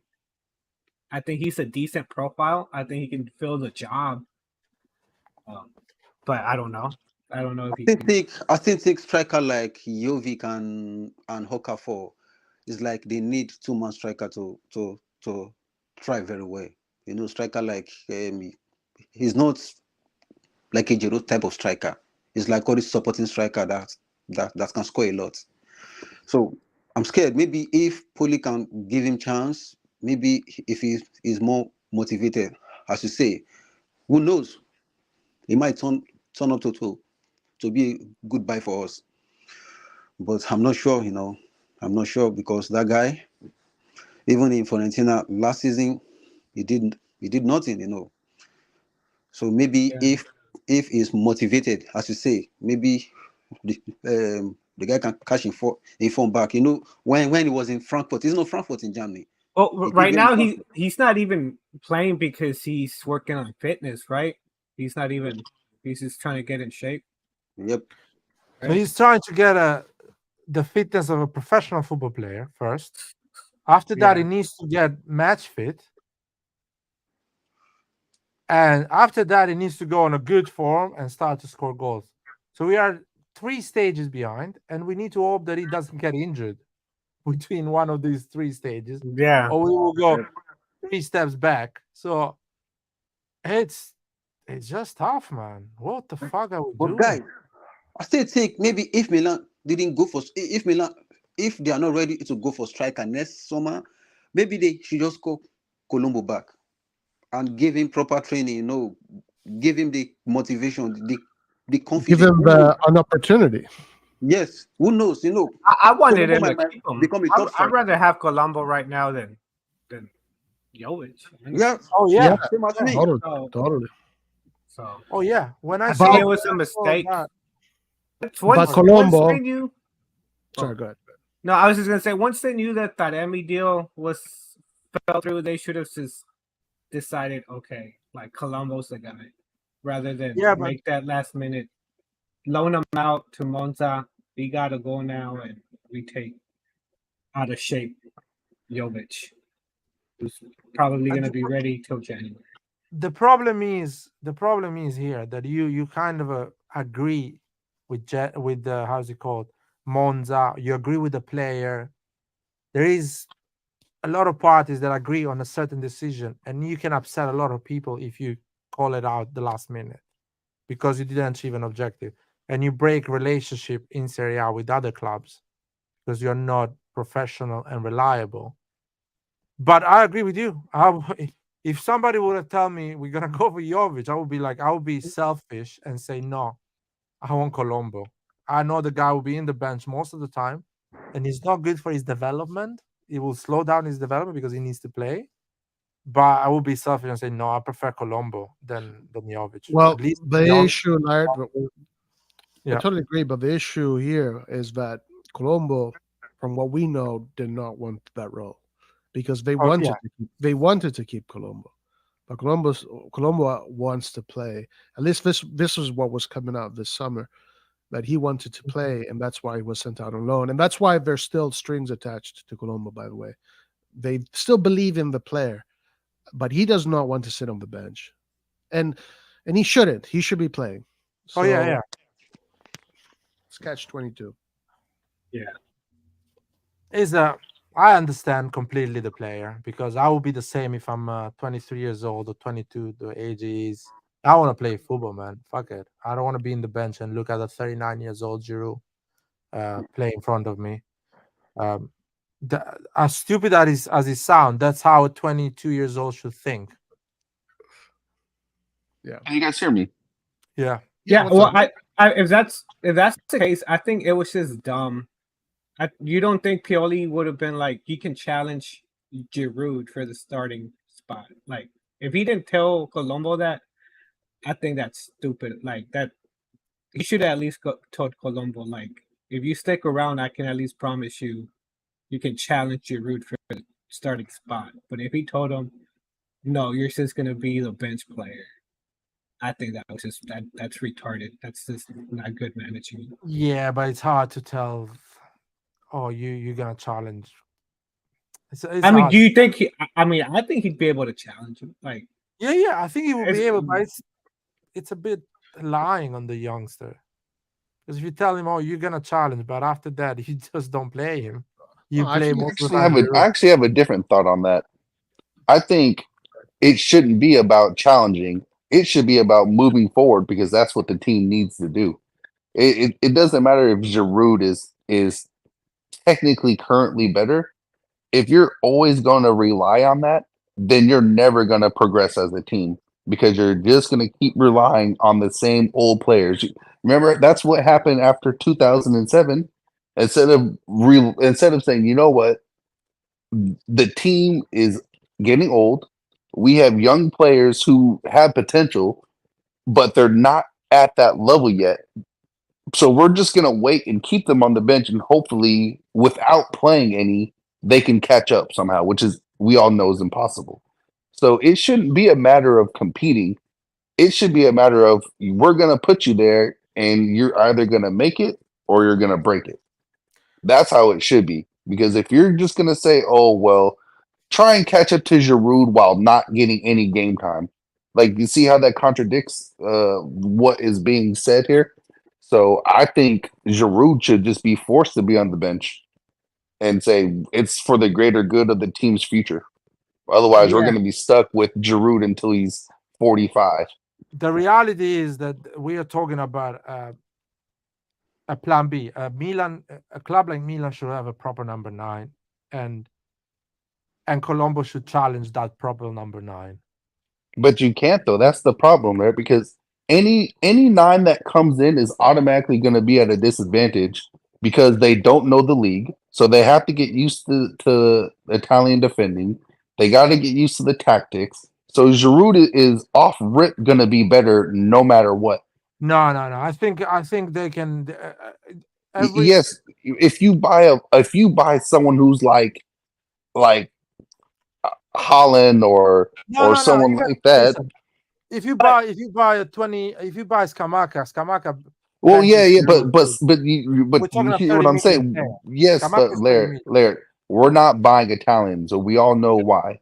Okay, But no, so Scamacca is an example, man. yes, he is a good example. If we were going for Italian, if we didn't have this non-Italian rule that we have going on right now, otherwise, I would agree with you. Dia from But I just feel though, whether let's just say this whoever we get, let's say that you're right, they're still raw. But when you put Leao next to them, I feel like they don't have to, and you're right, they have to get used to the league and defending. But man, I think the squad we have around them, is gonna make it way easier on that striker. So they don't have to come in and be 100% off the bat. They could come in at 60% and they might have. It just but that's goals. The thing. Coaches like Pioli are not going to take those types of. It's not really. We don't see it as a risk because we understand. Nathan. The reality is we haven't given to Pioli a proper striker. That's the reality. So if Taremi walks in Milanello, Taremi plays every game. That's Pioli's fault, though. That is Pioli's fault. I don't know. Pioli is the one who is saying, who is giving the okay for these players and stuff. I was told Moncada and Furlani was cooking. Listen, that's the and now we're gonna go live in reality. Pioli is the one who's giving the okay for this stuff. A real coach should understand. Okay, we all disagree with Tonali. We're moving on from that. But the first thing you do, if you don't buy another defensive mid, is you buy a striker. And Pioli needs to be the one to say, look, I like Giroud. I understand that money is, we don't have unlimited funds, but I want a striker. That's the coach. The coach has to say that. If the coach doesn't say that, then it's not going to happen. Okay, what about the coach says that and Moncada and Fulani tells him, don't worry, we got the Taremi deal sealed. We're just going to make it happen the last week of the Mercato so we can snitch the player for 20 million. Yeah, but even Taremi, I want a 31-year-old striker. Yeah, but like, can we just get can we not just go get a younger striker? You listen, Taremi 31 is a massive upgrade. I'm not saying Taremi will be there forever for us, but Taremi will be a massive upgrade. Bench Giroud, first of all. Bench Giroud and be benched by Camarda in 3 years' time.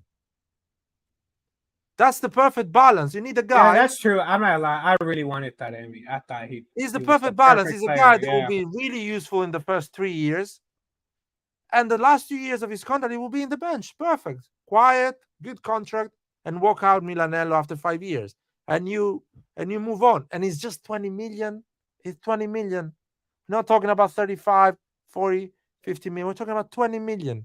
You know what do you buy for 20 million in this market? You buy nothing. Would have been It's not ideal. I agree with you, Nathan. I would love a Sesko, a young, talented, and with a lot of future in front of him. But we are broke, man. Or at least we spend 130 million in 11 players, not in 3 or 4. So my ideal mercato would have been keep Tonali, sign Ruben and Reinders, and fucking get a number 9. That's it. Move Well, on. the fact is that they sold Tonali, but the problem I'm still having is that it's still Pioli's decision at the end of the day what type of players we need. So again, do you even if he said, okay, we have the Taremi deal is done and dusted. It's just the signatures, all that's needed. I wouldn't do anything until he was actually a Milan player. I'll be honest. We've seen contracts break down in the last second. Like, this ain't nothing new. Nathan, I'll be honest with you. Probably you're right. I'm not disagreeing with you. I'm just reading a bit the situation around me. An owner that can fire Maldini, I don't think gives power to Pioli. That's my view. It's completely. I'm speculating here. If he is able to fire Maldini, I don't think he's the type of personality that will say, "Okay, Pioli, do whatever you want with 130 million." That's my opinion. That's it. I told you Maldini was getting set up from the beginning. I know American ownership, and I knew Maldini was gone. No. What I'm saying that I don't believe on the fact that Pioli got that power, because if you are able to don't give that power to Maldini and to actually fire him, that means you are a type of owner that you don't trust. Pioli, Maldini, these type of people. You believe more on your CEO, Furlani, and the money ball theory. Listen, hopefully we go ahead this season. We get some good players that they develop, and maybe they learn from the mistakes they've done this summer and address those issues. I don't want to see 11 players next season. I don't want to see other 11 players. Even if Chukwueze has a shit season, I prefer to keep Chukwueze for another shit season, but get a number 9. I don't want to see 11 players next summer, because I've been saying this for a long time. Put 3 good players, and they will completely change the whole team around. Don't need to buy 11 players. They did that. They learned the lesson. Hopefully, they don't do that mistake again. Yeah, my only fear is that when they ask Pioli what type of profile he wants, he'll be like, "I want a slow big guy that does bunch of one-touch passes." Well, if you think about it, most of the number 9 strikers now, they're all going to be big, and the average speed you're going to get is someone like Scamacca or Sesko, someone who is what you would expect them to be with the size that they have. Yeah, you're not going to get another Holland. Holland is like truly something that is like just straight up different. You're not going to get another one. By the way, the speed of Scamacca and Sesko is still double of the speed of Giroud. Exactly. Which is a double of improvement. Yeah. Plus but I was just saying in regards to like a slow striker, I think we're just looking at it wrong. Like those speeds are what you should normally get from someone who's like 6'3" or 6'4". Yeah. Now, if you want like a Suarez type person, then I mean, we have Okafor for that, to be honest. Yeah. But we know Pioli. I don't know why he's not playing, but whatever. I mean, he's rotating the squad. Okafor played in. You think he starts Saturday on versus who we got? Genoa. Hopefully he rotates. Hope, hopefully he rotates. Let's see.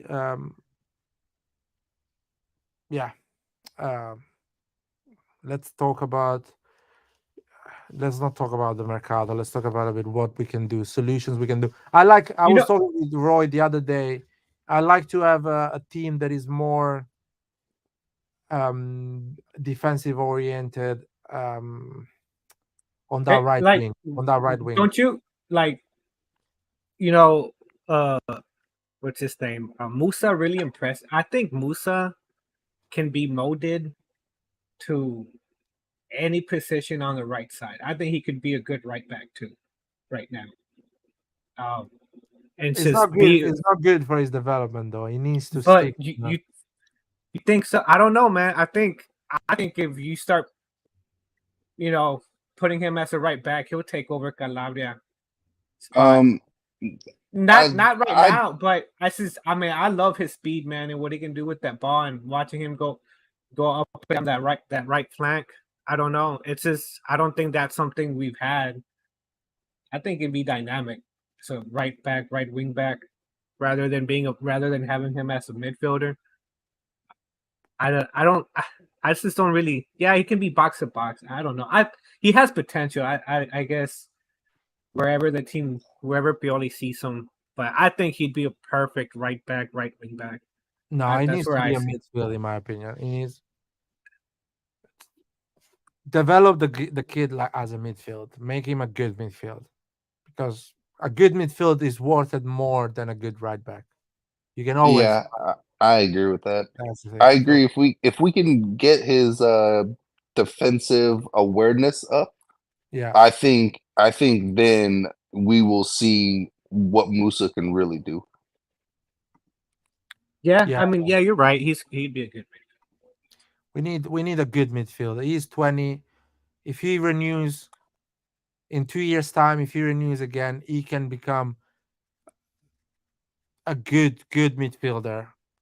Like at the age of 25, he can be a really reliable, tactical awareness and everything. So we have to wait 3 years or even maybe 2 years to get something really good out of him and functional to trophies or big results, like we did with Tonali. We waited. Third year Tonali was an insane player.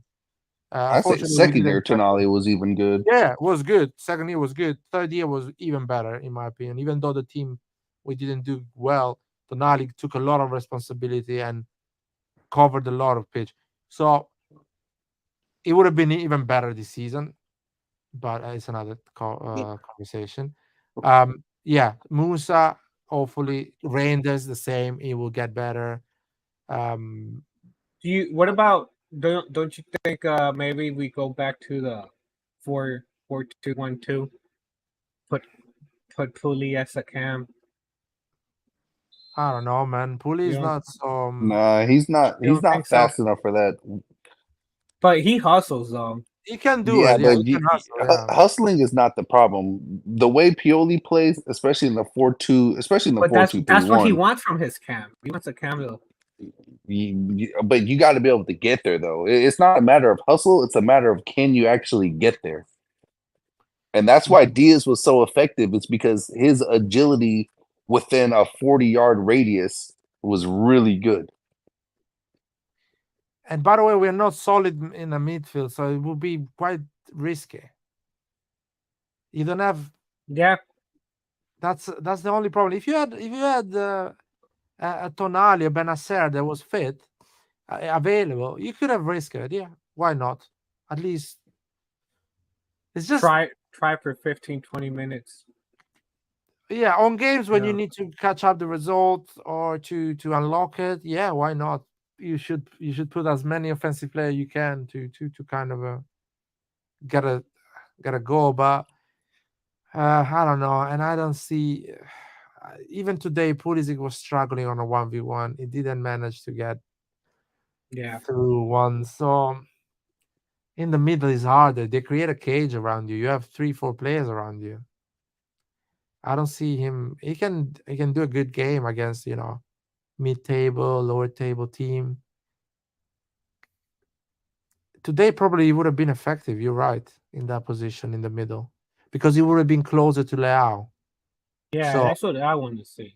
Yeah, that would have probably helped, but know. you would have been more exposed to Borussia Dortmund. So probably True. you would have conceded a goal. So at least I'm speculating, of course. We will never know. That's the reality. But no, it's like you said, try to find solutions with what we do have rather Yeah. than, dreaming about I signings that I would like to see. Honestly, I would like to see an Okafor on the left, Pulisic on the right, and Leao in the middle. If Pioli is a real has the balls, he needs to implement that solution. I'm not saying that he should create base his whole season on that solution, but there will be games during the year that you will need to be effective on that with that trio. So I have Okafor on the left, which in my opinion can be more effective on the left, Pulisic on the right, or the opposite, and Leao in the middle. Because I think Leao, as much as he's not incredible as a number 9, he's the only one that has the physicality to actually put a challenge to the center backs and has a yeah. pace that he can bring trouble in that middle. And if Leao wants to be top 5 in the world, he needs to learn that center position and score more goals. My only problem with Liao right now, in terms of trying to be a number 9, is his close ball control is just regressing. Like it's regressing badly. No, Like when you bad touch. no. When next time you watch him dribble, look where the ball is in regards to his actual foot. Like it's always like off to the side. So like he's always like awkward, and the ball's never I in a think it's too position to where fast. he can keep it close to him. It's too fast. No, no, no, no, no, no. It has nothing to do with speed. I'm talking about when he's running with the ball at his feet. Like it's always off to the side.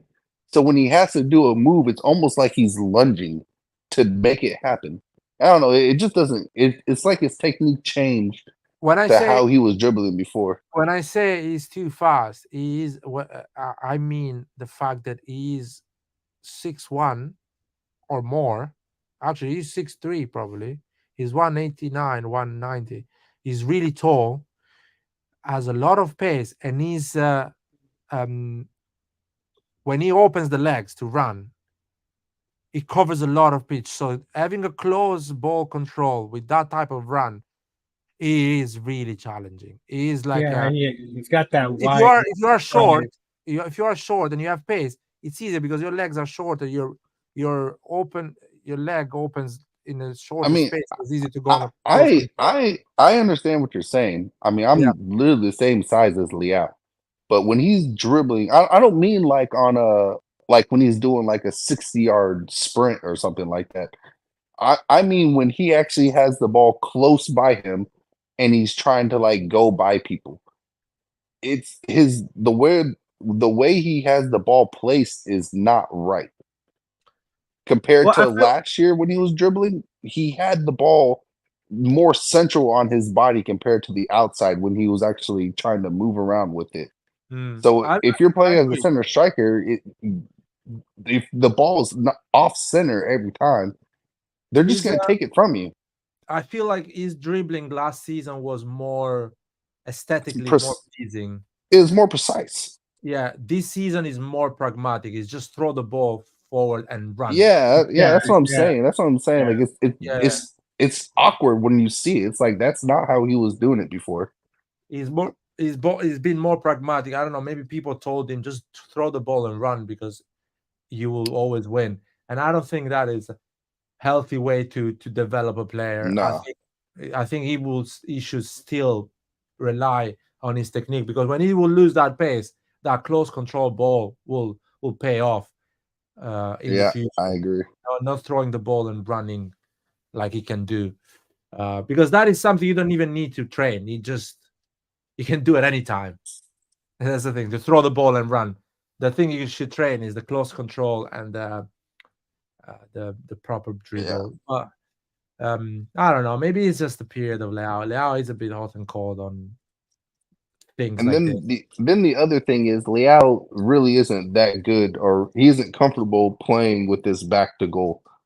So I really just don't think it would help him, to be honest. It's not, but honestly speaking, even if he's not great, the physical ability he has, the fact that he has a decent pace, he will get something out of it. I'm not saying we should rely on Leao in that number 9 position, but some games, let's say PSG, for example. Honestly, if you want to play a counter-attack type of game with PSG, why not, man? Why not Leao in the middle, Pulisic on the left, Okafor on the right? Why not? Or, well, Leao in that middle will cut easily that open wide defense of PSG. I would agree. I agree with you, but he has to learn a whole host of running, like off the ball runs. Like it, especially with his type, since he's not big, he needs to understand how to do a hook run, and he needs to understand how to overlap as well too. And those are two things. If he can, especially the overlapping, that can be done second. But if he can learn how to do a proper hook run, oh yeah, he'll kill people then. But that's something that he's gonna have to put into his mind in order to do. When he was, yeah, go ahead. Sorry. No. When he was forced, when he was really young, 19, that we had that season that we finished top 4. For a good run of games, Leao was forced to play as a number 9 because we had like Ibra injured. I remember he was ugly to watch, and everyone was. Yeah, I remember that. But at least he was always getting chances. He was always being a threat in a weird way. He was always being a threat, and he was kind of growing and trying to learn that position. I feel now with the maturity and his self-awareness, which is different, and he has more belief in his abilities, I think you can get a better output in that period. So on games like PSG, it would have been I would fancy Leao more than Giroud. On that. What do you think of maybe putting him as like a false 9? Yeah, he will do it as a false 9, of course, because he's not able, as you say, to do that hook run and things like that. He will do it like a false 9 for sure. A ugly false 9 because he's not aesthetically, short, right. type of player. But he will do it. He will do it that.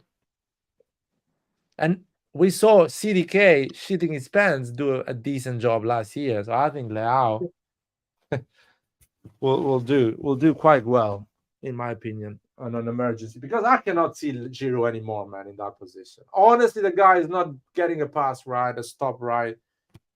He's just waiting for the time. I agree with. That's what I was saying about Okafor, but the problem is if we play Okafor and Leao, who do we sub Leao? Let's say if he gets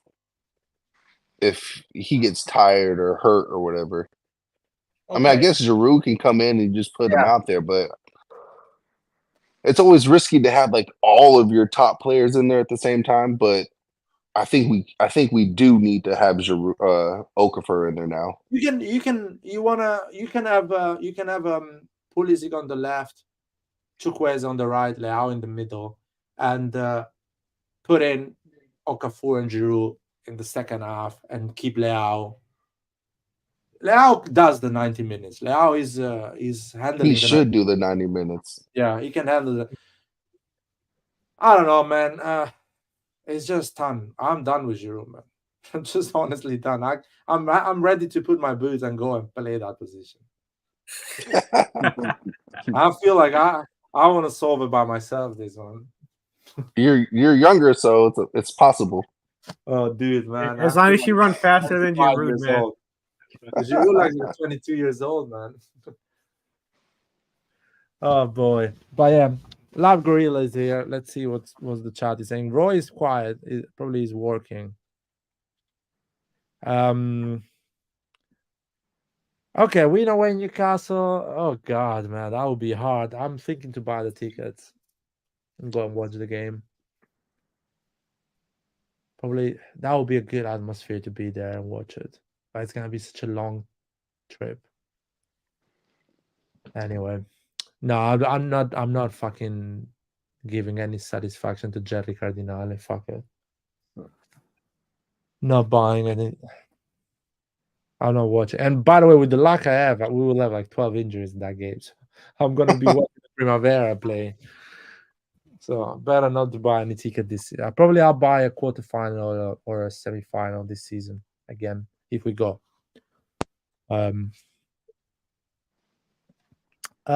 can win Newcastle. Yeah. I see some people saying no, we may be tied. We can win Newcastle in England because it's first of all it's far away, so you don't know the form of Newcastle in that period and our form. So Also, can let's be honest here. PSG, we said it earlier, and when we all found out what group we were in, PSG gives up a lot of chances. I know Yeah. not many people watch the French league, but Yeah. just watch PSG in these games. These guys are all attack Yeah. and All the no time. defense. So it's possible for us to even do the same thing as well too. Because attack wise, we are better than Newcastle attack wise. And if they can put their that's all it is putting your chances away. Yeah. And by the way, we kind of played extremely well against Newcastle in Milan. So that means Newcastle does not have clear solution against us. They have clear solution against PSG. Park the bus and go on an effective counter. With us, they don't have a clear solution because we are quite balanced compared to PSG. PSG is too forward. We are decent defensively, good attack. We just the midfield is a bit over the place. Maybe it will be more gelled in December when we play against. I don't see it so impossible. It is possible. The atmosphere will be nuts because English stadiums are always, Yeah. and our players are. I don't know how experienced they are to go away. Today they did well. They didn't get totally scared. That is a tough atmosphere. Yeah, I was impressed. I was Yeah. impressed with our performance. Yeah. That performance. We did not look scared, even though they were honest. We looked composed. Yeah. And you don't know, Newcastle maybe is already qualified, playing some second lines to rest their players. You never know. Let's see. But we have Yeah, good chances but against guys, them. I'm still not sure if Newcastle can beat Dortmund. Yeah. Just like you say something earlier that when Milan and Newcastle gonna play the second leg, you don't know the kind of fun Newcastle will be, and same as Dortmund. I know Dortmund, they are not good right now, so in the next 2 to 3 weeks, we don't know the kind of fun Dortmund will be. Maybe they might even beat Newcastle home and away. Who knows? If you watch my only fear about Dortmund is that their defense is shaky, and Newcastle, trust me, those guys, I love their defense. They are good in defense. They are very good. So if the only way Newcastle can beat Dortmund, maybe home and away, is that the way they play against PSG today, they sit at the back and they eat Dortmund counter attack. They will do that because Yes, Eddie they will Howe do is that. that type of coach. Yeah, but that's gonna be difficult for Newcastle to do that against Milan, because Milan also have good defender. Yeah. My True. only fear about AC Milan now is just convert your chance, please. Just score this goal. Score this goal. We are facing a lot of chances. Yeah. But when it comes to defend, I know I trust Milan defend. Trust me. Chow, Tomori, even today, they did really well. That two guys, man, I give them the credit. I want to add something. I wouldn't mind playing against PSG with a 3 at the back. Yep. That would be a good option. 3 at the back. Teo Calabria, Teo Florenzi on the wings. 3 midfielders and 2 strikers. Okafor Leao, Leao Giroud, Leao Pulisic. Yeah, but I think last like season, that. I think wouldn't mind. last season we did similar information, but Leo, they didn't play well in those matches. Last season when we are conceding goals like against Sassuolo and against, I think when we meet Inter in the league, when we lost against Inter 1-0 last season, the second leg, I think we play similar formation. But I remember we were 3-5-2 we played, but we were really in a bad place mentally, but we played that way, and we were really tough to beat on that game. Yep, I know. We are really tough to beat, but you know why I say that gonna affect Leo, because I just want, because if we play two striker, Leo might not have that explosive he have when he's playing his main position. Didn't we play 3 at the back with Verona, right? After Yeah, right? That was the 1-0 game. I mean, it wasn't pretty, but that's because we played a effective. 4-3-3. We shouldn't play a 4-3. Not 4-3-3. Sorry, a didn't we? 3-4-3. We played a 3-4-3. Yeah, I think it should be a 3-5-2 combination instead. Yeah. Yeah, because that three midfielder will have the ability, having their wing backs on covering the whole wing, they will have the ability to go in the box and support the forwards on the centers. And yeah, that would be not bad, actually. That would be good because Mbappe and Dembele, they will have always two players on them. They will have Florenzi and Kalulu on one side, Theo and Tomori on the other, and Chao will be always at the back of them, covering for any mistake or the time they actually get unlucky. So that would be really solid. The three midfield will create a lot of volume in the middle and win a lot of duels because there are a lot of them in there. And the moment you get the ball, just go on a counter, just unleash yourself and go. If you say that Milan should go for 3-5-2, who is your preferred midfield in that match? If we still don't have Kronik and Ruben, so who would you prefer? So that game will come after the international break. So I guess Krunic and Ruben should be available. But let's say they are not. I will go for Reinders, Musa, and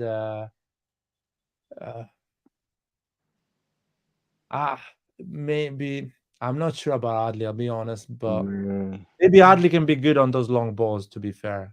Wait, actually, depending on how the 3-5-2 is, Adli could play as a cam, depending on how we do it, because he would have less defensive duties in that type of formation. Like, he would have to come back a little bit, but he wouldn't have to track back like a cam would have to in a 4-2-3-1. So it would actually benefit him more. If you want to do that with Adli, probably I will put Pobega because Pobega is more it's more balanced. He stays in the position.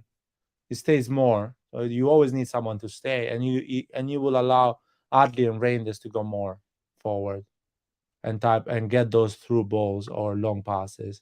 Right. Yeah, that's a solution. Hopefully Pioli thinks about these things. And games like that and games like against Genoa, like that's when you should try some of these things out, because even if it doesn't work out in the first 45 50 minutes, you have plenty of time to switch and go back, so don't try it in a hard game. Try it in a game where the likelihood of us winning is gonna happen. Yeah. I agree. I just want to see Pioli try these things rather than to just stay with what he's comfortable with. That's the problem. Yeah.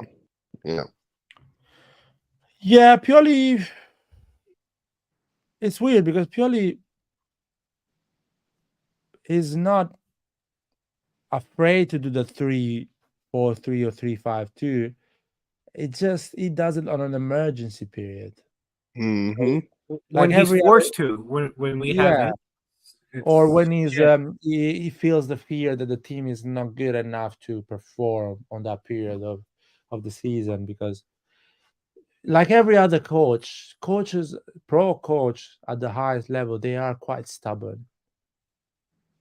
And the journalists or ex-footballers, ex-coaches will criticize them because they didn't stick to their ideas. So it is a bit.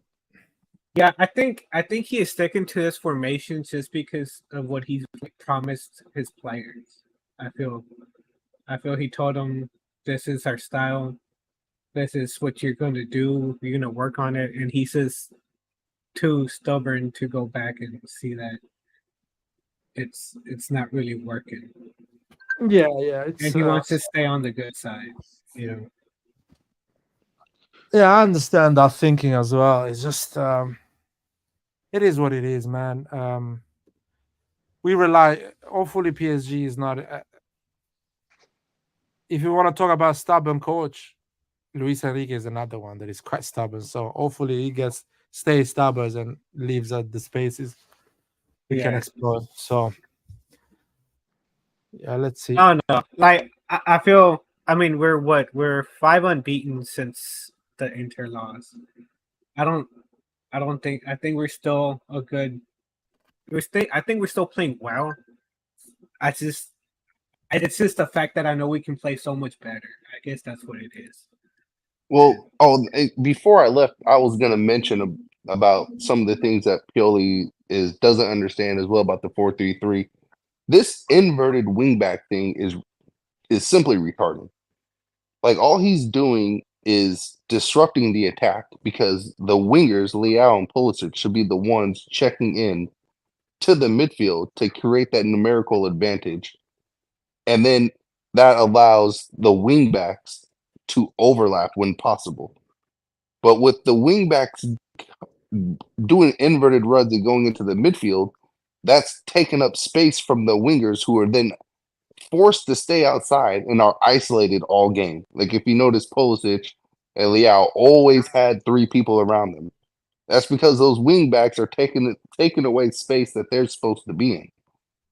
So he's disrupting the attack, and then when we get countered, our defensive shape is completely obliterated because they are so out of position.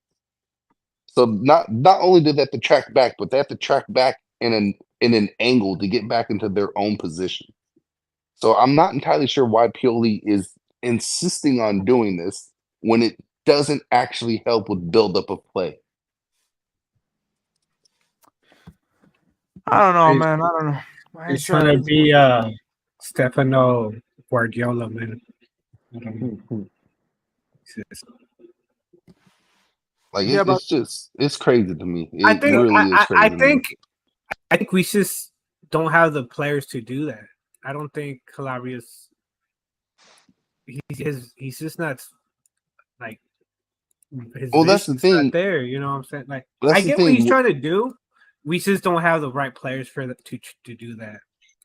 I think. Well, Calabria's, except for this game where Calabria was just awful today. He has a good touch. Like, he can do 1 and 2 touch passes and things like that. But he shouldn't be doing it in the middle. He needs to be overlapping on the outside. Like, yeah, none of this makes any sort of sense. Like, Pulisic is always isolated. Like, he's supposed to have help when passing the ball back. But he always has to look towards the middle because Calabria is always inside instead of outside. Like, that's why it looks so ugly all the time when we play. It makes zero sense. We have no link up play, no overlaps, no one shoots from outside the box but Pobega. Like, everything about what he's doing is wrong. Literally everything. yeah. Pioli had one quality and was to keep it simple, and he lost that.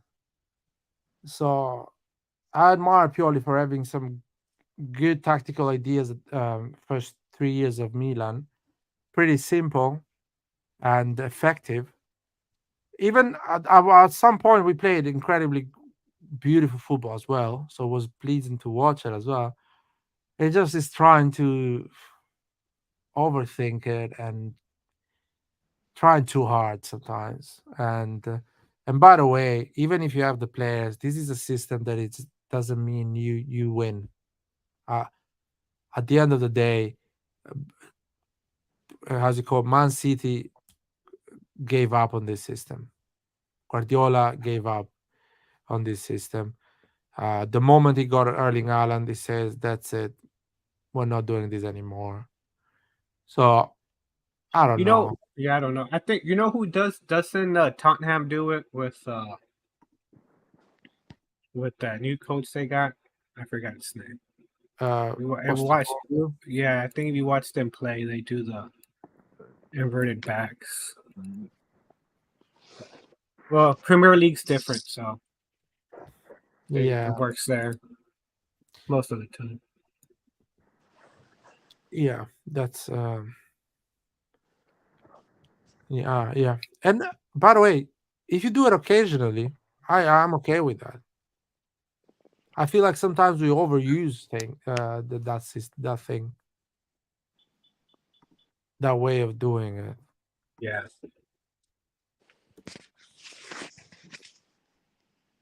So I don't know. We will know. We will see. At the end of the season, we will kind of understand what these tactics and this football will bring us. But 2 injuries, Krunic and Ruben, brought us in an emergency situation right now, in my opinion. Yeah. And it's delicate. We have a 2 weeks kind of a break. Everyone is going international duty. Hopefully they come back not injury free. Let's see. Here, let's just say names. Let's hope Mike comes back in one piece. even two pieces, I'm fine. Yeah. Sometimes That's the thousands of hope. pieces after an international break. You can stick 2 pieces together and get something. Hopefully, they start to Ram over Giroud now that he's playing well. And rest. Quit calling him Giroud, man. Let the old man rest. Let the old man retire. He shouldn't even be called up. This shouldn't even be a discussion. And you're telling me Pioli, man? The fucking national team is calling him, not Pioli. An entire nation is relying on him. Meanwhile, you have so much talent, and you call up a 40-year-old player. Ridiculous. That's the thing. These coaches are so impatient now. Instead of allowing players to grow, like Giroud wasn't like this when he first started playing. Like, you got to grow into it. You can't just rely on the same old person just because he's currently better. Then you're going to end up like Germany, who took too long to get things in motion, and now look at them. They're garbage. Dude, I agree with you, man. Totally agree with you.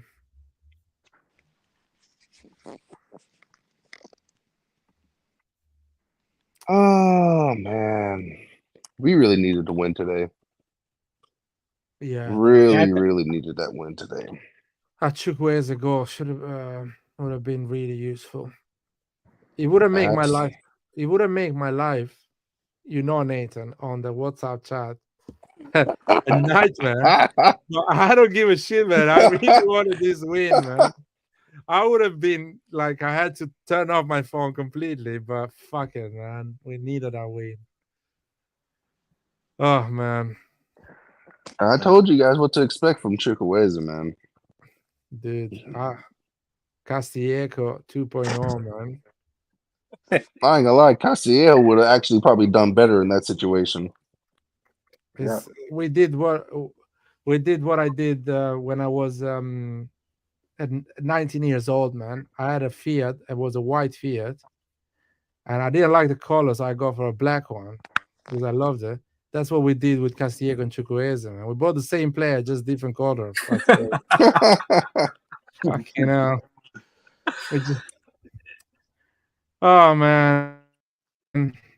But I still not convinced about Chukwueze, guys, man. I don't even know. Yeah. I think it's too light. It's too light. Yeah, it's too light. It's too light, Well, that's what his whole thing is built on. His whole thing is built on having a light frame, but the thing is, this isn't La Liga where people just blatantly don't know how to defend. Like in Serie A, the bottom table team, those guys can defend. Like all those fancy skills and stuff, If you don't have any sort of intellect to your game, it doesn't matter. Yep. I don't think we're gonna regret CDK. Some people are saying we will regret CDK. I don't Nah, think why we're gonna not? regret CDK, man. He's good on Atalanta because that team has no pressure, man. Like, Yeah, I agree. The only regret I regret about CDK is that we should have swapped him for Rasmus. Trust me, guys. I like that guy. That guy is a complete striker and he's still young. Yeah, I mean that would have been a perfect deal. Yep. 40 million cash plus CDK for Holland Rasmus. Trust or me. even using to get Skamaka would have been nice too. Even Oh Trust yeah, me. I didn't. We get that Rasmus for the next maybe like 10 years. We have standard striker. Yeah. you're sorted, man. Yeah. Imagine we putting Holland Seth, close to Leao. That's even gorgeous. we could have got Hoyland, Sesko, or Skamaka. Really, all three of them were available. To be honest, Yep. Yeah, I mean we had the money. That's the only fucking summer we cannot blame the fact that we didn't have the money. We fucking spent 130 million, so you can argue the fact that you should not buy one yeah, player no, for 60, 70 million. That I can give you that. But we had the money, fuck it. No one can say, oh, we didn't have the money. We fucking spent that money. So anyway, it's gonna be an interesting season. Good the fact that we grinding points in Serie A. We're getting those points. That is important. Top four is important, man, because Jerry Cardinali will leave this club at one point. And I just want him to leave the club after always being in Champions League. You know what I mean? That's the main important things for me. We need to play Champions League every fucking years. I see it on the players, man. The players have been playing. This is the third year playing Champions League. I see the confidence. They go in Dortmund with the confidence, the tail, the layout, not scared about the atmosphere, the pressure. That is important. Playing Champions League football every year is important for the environment, for the supporters, for the players, for the club, the finances. You need to be top four is mandatory every fucking year. Yeah. Every season. Every season has to be. We need to be there. So looks and like see, we're and that getting. is why I can't understand for the life of me why we sold Tonali because we need top four. So don't get rid of your best players. Just add on to them. You're a new owner. You had two. The owners didn't even have to spend money the first year because of the takeover. We get all right. You get a pass for that. I understand. You've now got to save money for a whole year instead of spending in your first year. So what's the excuse? I don't know, man. It's just crazy. I am again. I don't even care. They made mistakes. Thank God the mistakes are not. Looks like the mistakes they made, they will not cost us the top four. Looks like. Yeah, I think Now we should make top four. Yeah, We should. Yeah. Yeah. We should. Yeah, we should. I think we have the player for that and we have the quality to make top four. But my fear is that next summer, Jerry should not let them say either. My fear is that either Leo or Tio Hernandez gonna leave the club next summer. That's my yeah, fear. that's a big fear, man. One of the big boys can Yeah, leave. gonna leave. There Or is a maybe chance. either Mark Mayan or Tio Hernandez or Leo. One of that three players. I think if we're not able to re-sign Magnan to an extension, then maybe Theo leaves because he knows that's okay. Okay. Mike's not sticking around. I'm out. Let me get out now before. I need to see. I need to see. I mean, I need to see. I need to know how connected Teo with Maldini was because there is a chance that he's like, okay, Maldini left. I'm not gonna run away straight away, but if an important club comes and makes an offer, I'll probably accept it. I have that fear. Even Mike Magnan as well. If the vibe is that we sell players, we buy players, we sell them again, Mike Magnan will be like, okay, I'm 28, I want to win major European trophies. Some big clubs that aim to win Champions Leagues will come over and say, do you want to try and win the Champions League with us? And he can say, yeah, fuck it, let's go. So Well, you know, Larry, it's scary because a lot of these players, all of them said in the interviews, I'm here because Maldini. yeah. So we know their connection is like, it was a serious connection. And But guys, you know, yeah, I still think if Milan can keep their player, if Milan can keep Leo and Tio Hernandez and had some more quality, I still believe Milan can win Champions League next season. Even this season, who knows? I still believe that. Because oh yeah, in Champions yeah. League football, anything can happen, you know. Yeah. I mean, as a supporter, But I I mean, always believe Milan if Milan participate in the Champions League, I always believe that we can win it. It's unlikely or there is low chances, but I always believe there is a chance we can win it. yep. And if we'd have kept Tonali, honestly, we could have challenged this year. Yeah, because that I'm midfield, honest with that that. you know, we gonna have more balance in the midfield. Yeah. You know, with this new player we have now, we have Musa, Renders, and Loftus Cheek. And when Benassa come back, we still have Tonali. Trust me, that midfield we're gonna have back. You know, would have balance there. That would have Just been a like gorgeous just midfield. like Yeah. today match, at the beginning we have player like Tonali in the middle. You know, our team would have balance for the first half, but that first half, our midfield is nowhere to be found. We play like shit in first half. Trust me. So because It we would have don't been a have good midfield. I mean, good midfielder. and a Taremi, and you would have moved the next summer and go for proper, right wing. Coming Proper back guy we have Musa. I still think maybe in the next 2 to 3 years, Musa can be like Casey. I see that similarity in them. The way Musa run, the way he tackle, it make it I make me think he has a better touch than Kessie. He has a better he have fit Yeah. better touch than Casey. Yeah. technique. Well, Yeah, remember what Gattuso said? Gattuso said he's literally first year Kessie. yeah. Yeah. And I'll be honest with you, probably Kessie was physically stronger or at least bigger. Yeah. Well, Kessie was a ball winner. That's the difference. Musa's not really a ball winner. He's just a Yeah. box to box. Kessie was an actual ball winner, which is Yeah. what this team needs right now.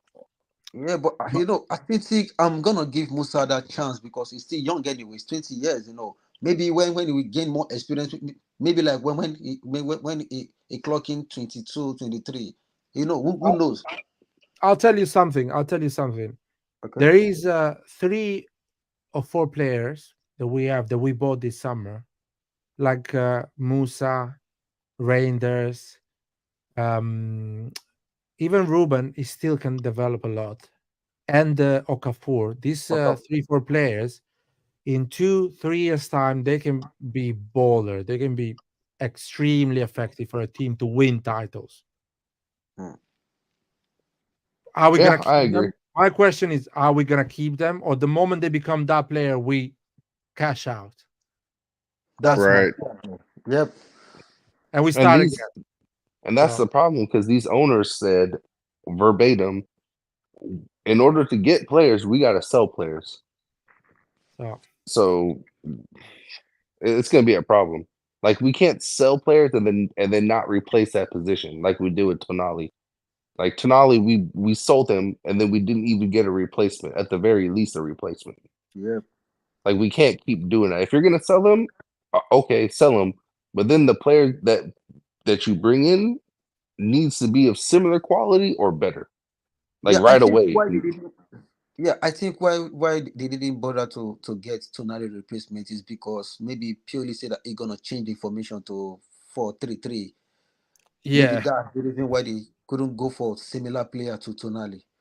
But even at that, if you are switching to 4-3-3, you remember when Tonali is playing in Brexit, they play 4-3-3. Yeah. And he did well there. So I don't just know why they didn't buy the replacement for Tonali. Like like a proper CDM. Yeah, and you Right. don't, and I'm a bit confused. You don't sell a player and buy a replacement. You keep the player. That's your player. You have it. You don't struggle on adapting the player to the new league, to the new format. You have it. He knows the coach. He knows the crowd, the pressure. Why you want to start from the beginning? Is your best players, renew them. And even if you're shit at scouting, by accident, you will get another one. And you will have 5. By accident, you will get 6. So you will have 6, 7 players that are top players. And you have a winning team. You have a team that can go and win the Champions League, and win a title again. But you took Tonali. Let's say we all agree that the season, our team a year ago, Mike Magnan, Theo Hernandez, Tomori, Tonali, and Leao, 5 players, are our most valuable players in terms of performances, value to buy them, and everything like that. Chow is entering in that dimension. So you will have 6. Yep. In 2 years, maybe Reinders enters in that dimension as well, and you get 7 players. If you Camarda comes from the youth, you get 8. In a space of 3-4 years, you get 9 top players as a starter, and a group of 6-7 players as bench players or squad players that are extremely valuable. That is a winning team. That is a team that wins the Champions League. Yep. I totally agree with you. And I still think about this guy as well. This guy we not to Bologna, Salamake.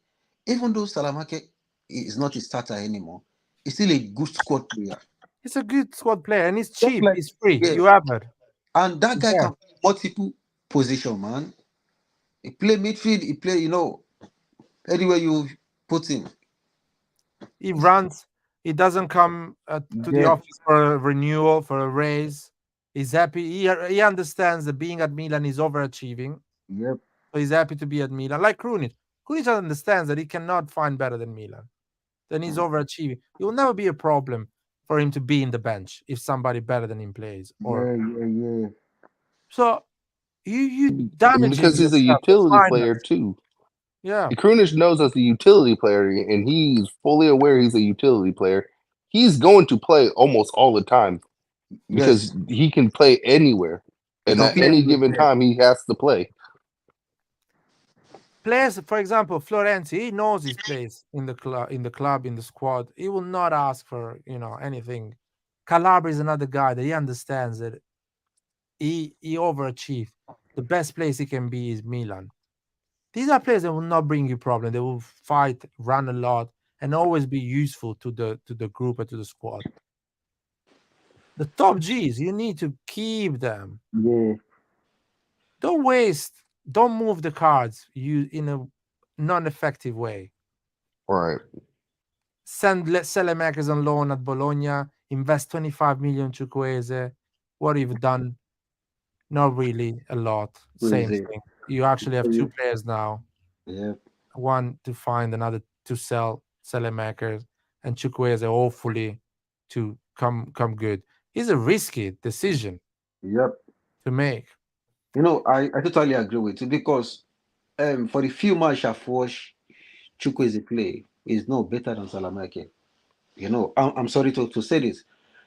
I'm from Nigeria. I know Chukwueze very well, but exactly. You know better than anyone else, probably. Yeah. So the way he's playing is not that really better than Salamake. But most people they argue with me that come on, it's a lie. This guy is better. Come on, look the way they are playing. Or maybe hopefully if Chukwueze come good, I'm gonna accept that I'm totally wrong. But presently, trust me, he's no better than Salamake. Short term, the next 12 months, Chukwueze will not bring an output better than Selemakers. But you lock 25 million for that. Yeah. which financially is a bit. Why are you doing that? By the way, Chukwueze on a street football can probably humiliate everyone. Probably Yeah. have the same touch, technique is amazing, but 11v11 is a different story. So I'm thinking, how the fuck Chukwueze will run on that mud in San Siro in February?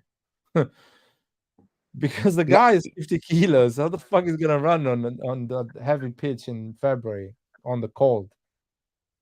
Not only that, Larry, but the one thing that Salamakers also brought was the ability to close games out. Yeah. Yep. Like, who do we, if we're winning 2-1, let's say we're playing Manchester City, hypothetically. If you're winning 2-1 and you got to close the game out, you don't put in Chukwueze to close the game. You don't put in Pulisic to close the game or even Romero to close the game. You put in Salamakers, someone who's relatively press resistant Yeah. and who's going to play safe and not lose the ball. Yeah, but So you know you what? get rid of a player who's going to close the game out comfortably for you. You know, Yeah, well, the only thing they are using to judge Salemake is because he's not scoring. They say the guy scored 2 goals for like 2 seasons, but they are not talking about the balance he brings.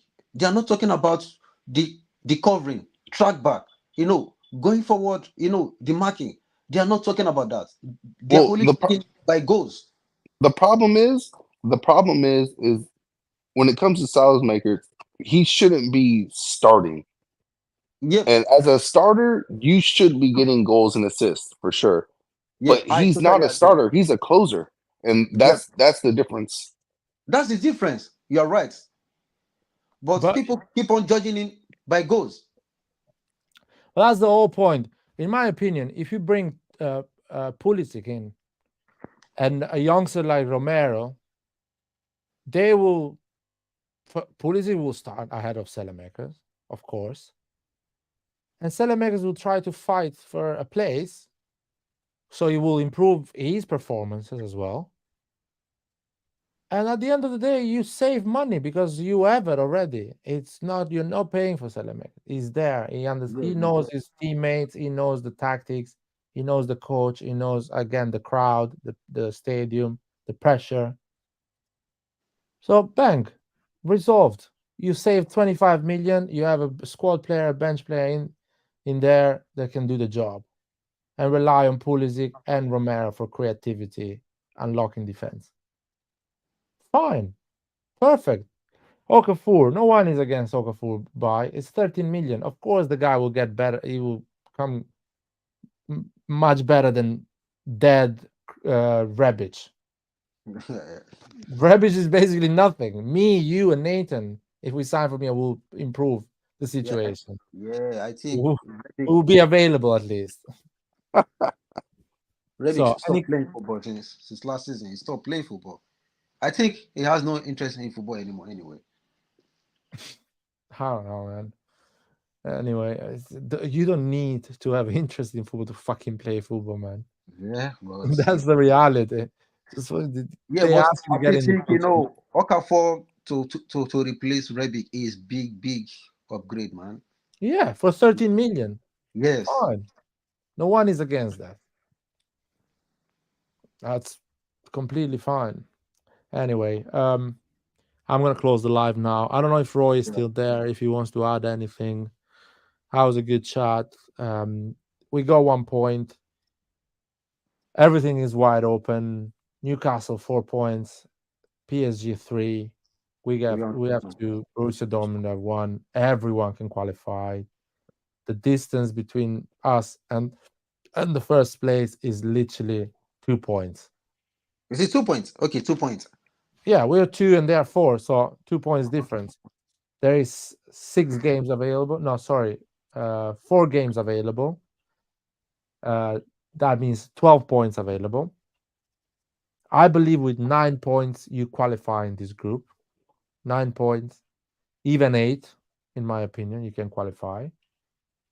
So if you get a win, you do a big jump forward. 1 win.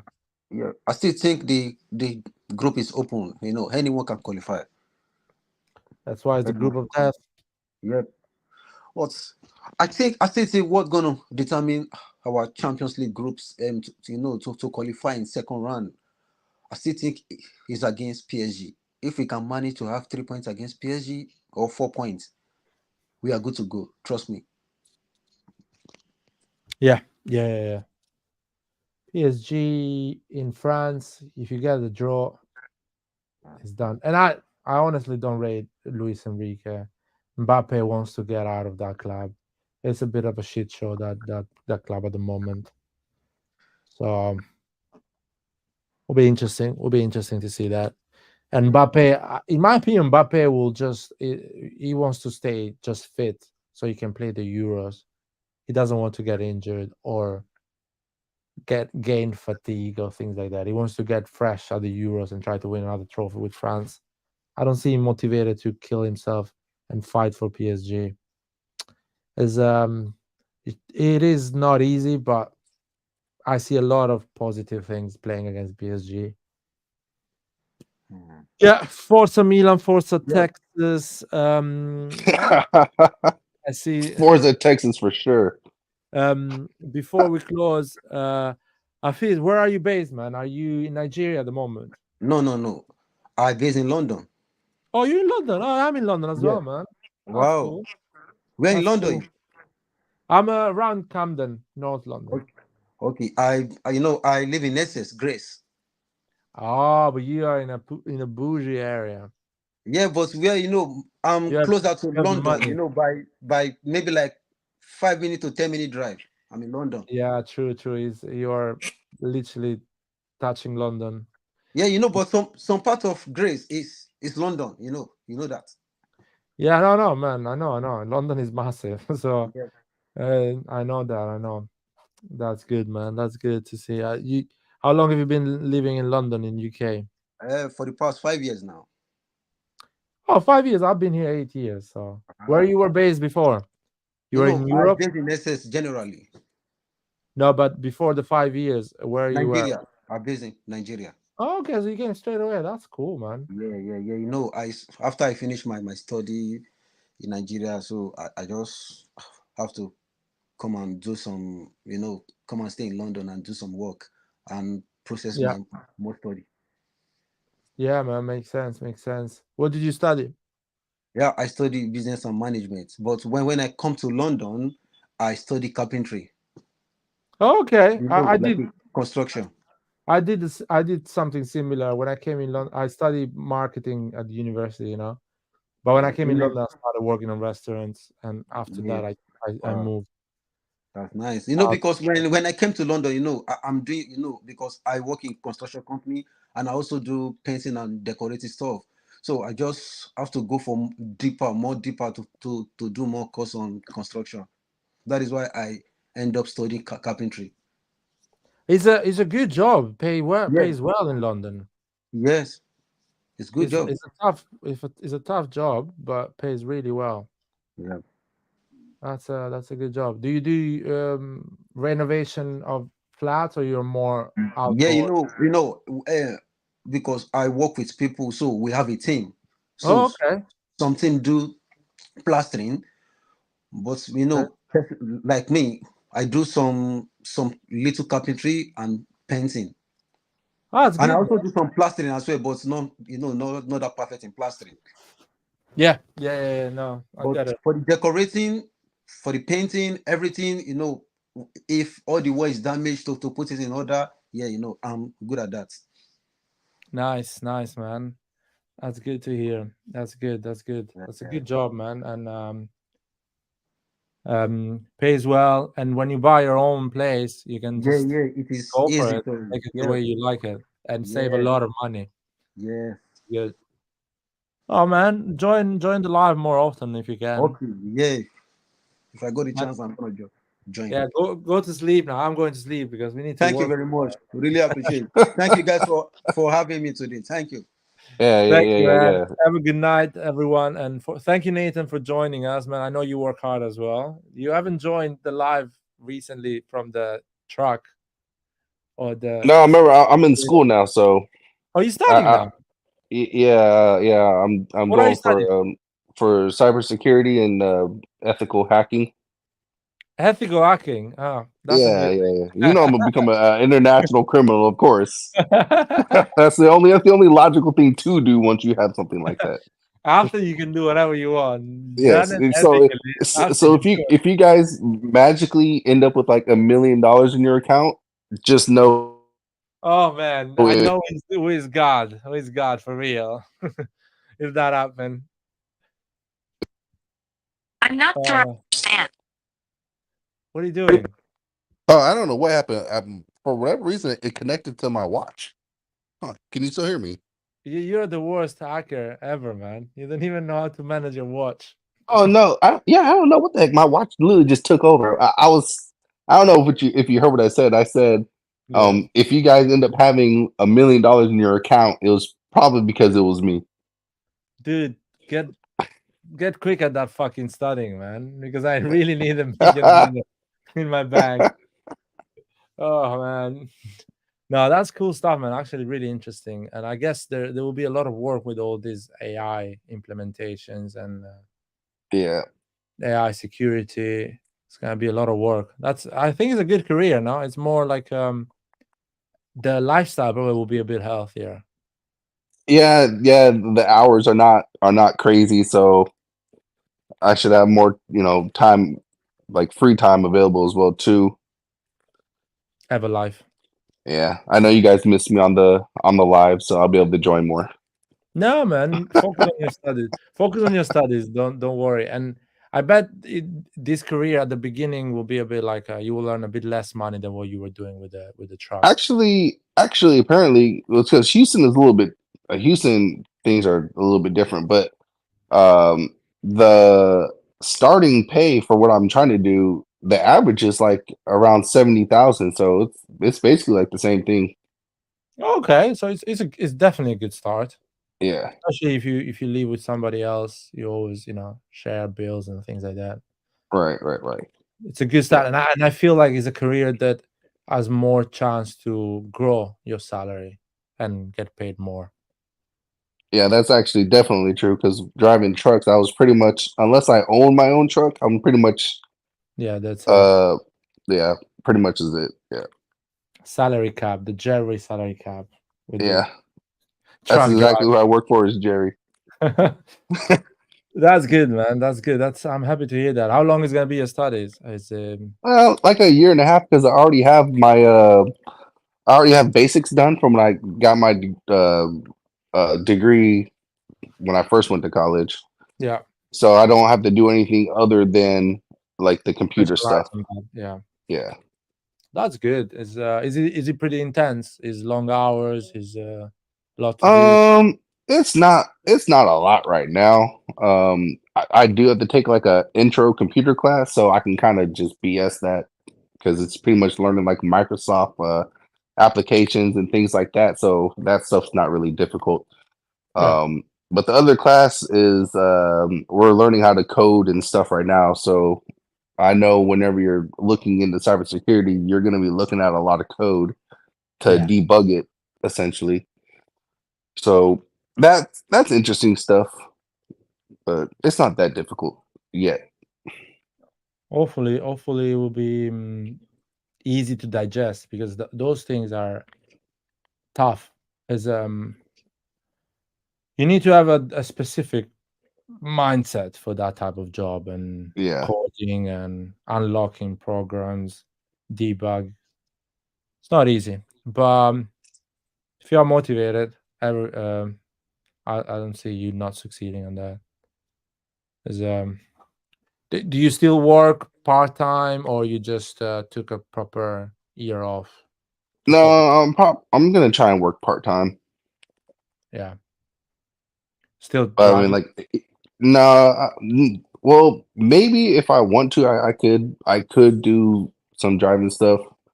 I have like an online appointment tomorrow for a job, some random thing. We'll see how that goes. But yeah, I'm gonna try and do something. I won't just like be doing nothing. Yeah, just something to cover the expenses, the daily. Yeah, the daily stuff. Yeah. Yeah, that's good, man. That's I'm happy to hear that, man. It's not an easy job, the driving long hours, so it's better to move on something different. And 1 year and a half just flies. And most of the time during your studying, you learn the basics. The real learning starts when you get your first job. They give you crash courses and they teach you everything. They train you. That is the real learning. So don't worry about that. As soon as you're done, you get your first job. All the fear goes away. So Yeah. Yep. It's pretty much like any other job. They all train you. It's yeah, just they all want to have the school and all that other crap. yeah, that piece of paper to say, "Oh, that's good, man. That's it's really good." And I guess there is a lot of demand, and Yeah, a lot. So that's I'm not good. worried about finding a job afterwards. Try to maybe if it works for you, I don't know. You can find a paid internship. Those are on the field you're studying for. That is perfect. Yeah, I think what I'm gonna do as well while I'm doing this is work on getting some certificates. Yeah, And if you once you get those, then you can start, working right away, doing some stuff. yeah, that's good. That's good. So when you finish your study, you are already in the Right. work Exactly. environment in a way or another, You guys still here? Yeah, man. Are you still here? That's the question, not us. We are still here. No, I'm doing stuff. I'm here now. No, Yeah, we're good to stay on the line for another 5 hours, right? Right, Larry? No. I got an update from Nathan. He's changing career. He's studying now. Oh yeah. Coding or something, right? Coding. So guys, Nathan, keep it on your good book. Right. Your $2,000 in your bank account is gonna disappear. He will expose all of the porn you've been watching. Oh man, I have great taste, by the way. So Hey, I'm gonna be exposing myself then as well too. I gotta be careful. Oh God. Anyway, I'm leaving, guys. I know you guys in the United States do nothing and still earn money. But in Europe, we actually need to work. So I'm going to sleep now. All right, Larry. When is the Bro, next can you game? do me a favor? What? Can you take off Arnold Schwarzenegger from this No, I fucking can't. channel? Come on, man. It's not Arnold, it's Skynet, okay? You need to get it right first of all. This year, that's the theme for me. Oh my God, man. Next year will be a different theme. We just need Antonio with his voice changer. For me, probably one of the guys today in the live was Antonio with a different voice, probably. Nah, just kidding. Where is We had Antonio? some good new people today. That was nice. That was refreshing. Yeah. Good conversation. Great conversation. We're trying to keep it more civilized. If you guys have heard recently, but I'm sure is that what's happening? it was really nice. Actually, really nice to be in a normal, civilized conversation. A really great composure, great performance of the channel, I would say. Almost professional.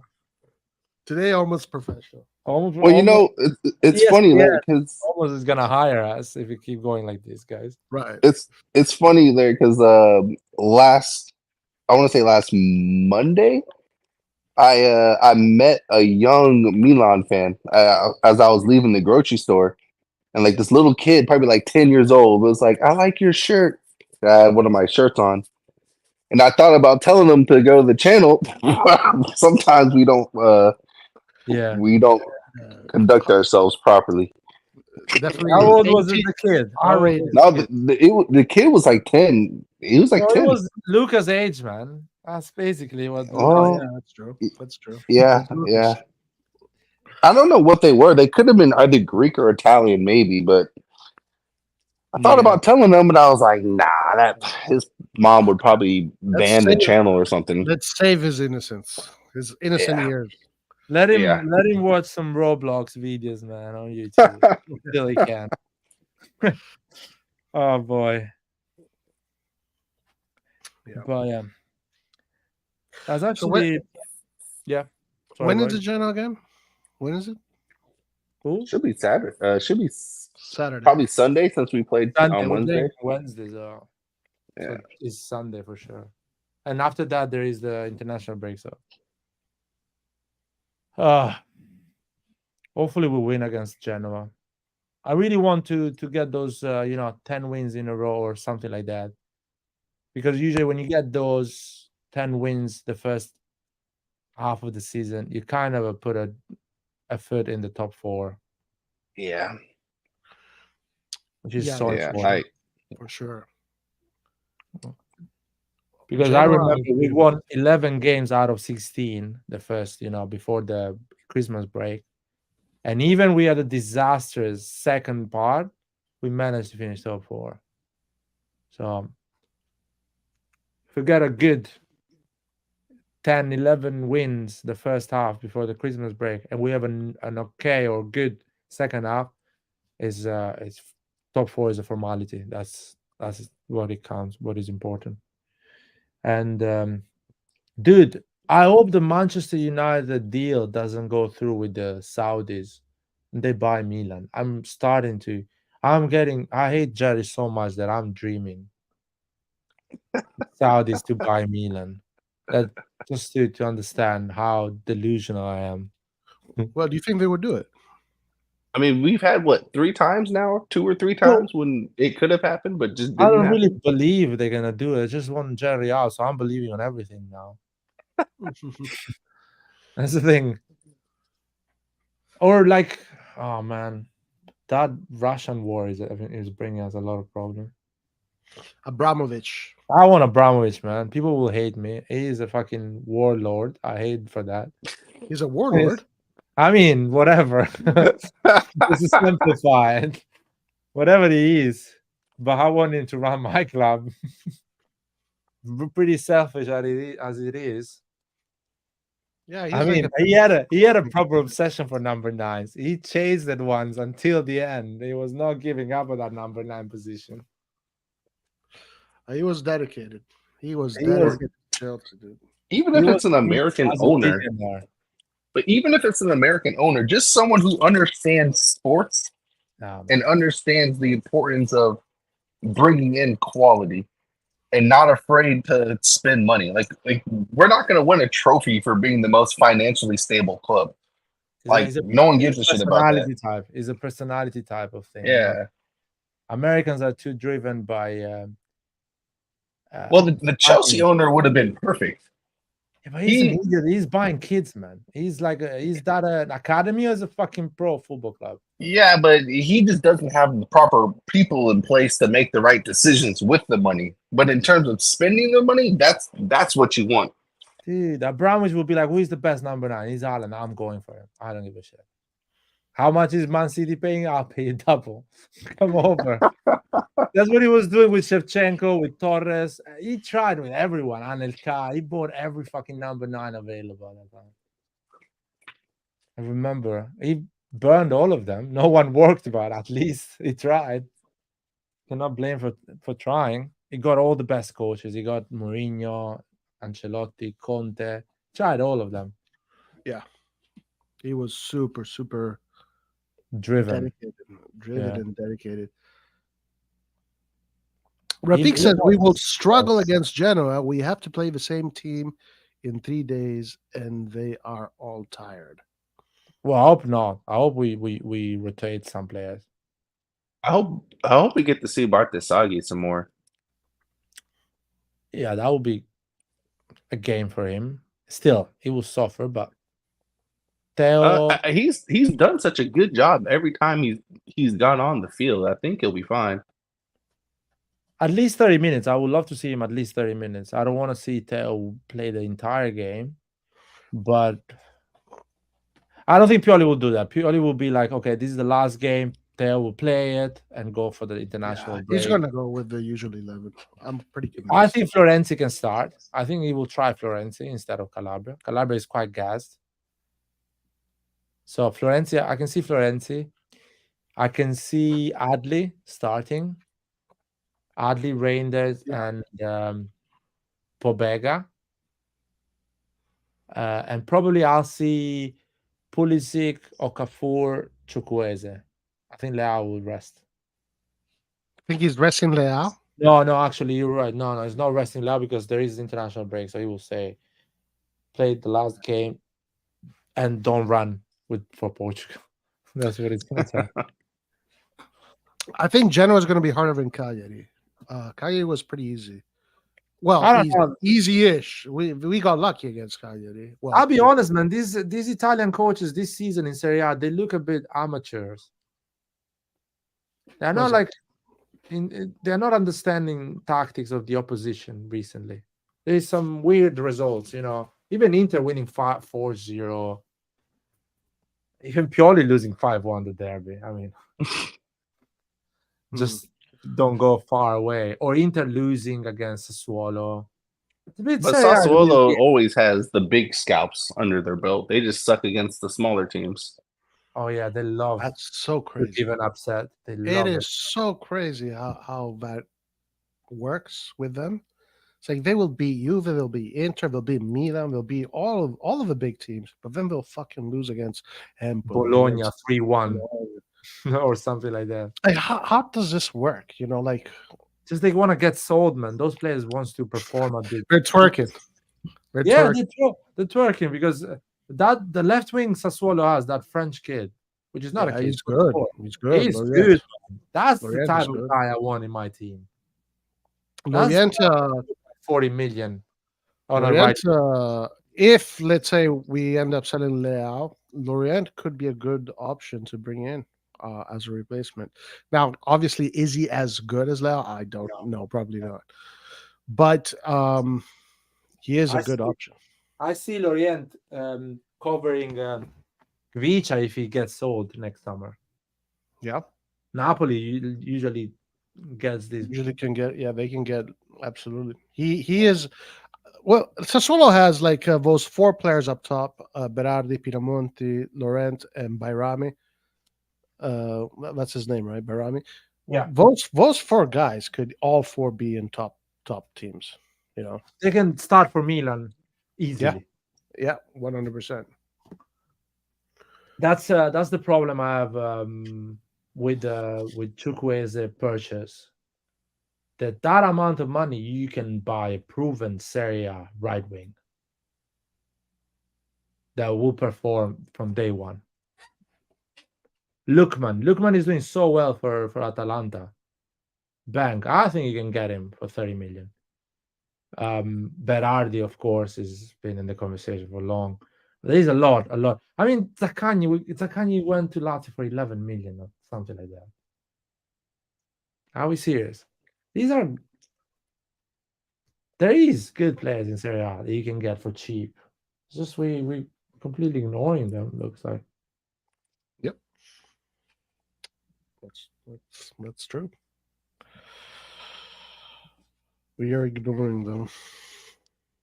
Nathan, get that fucking starting quick, man. And you know what? You're gonna give us $1 million. Nathan, I'm gonna be an international cyber terrorist. I just want $500,000, man. $500,000, man.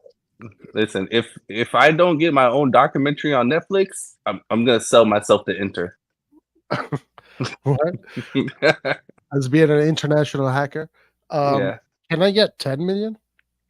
Yeah, it shouldn't be a problem with the skills I'm learning. No problem. All right, good. Thanks. $500,000, man. I just want a fucking flat in London. I'll take it from like I just want a flat in LA. I'll take it from like the Bezos family or something like that. They won't miss it. Just get a fucking $10 for every person in the internet, and it should be done. No one realizes if $10 goes out of their pocket. It's all fake money anyway. It's all credit, backed by Liquidity. It's just numbers. It's just numbers. Oh, believe me, when they're gonna be in my account, they're not gonna be just numbers. Don't worry. They're gonna be a 2-bedroom flat in Zone 2 in London. That's what it's gonna be.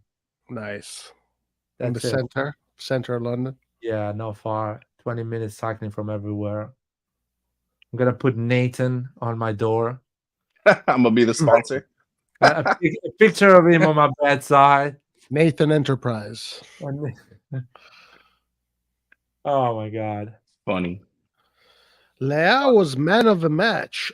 He did play good. Look, Leao is playing really like his moments, his solo moments are looking better this year than they were last year. I'm seeing improvement in Leao.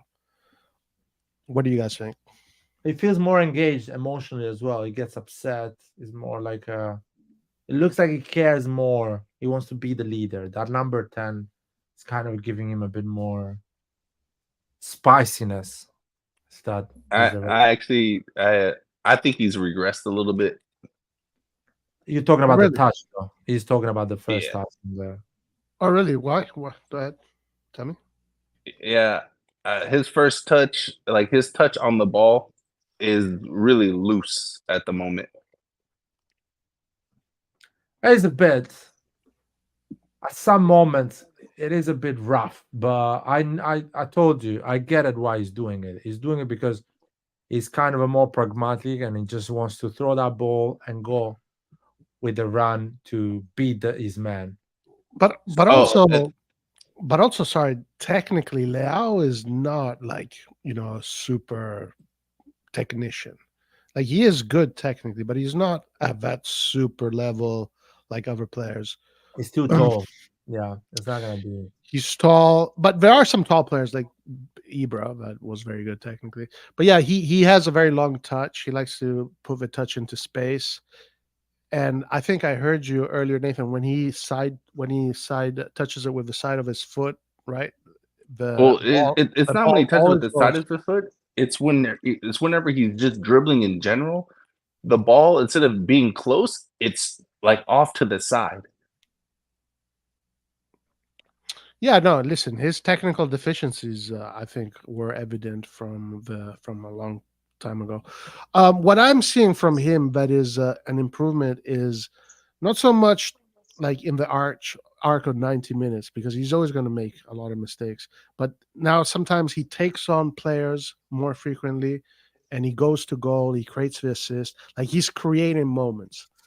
Last year, maybe not as frequently as he is right now. Maybe that's more what I'm talking about.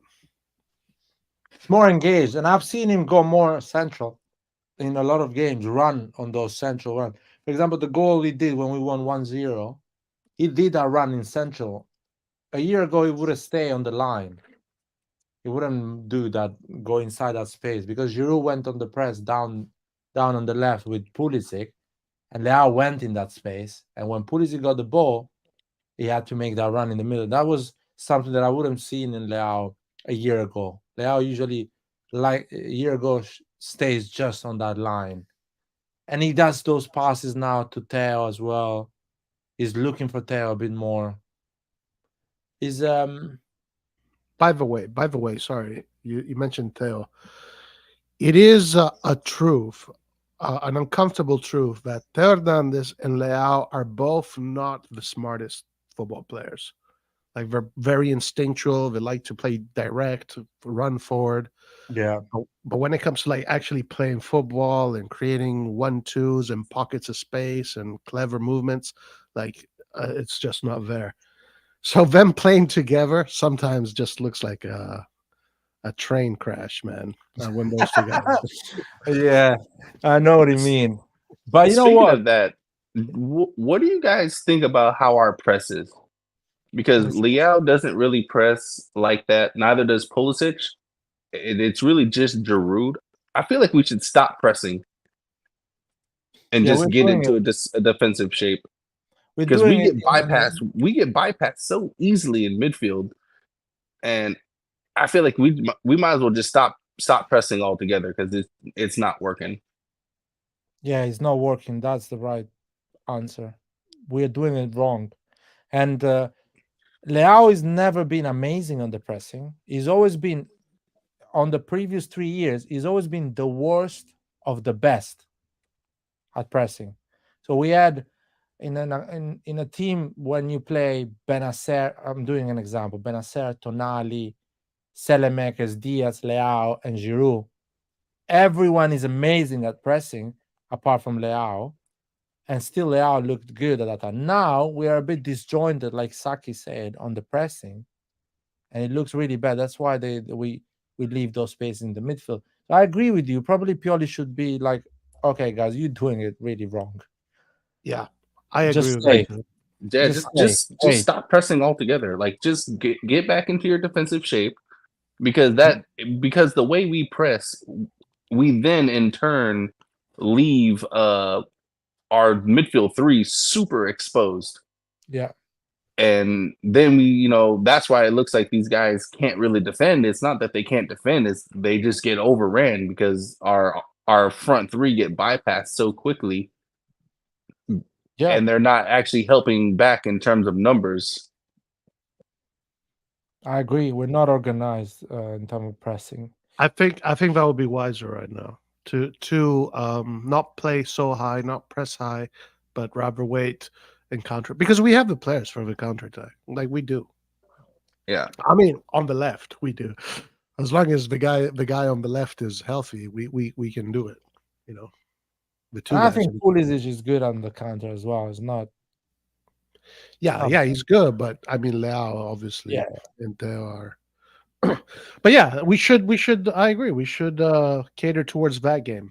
I think it would be more dangerous. We'd be more dangerous. I mean, the pressing issue, we saw it against Inter. That was the primarily example. We were pressing so bad that Inter, with 3 passes, were creating a chance. Were in our goal creating a chance. Yeah. Because the team is not good at pressing, and a lot of new players, they don't actually know how to press, or they come from a background or teams they were not used to press the way we did in the previous years. Chao and Tomori are good when they are in a good day. They are like, they understand when to press, when to wait. It's a good tandem. Yeah, listen, Tomori, man, I'm really liking Tomori. Like, it seems like he picked it up. He picked it up, and it looks like he's getting back to his levels. You know, that hopefully that downward spiral he was going, or rather cycle, is over, and now he's going back up. Right? That'd be great. And you know what it could have been? Good. It could have been one of those things where, his first year that he was here, he killed it because he was the new flavor. Then his second year, people kind of figured him out, so he had to take that time to reinvent himself. Exactly. And now that he figured that out, he figured out how to figure out other people figuring him out. I know that was a tongue twister. No, it's true. He adapted himself to that, and I think it's really helping him. Another thing is, for a defender, when a defender goes in a bad form, you see everything. When a striker or a wing goes in a bad form, you just don't see the output, but you don't understand that it actually is in a bad form. So defenders, when they go in a bad form, unfortunately, you pay the price for it. So, and defenders go in a bad form. Everyone.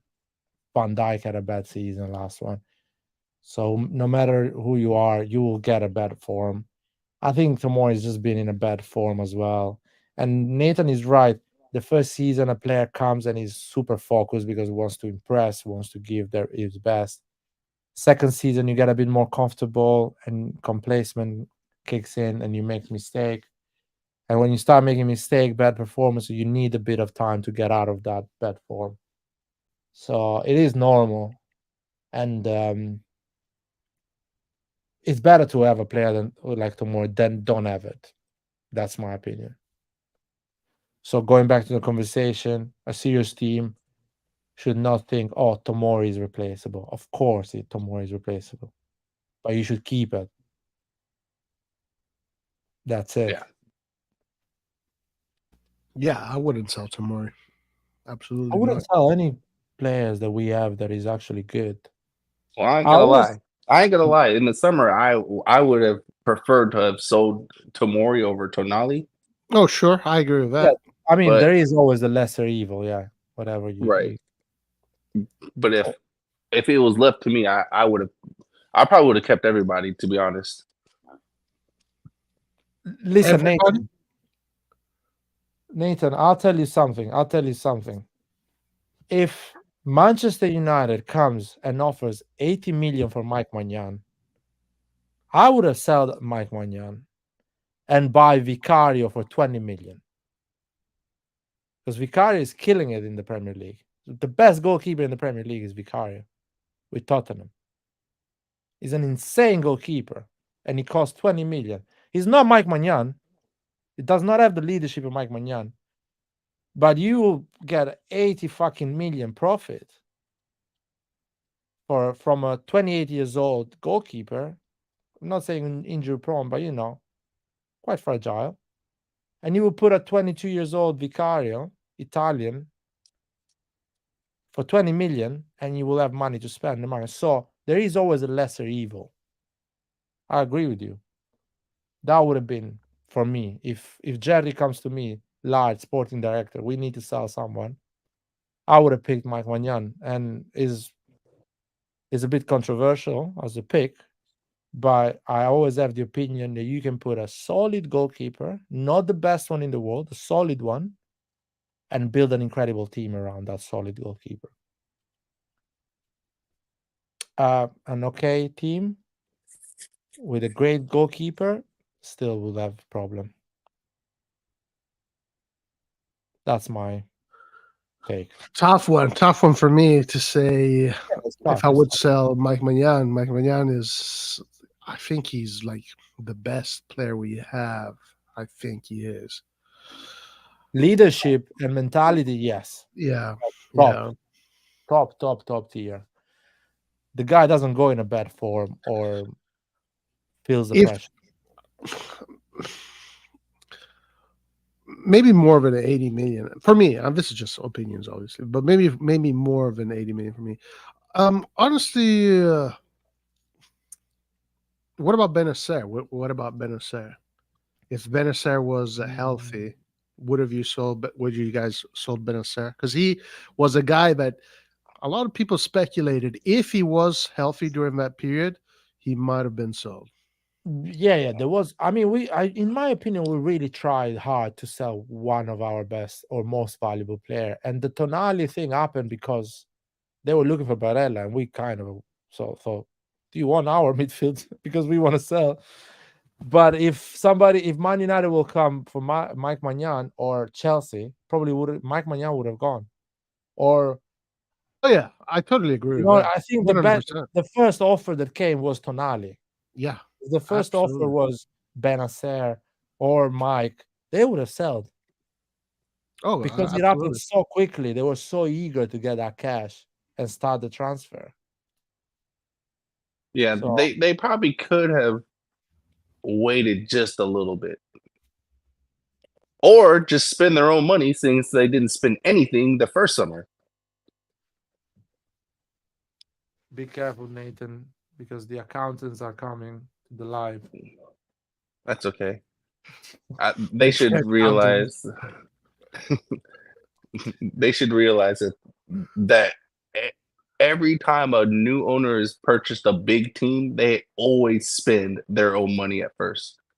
Like I don't remember a time when that didn't happen, where there was a big takeover of a big team, and then they came in and said, in order for us to buy, we have to sell one of our best players.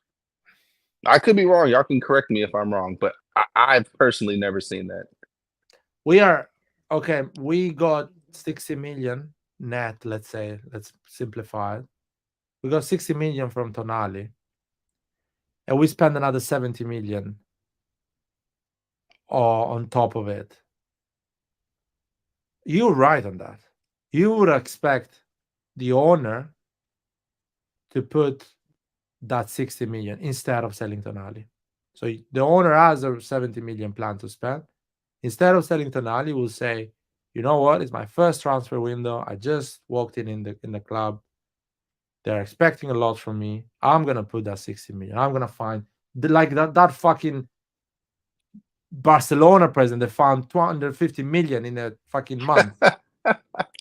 For fuck's sake. I was hoping for this big financial dude from New York, Jerry Cardinali, to find fucking $60 million in a 12 months time to do a transfer window. Not fucking do a, how's it called, a Yankee deal for fucking TV, whatever. Get me some cash. Find me a sponsorship that brings that cash in. Yeah, I mean, it was their first year. Like, your first year at the club, you should be able to spend something you should be able to spend your own money. We have zero debt. Zero debt. Like, you can add on. Yeah. Debt is not necessarily bad. Yeah, you can actually borrow 60 million and spread it on a 10-year.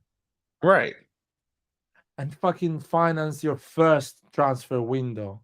And understand that if you do it right, which you will do, keeping Tonali and adding 130 million to spend, you will do it right. You will pay that debt every fucking year, 10 million a year. That's it. But you will get a solid team. You will go Champions League, sponsorship deals, full stadium. You can even allow pay it sooner yourself. than that. You could even pay it sooner than that. Yeah, exactly. So you can allow yourself to raise the price of the ticket because you're doing a massive transfer window. You know, paying it with your own money. You can go there and say, go on the fucking biggest Italian TV and say, I came here. I'm not gonna sell any fucking player, renewing all of them, and I'm gonna spend 130 million on top of it. People will be like, yes, I'll pay my ticket 10, 20, 30% more. Lard will be like, yes, I'm fucking buying all the Champions League games. It's true, man. Puma will be like, oh, this guy's serious. Let's do a deal with him with a higher price. Because think of it like this too. In the end, we know these guys are gonna sell the club. Yeah. The person who buys this club is not they're not gonna want to have to fork out 300 million to buy, top players again. In the event, if we just keep selling over and over and over just to buy squad rotation players, who's gonna want to buy a club where they have to do all that work? And it's not like we're Newcastle or something like that where you can overcharge. We're Milan, and they're still going to overcharge because we're Milan. So they have to do twice the work because of that already as well too. So that's extra work for them. Whereas if they come in and you still have 6 core players, that's less work that they have to do. By the way, are we gonna talk They probably about? don't care about that. Are we gonna talk about the expert of the sales? Who's That that? motherfucker of Marotta that sold 50 million, that piece of scam of Onana. You know what? I'll say this. I actually think Onana is still good, but because Not he's 50 faced with million, so much, not for the price, of course, but Manchester United is you're going from Inter, who has one of the best defenses in Europe, to Manchester United, where you're going to be faced with not like prospective shots, but like real goal chance shots. They're going to go in, like you're going to make mistakes. Whereas at Inter, you have a lot of confidence that your defense is going to prevent the majority of high chance goal scoring. Nathan. Yeah, no, that is true. Dude, It's true. I agree with that. No, Nathan, I agree with you, man. But if I'm in that fucking room with these pseudo experts and somebody stands up and say we should buy a Nana for 50 million, I'm like, are you fucking kidding me? That guy went for free 12 months ago. I'm gonna fire you just for the idea that you gave me. You should have bring that guy 12 months ago on a free without even asking me. That's the reality. Hakimi, 70 million. Lukaku, 120 million. That is selling, man. That is selling. Well, all of them. Marotta is one of the best. We know this, yeah. I mean, so our Mercato, I saw that our bench so far has contributed pretty well. I think I saw Kush had a video on it that the bench has contributed to something like 40 or 30% of our goal contribution so far. But Inter's bench, from what I saw from the Gazzetta, I don't know if this is true, but is 70%. 70% of the goal contributions are coming from the bench. Now, I don't know if I read that correctly, but that's what I think I saw. Roy, do you understand that Marotta will sell to Ram for 70 million next summer? And some idiots will buy it. Well, to be fair, Thuram is playing good right now. Yeah, but he went for free. And some idiot will buy Thuram for 70 million next summer. It is what it is, man. Oh, man. Imagine like if we sold Mike for 80 million and we got him for like what, 13 or something like that. That's basically getting him for free as well too. Yeah. We are. If we sell Mike, we get full profit because we did the amortization of his value, so we get a full profit. Yeah, Mike is another example, but the thing is, when you say we should have waited for Tonali, yes, we could have sold better. The moment you realize I'm going to sell Tonali, you can sell better. You can go to City and say, you know what, I'm willing to sell Tonali. Newcastle is offering 70. Do you want to raise it? Or Chelsea, that idiot that is running Chelsea, he would have paid 100 million for Tonali. Yeah, that's true. 4-4-3? What? 4-4-3 what? Bowley. Oh, man. That's what we need now, man, to make that midfield work. We need Bowley to run the tactics. This is stupid. Oh. Tottenham is doing well, man. Tottenham, I think they bought some talented players. I'm seeing Udogie is doing really well, right? I'm reading that Udogie is doing really well. Udogie was bought for 16 million euro. So, and Vicario for 20 million euro. Nothing. Vicario, Marotta wanted to buy Vicario, but he didn't manage to get the. Who are these people? Like, huh? These guys are pretty much the apprentices of Marotta, right? Who? They learned. Isn't it Paratici and these guys, or no? Or it's someone else? Paratici bought Udogie. Yeah. Vicario, I don't know, but probably when Paratici was there, the scouting system, there was some Italian expert. And Kulusevski was a great deal as well, so in my opinion. Yeah. Because they bought it for around 26 million, and Kulusevski went for 40 million. Or 35, something like that. Juventus bought it. You know what? Keane would have been a great pick for us. Yeah, there was the option towards the end of the Mercato where his name was being said, but we didn't put cash, man. We should have put cash, and Juventus would have been fine, take it, because Juventus has already two players. They have how's it called? Well, it's because they were fine with the loan, but they wanted it to be an obligation, and we wanted it to be option. Yeah, basically they wanted cash just at the end of the season, not the beginning. So, like, but why not take that though? Like, why not have another pacey person who has skills? He's played at top teams. He's scored at top teams. Like, he has Champions League experience. He can play all.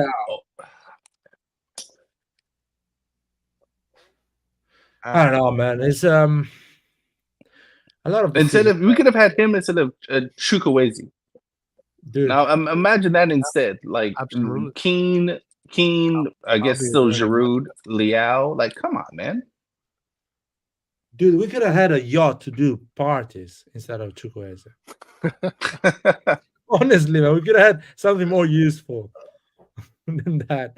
We could have had a new dressing room, or we could have had a new gym at Milanello. Doku, what about Doku? He scored today. Hey, what I tell you, Roy? Remember we had this argument, Roy, about who was better between Doku and Salamakers? Hey, I told you. Whoa, wait a second. Doku went for like what, 20 million, something like that. Went really cheap as well. Or No. How No, much? Doku went for like 60 million to City. It was 60 But Jesus, man. Rennes got him for million player with a 6 million player. Rennes, no. Rennes got him the same summer we got Salamakers from Anderlecht. And he went for 26 million. And I'm assuming that's why we got him instead. Or why we got Salamakers, because he was a lot cheaper. I mean, Salamakers went for 6 million in January. Going back to the ownership, the red flags were there, man. You remember in January we didn't seal the Zaniolo deal for what, 6 million difference or something? Yeah, like that? that's right. That was a massive red flag. I think they were working against each other, or rather, they were working against Maldini from the beginning. It sounds a bit like this because Zaniolo was so eager to join Milan, and the offer Galatasaray gave was 22 million obligation basically at the end of the season, and we could have got Zaniolo with the same price, just with the obligation needed to be done. And I'm like, we went and bought Chukwueze for 25. Yeah. Come on, man. And people are like, I have an agenda. Oh, come on. Zaniolo, by the way, is performing really well right now. In the national team, he was really good. 20 million, 22 million Zaniolo is always good, man. Always good. In January, putting a bit of fresh blood, helping the team to get out of that mud. That would have been gorgeous. Even if you don't finish top 4, you have a good Italian player, 25, 24 years old. It would have given the team energy. Yeah, that's what you had to do. Oh, and guys, apparently Zaniolo's on loan. I don't think he's actually. Aston Villa. He's on Aston Villa, man. He's doing well with Aston Villa. But he's on loan, so that deal to try and get him for 20-something million for Italian clubs, I think that still stands as long as Aston Villa don't completely buy him out. Nathan, Roy is right. They were against Maldini. That's why they didn't do the Zaniolo deal. They didn't like to do the Zaniolo deal, and they went against the Maldini, what Maldini wanted. So I think that Moncada or someone internally is not agreeing on getting Zaniolo. At that time, they wanted Chukwueze, or they had other profiles to aim for, Pulisic or whatever. Or maybe Zaniolo was 22 million. So, but I will say this though: if Zaniolo should have also played it smart and just stay at Roma for the remaining 6 months of his contract and just leave for free. Yeah, but we don't know. Maybe Maldini called Zaniolo and says, "Just go, man. These guys are not letting me do the deal." Yeah, but bro, 6 months though. Like, come on. Yeah, but if this wasn't Maldini is telling him no, dude. But Maldini is telling him it's not worth it to come at Milan because I'm gonna leave probably in 6 months. So just don't come. That's what he's saying. Mean, I don't know about that, but yeah, I just think he should have. I just think he should have done it a little bit smarter. Just stay at Roma, finish the 6 months. Then there's nothing to even argue about with Maldini because he's a free player. Yeah, but you never know, man. Maybe he really wanted Roma to get some money out of him, because I think Roma waited for him after the 2 massive injuries, gave him a chance. So I think the guy was like, I'm gonna leave, but I really want Roma to get at least some money out of me. Was trying to see, this is starting to hurt players, that mindset. Yeah, like, I get it. You want to. I get it that you want to be like, and I get it. You want to be thankful to the club. Blah blah blah blah blah. Nathan, but at the same time, we should have made the deal, man. Give the money. That's it. It's 20 million. At the end, we went and bought 3 fucking right wings, and 2 of them were at the same price or more expensive. So clearly, there is not an issue there. There was an internal issue, like Roy is saying, that they didn't agree on the names. Maldini maybe wanted Zaniolo. Somebody else wanted another players, and at the end, Maldini didn't get what he wanted and got fired as well. So I don't think it's about Zaniolo should have played it smarter than what he did. I think it's about that we didn't believe on making that purchase, which is wrong. And that was the first red flag about the Red Bird and the Jerry Cardinali Milan story. Because they showed us they had the money 6 months later to spend. And they risked a lot, because not getting Zaniolo in January was a big risk, not finishing top 4. And playing that derby, that semi-final against Inter with the Zaniolo, maybe it would have been different. Give us an extra chance. Yeah. I don't know. That was a big red flag. We should have understood that time. And then again, it's their first market. You can't give 20 million in your first year there. Like, we're not even talking about them spending 80 million like they or whatever it is. We're talking about them just giving the team 23, 25 million. And they can't even do that. Like, these owners are a fraud, man. They're a fraud. They're a bit disappointing. Because look at the chances that we missed in the Champions League. One with Macias. Imagine in that first game against Inter. Remember when we were kind of coming back? Imagine if Zaniolo was there instead of Macias. Maybe he puts that in. Maybe we have a game comeback. goes differently. Maybe we create more chances, or maybe Zaniolo plays more games, Leao rests more, and doesn't get injured, and he actually plays the 2 games. You know what I mean? Right. A lot of things can happen. It's sad.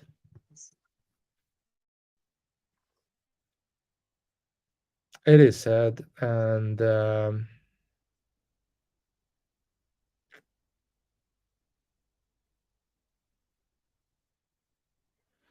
hopefully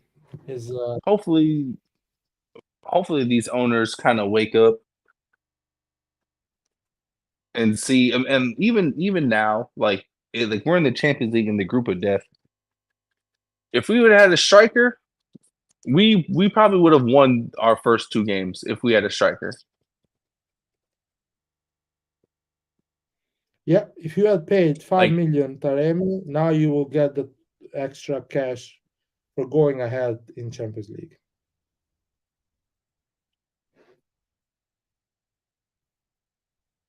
I guess it's the small things. The small things.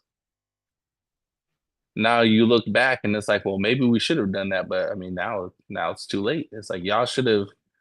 This is why it was important to keep people like Maldini, because these guys understood, hey, we can't enter into the season like this with no striker, no ball winner in midfield. No creativity in the midfield. Rangers is good, but Rangers is a passer. He isn't a person that's going to dribble you and then do something crazy from outside the box. We don't have a person that can break through the lines like that. Can I add something? Yeah, go ahead. Rangers will perform twice better with the ball winner close to him. I agree. Because he will have more chances to deal with that ball and go forward. Because that ball winner will get more balls back and give it to him to create and create and create. Now he has to do both the things. Create, and when he does, a bad pass or it doesn't go through the attacking phase, he has to come back and try to win that ball. So he wastes a lot of energy. With the ball winner close to him, he would perform twice better than what he's doing now. Yeah, done it. Said mine. Roy, go for it. I forgot what I was talking about, dude. I was smoking weed, man. Yeah, not smoking weed. I don't know what. No, I started reading something and then I got totally distracted. Yeah, sure.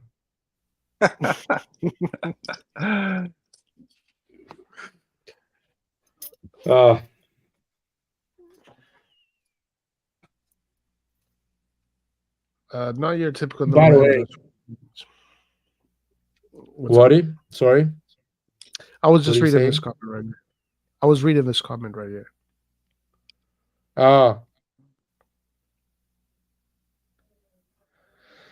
Dude, Okafor, when he scored against Cagliari, I was looking at the game. I was watching the game on the English TV, TNT. And the speaker was saying that the last game Okafor had scored was 10 months before. Damn. In October. In November. So Okafor scored against Cagliari after basically 10 months without scoring a goal. And then he scored again So against I'm not saying Lazio. that. Yeah, I guess he scored against Lazio. Did he? I think so. I thought it was I guess so. Loftus-Cheek and Okafor. No, between new signings. And Pulisic as well, or no? Against Lazio. Oh yeah, Pulisic scored against us. Oh, fuck, guys. The last two But games, no Okafor. honestly. Hasn't Okafor scored 2 goals So for I'm Milan sure. right now? Yeah. No, 2? Yeah, he does have Okay. 2 goals, or is it 3? No, 2, right? No. I think he scored just against Cagliari. No, he has 2 goals. He has 2 goals. Yeah, I think he 100% has 2 goals. I think it was Lazio. Yeah, he did score against Lazio. I don't even remember how much we won.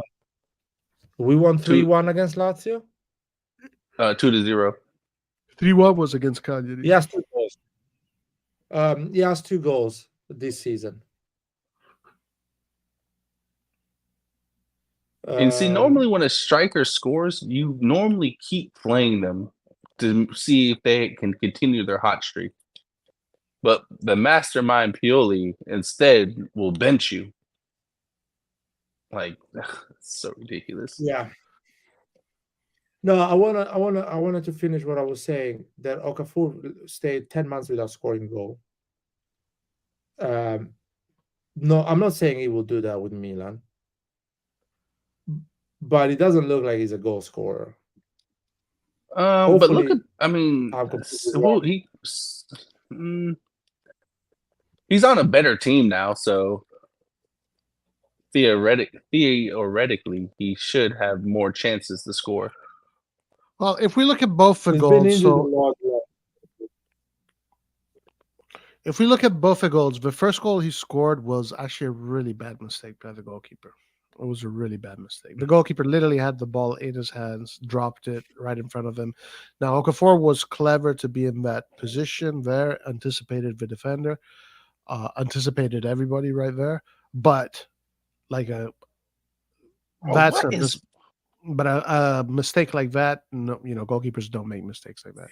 So the first goal was pretty lucky. The second goal was a creation out of Leao. So he's not creating anything for himself, essentially.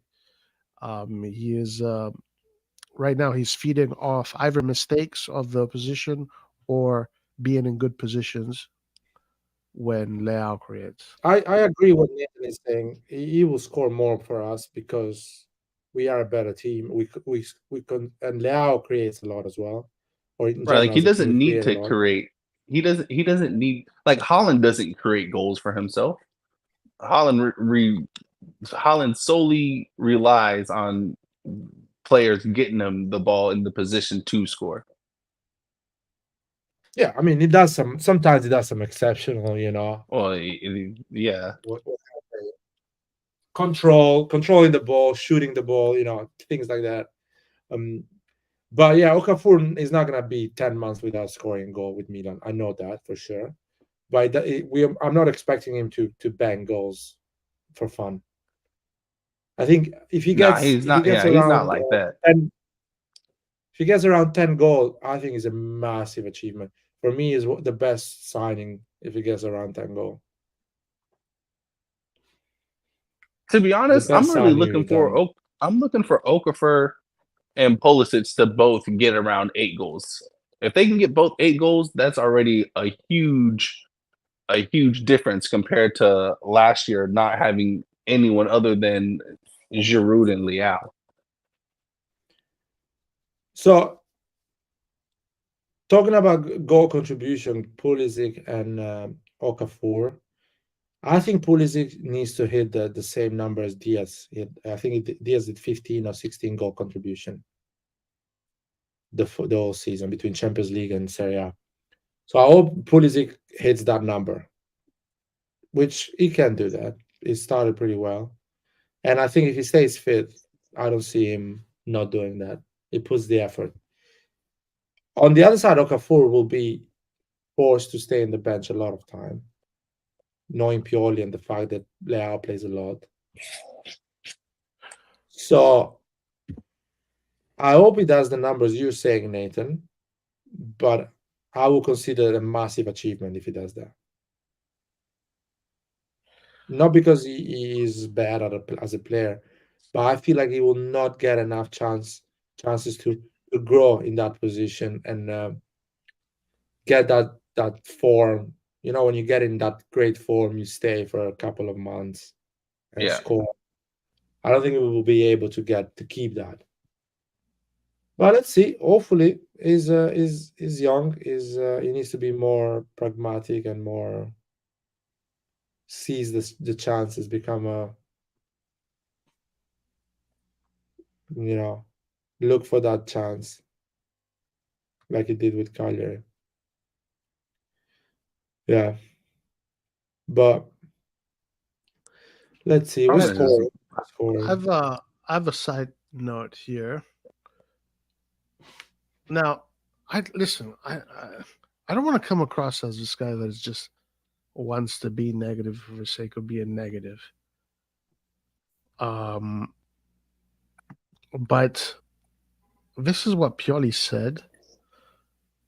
Like, if he said this, he's lying. We missed the goal, but there is a Champions League mentality. Really good second half. In Italian, it says ottimo secondo tempo. What do you like? This is surprising because he's usually pretty honest about his. No, that's a wrong way of saying it. I can understand that you can, contextualize and say it was a difficult atmosphere, it was a difficult game, and we still kept the results. Second half, we suffered, but created our chances. But being an amazing second half, that is different. Amazing second half means dominating the game, controlling it, risking zero, and creating chances. That's not what we saw in the second half. So it's a bit. Pioli is a bit sounding crazy recently. Is it just me or? I'm pretty surprised by this. Because, I mean, listen, for me, Pioli has always been pretty honest. Not like It's exaggerating recently. Maybe he's trying to keep the self-esteem and the morale of the players a bit high, Yeah, because he also did say recently that there's a lot of negativity around the team. And so maybe he is trying to, balance that with exaggerations. Yeah. I think he's having a dig to Saki. Oh, yeah.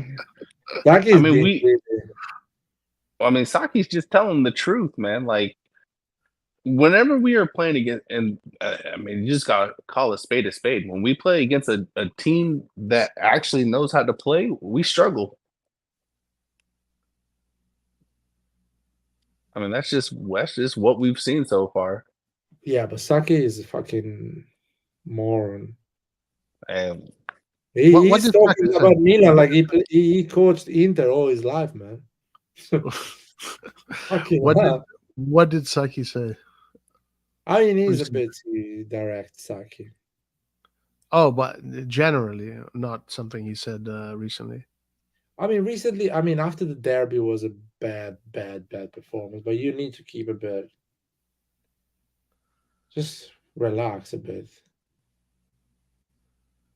It's like, I mean, Saki's the coach that lost 6-1 or 6-2 against Juventus, for fuck's sake. Damn. Or is the coach that didn't qualify to the Euros, didn't qualify Italy to the Euros or something like that. Yeah, I think we missed the Euros in 1996. I think, was it Saki? Maybe it was Saki. He stayed after 1994. And Maldini came after Saki to go to the World Cup of 1998. Saki needs to calm down because he's been in that place. I want him to be more politically correct. That's all. Like everyone else is doing, you know. He likes to stir the pot. He likes. Yeah, I'm fine with it, with what he's saying, to be honest. I mean, no, man. I'm fine with it. Hey, for me, I don't want to sugarcoat it. He's Yoda for me. I call him Yoda. You know, he's just not sugarcoating it, which he shouldn't. Yeah, but the way I see it is, Pioli is a coach, and you've been in that position. You understand how hard it is to deal with press, especially in a difficult moment when you need to cheer up your players. And you know me. I don't like the ownership. I don't like this club is being run.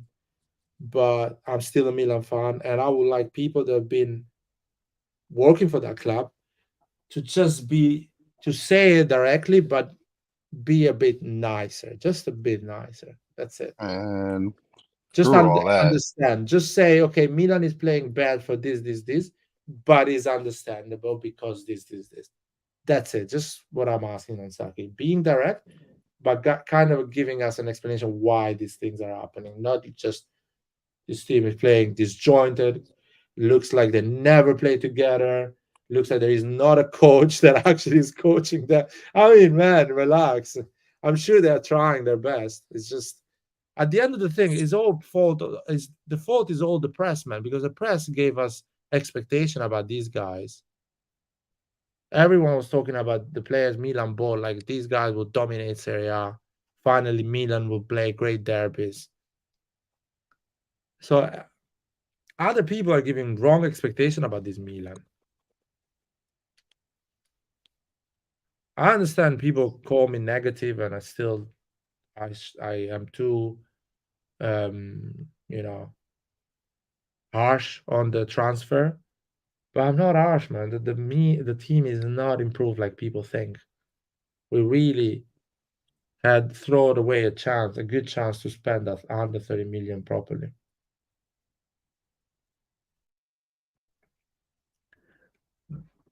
How much? Let's say we perform like this the entire season, and we managed to get 80 points. So it's a good amount of points. Do we still need players to buy? Yeah, I guess. Yeah, of course.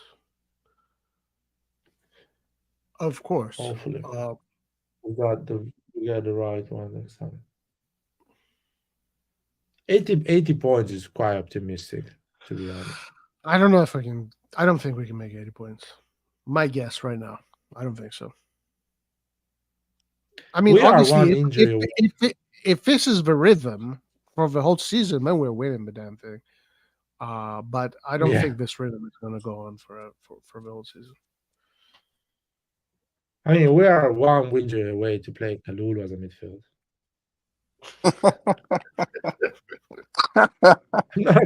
You guys are laughing. And he's injured too. Too. Right. Oh, okay. We could actually use Calabria in midfield and put Kalulu on the right. I mean, that's still that option there. Yeah. Yeah, true. We are one injury away to play Calabria in the midfield of Florenzi.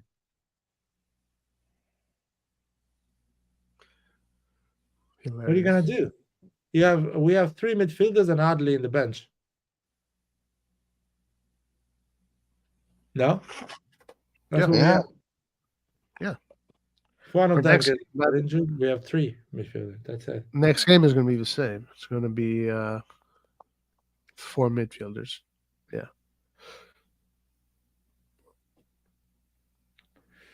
Yeah, Yeah, but we have 7 right is. wings, though. We got 7. Yeah, we got a lot of right wings.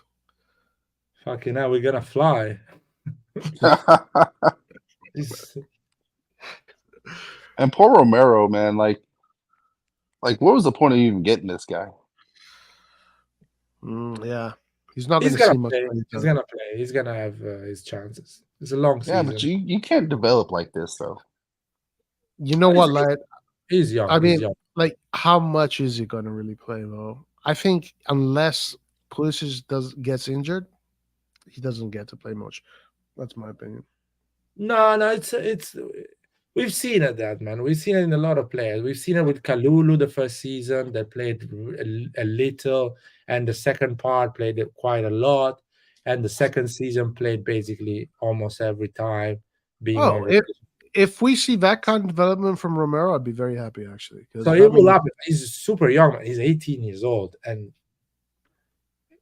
if he plays a little the first part of the season, plays more the second part of the season he will play much more. He will be on the rotational system, and the third season will be on the first 15, and it will be what the third season he will be 21, 20 years old. So it's perfect. I think he will play. And injuries comes, man. When injuries comes at Milanello, there is like a fucking pandemic. Everyone gets injured.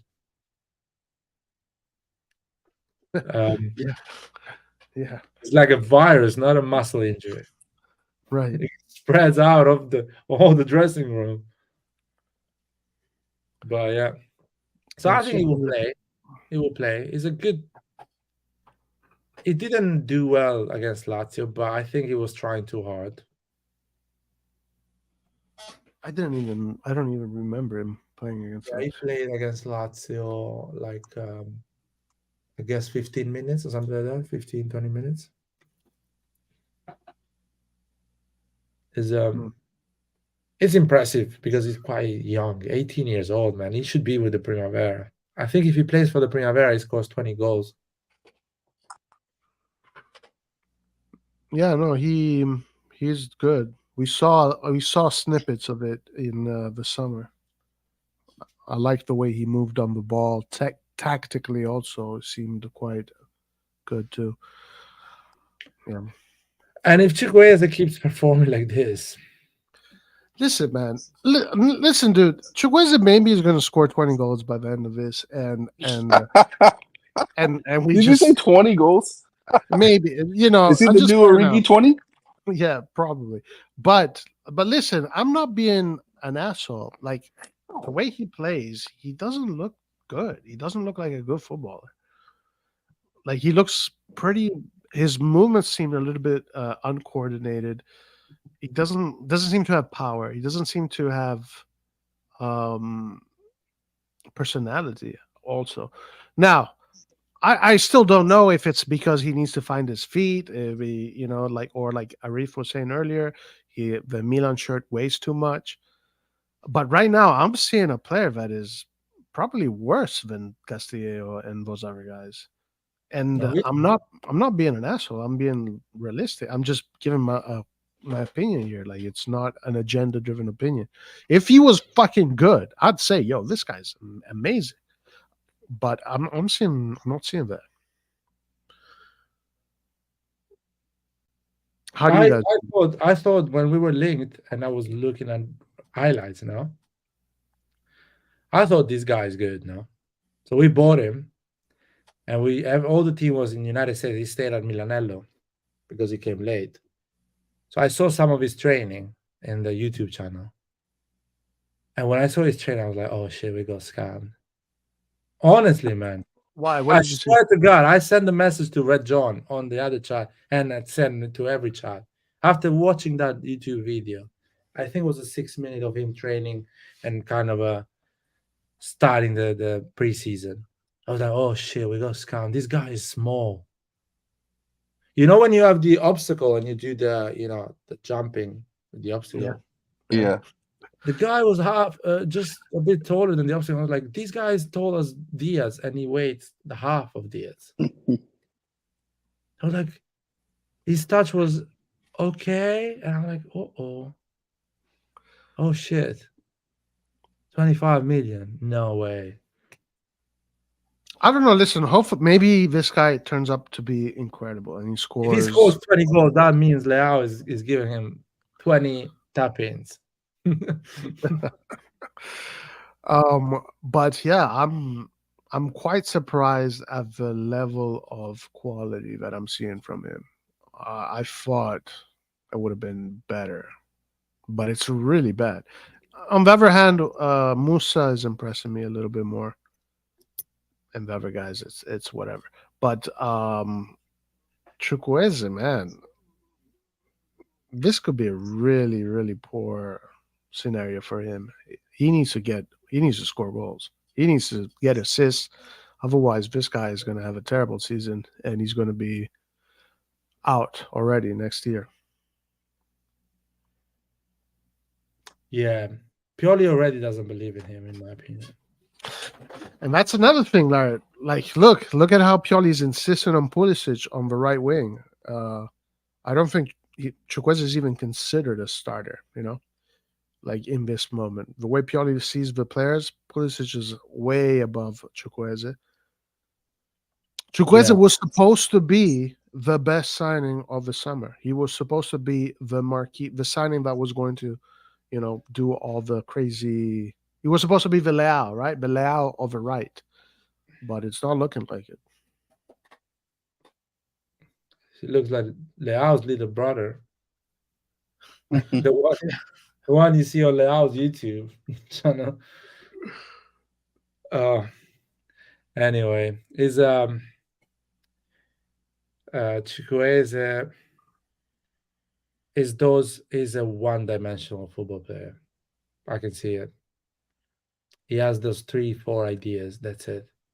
Doesn't evolve his ideas, shape the ideas based on what's happening in the game. He just tries the same few things, no matter what's going on in the game. Yeah, listen, he had some decent numbers last year with Villarreal. Like he got, 22 goal contributions in all competitions. So he was doing something right with them. Well, I told you, in Spain, they don't know how to defend. That's why it's so difficult for players to really just come into Italy and just dominate like that. Like you have to have some sort of actual football knowledge to just come in and just kill Italy like that. It's not going to happen. You have to have a tactical brain, and that's simply not what La Liga is known for, is their tactics. We need to see those goal contribution as well, how they come, because I saw that like 7 of them came from Copa del Rey, so Coppa Italia, basically the version of Coppa Italia. So I don't know the first game of Villarreal against who is playing. Well, I saw his goals. Like some of them were really nice. Like the one against Real Madrid was a top level goal, like super top level. I'm just Let's see. Saladmaker got a red card. Nice. Who? It's not making us be proud of him, man. It's not helping That's me right. with my battle.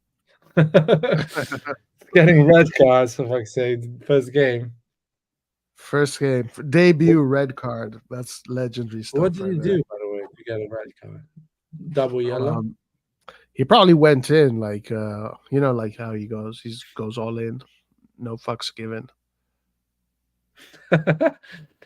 Just with the Bologna shirt, no one gives a shit, and you get a red straight away. Right, exactly. You don't get the warning. The AC Milan shirt, you get a warning. The Bologna shirt, you get a red card. Oh God, salad maker. Well, by the way, it's hard for us to buy someone with an easy name to spell or write on the WhatsApp chat. Oh, dude, Salamakers is a Honestly, worst name. Worst name ever. impossible. I still don't know how to spell it. Salazmaker is It's impossible. easy. It's Chukwueze, easy. It's easy. You spell it BALANCE and then makers. What? balance, You man. guys remember we were calling them balance ballast maker. Listen, Salazmaker's got all the names possible.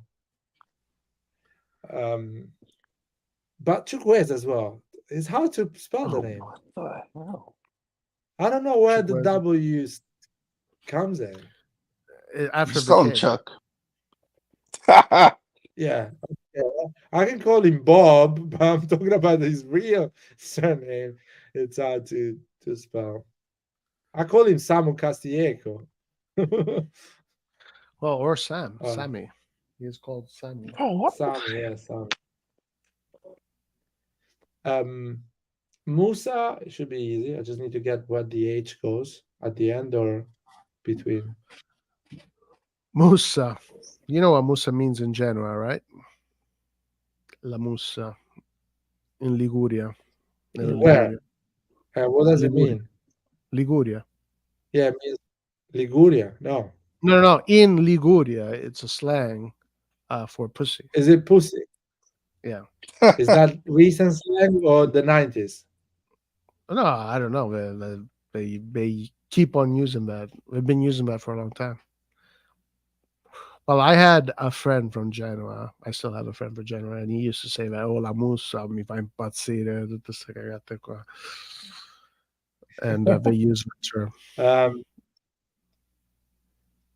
Rangers, I think I got it right. Power Rangers. What about Pulisic? Now, Pulisic is easy. Pulisic. Pulisic. Yeah, it's easy to spell his name. Captain America. Simple. That's right. Yeah. Luca Romero is easy. Jovic, easy.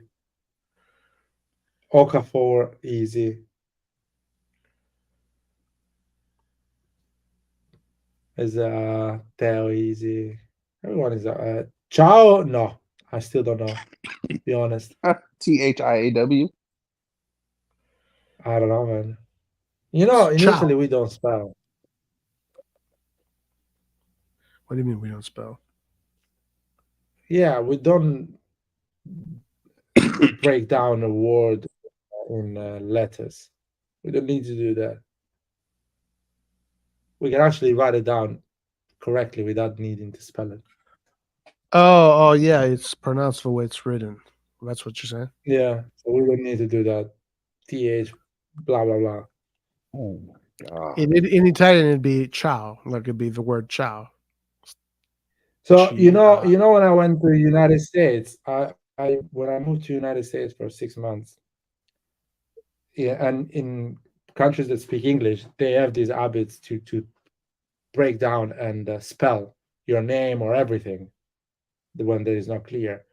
So they asked me to spell my name, and first time I was like, I know how to write my name easily. I don't know how to spell it. I had to think about it. Honestly, because we don't do that in Italy. People don't ask you, can you spell it, please? No, I say my name, people get it. It's that. So I was like, oh shit. And the person was looking at me, are you sure you're telling me your real name? I'm like, yeah. So I learned after a couple of days, I had to learn the whole thing. And at least that wasn't when the police stopped you, Larry. Jesus they knew you'd been in trouble. Oh boy. That would be funny. What did you do? Why did the police stop you? Nothing, man. That's United States. You For just not get being close American. and they stop you. They checked your documents?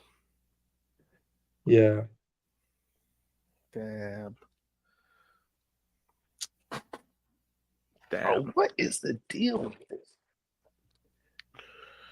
All right, listen, I'm gonna go because I gotta get doing stuff soon. I should have gone 1 hour ago, you bastard. Like I miss that time zone you're in. I like that time zone. I liked Is- it Why? What's the difference? because it's at night. I liked the Oh streams. yeah, watching the games at night is nice. Yeah. Yeah, but over here we can actually watch all of the games. Like What do you mean? no matter where the games are in the world, unless it's like in Japan or something like that, all of our games are, when I mean, you're able to stay alive.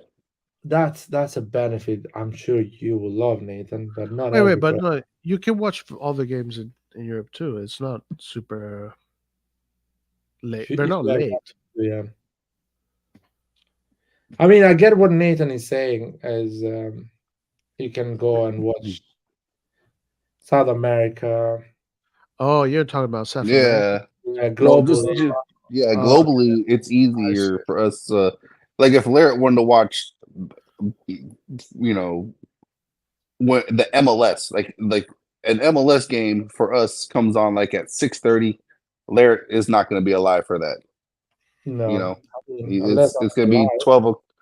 Well, you'll be alive, but it'll be like 12:30, 1 o'clock in the morning. That's not really, on a weekday, it's not really viable.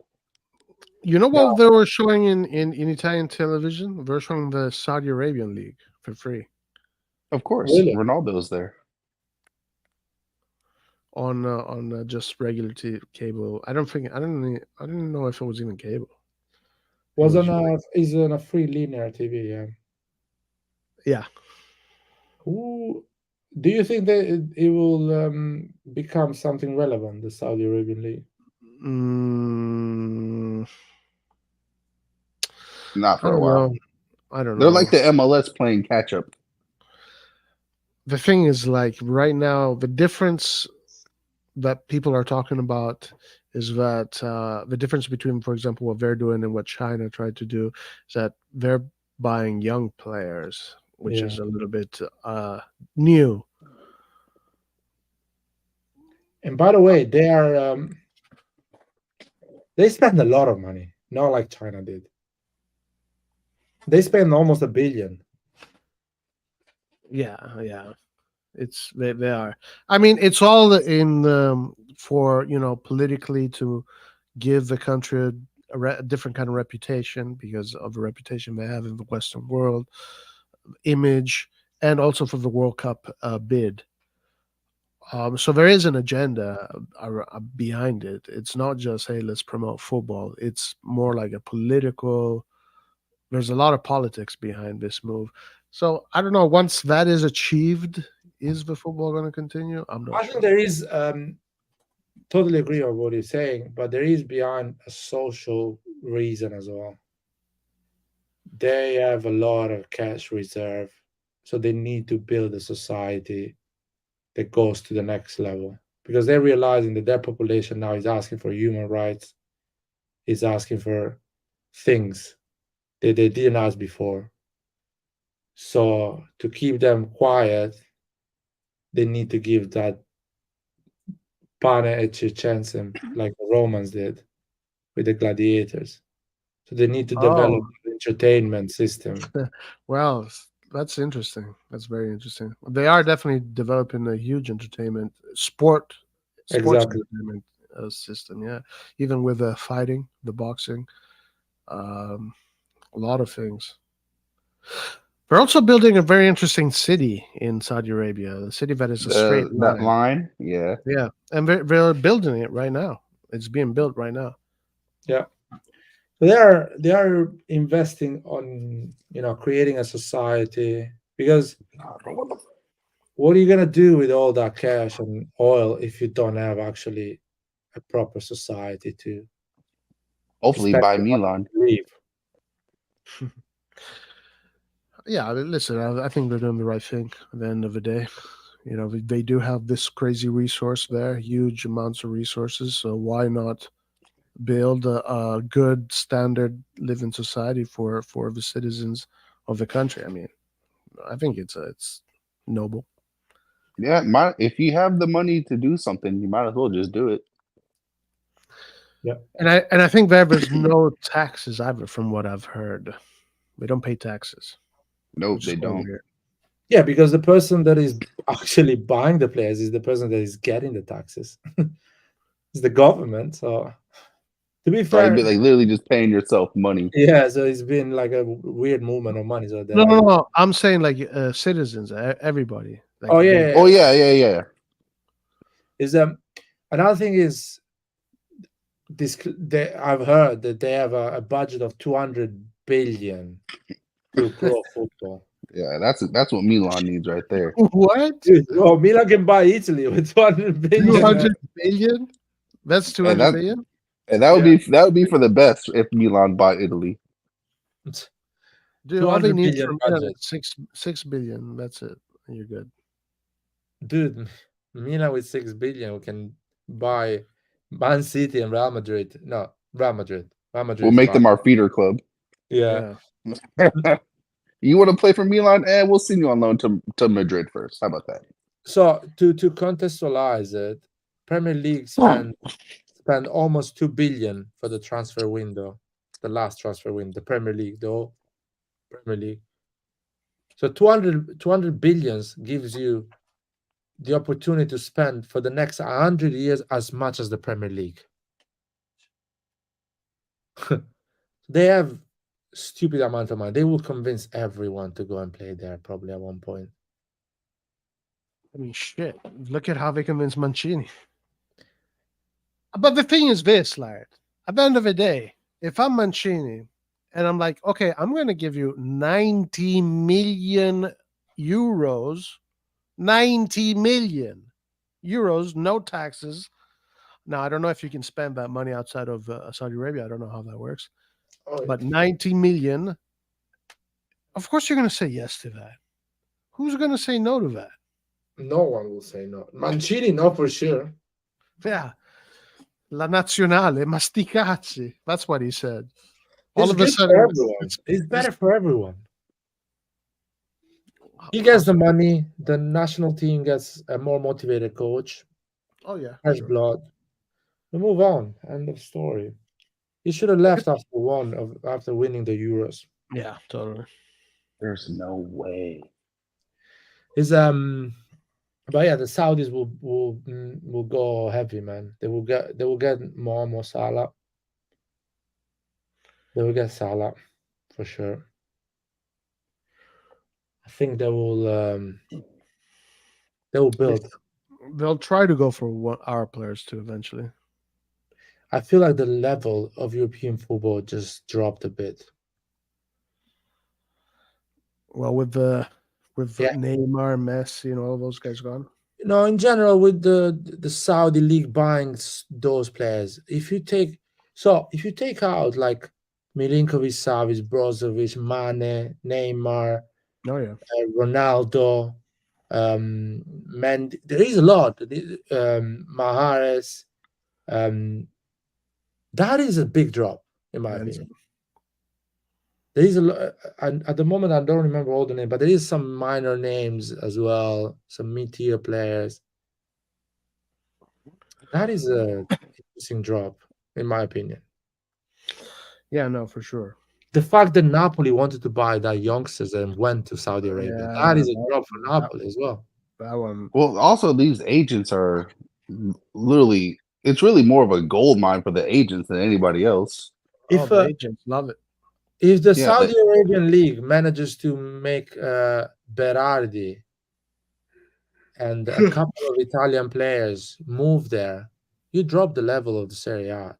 Let's say 1%, which you don't realize it, but it's a drop, you know? Yeah. Luckily for us, each team can only have 5 foreign players. So at the moment, yeah? At the moment, yeah. Which is a lot, but whatever. I think listen, I gotta go because I gotta get ready. I have have a good night, guys. I gotta go. Forza Milan. Forza Milan. Alla Are prossima. you gonna close the live? Forza Milan. Yeah, I'll just close it, but I gotta close it. All right. Ciao, Laird, Nathan. See you guys next time. Guys, we will be back for the Genoa game this weekend. See you then. Alla prossima. Deuces. Arrivederci.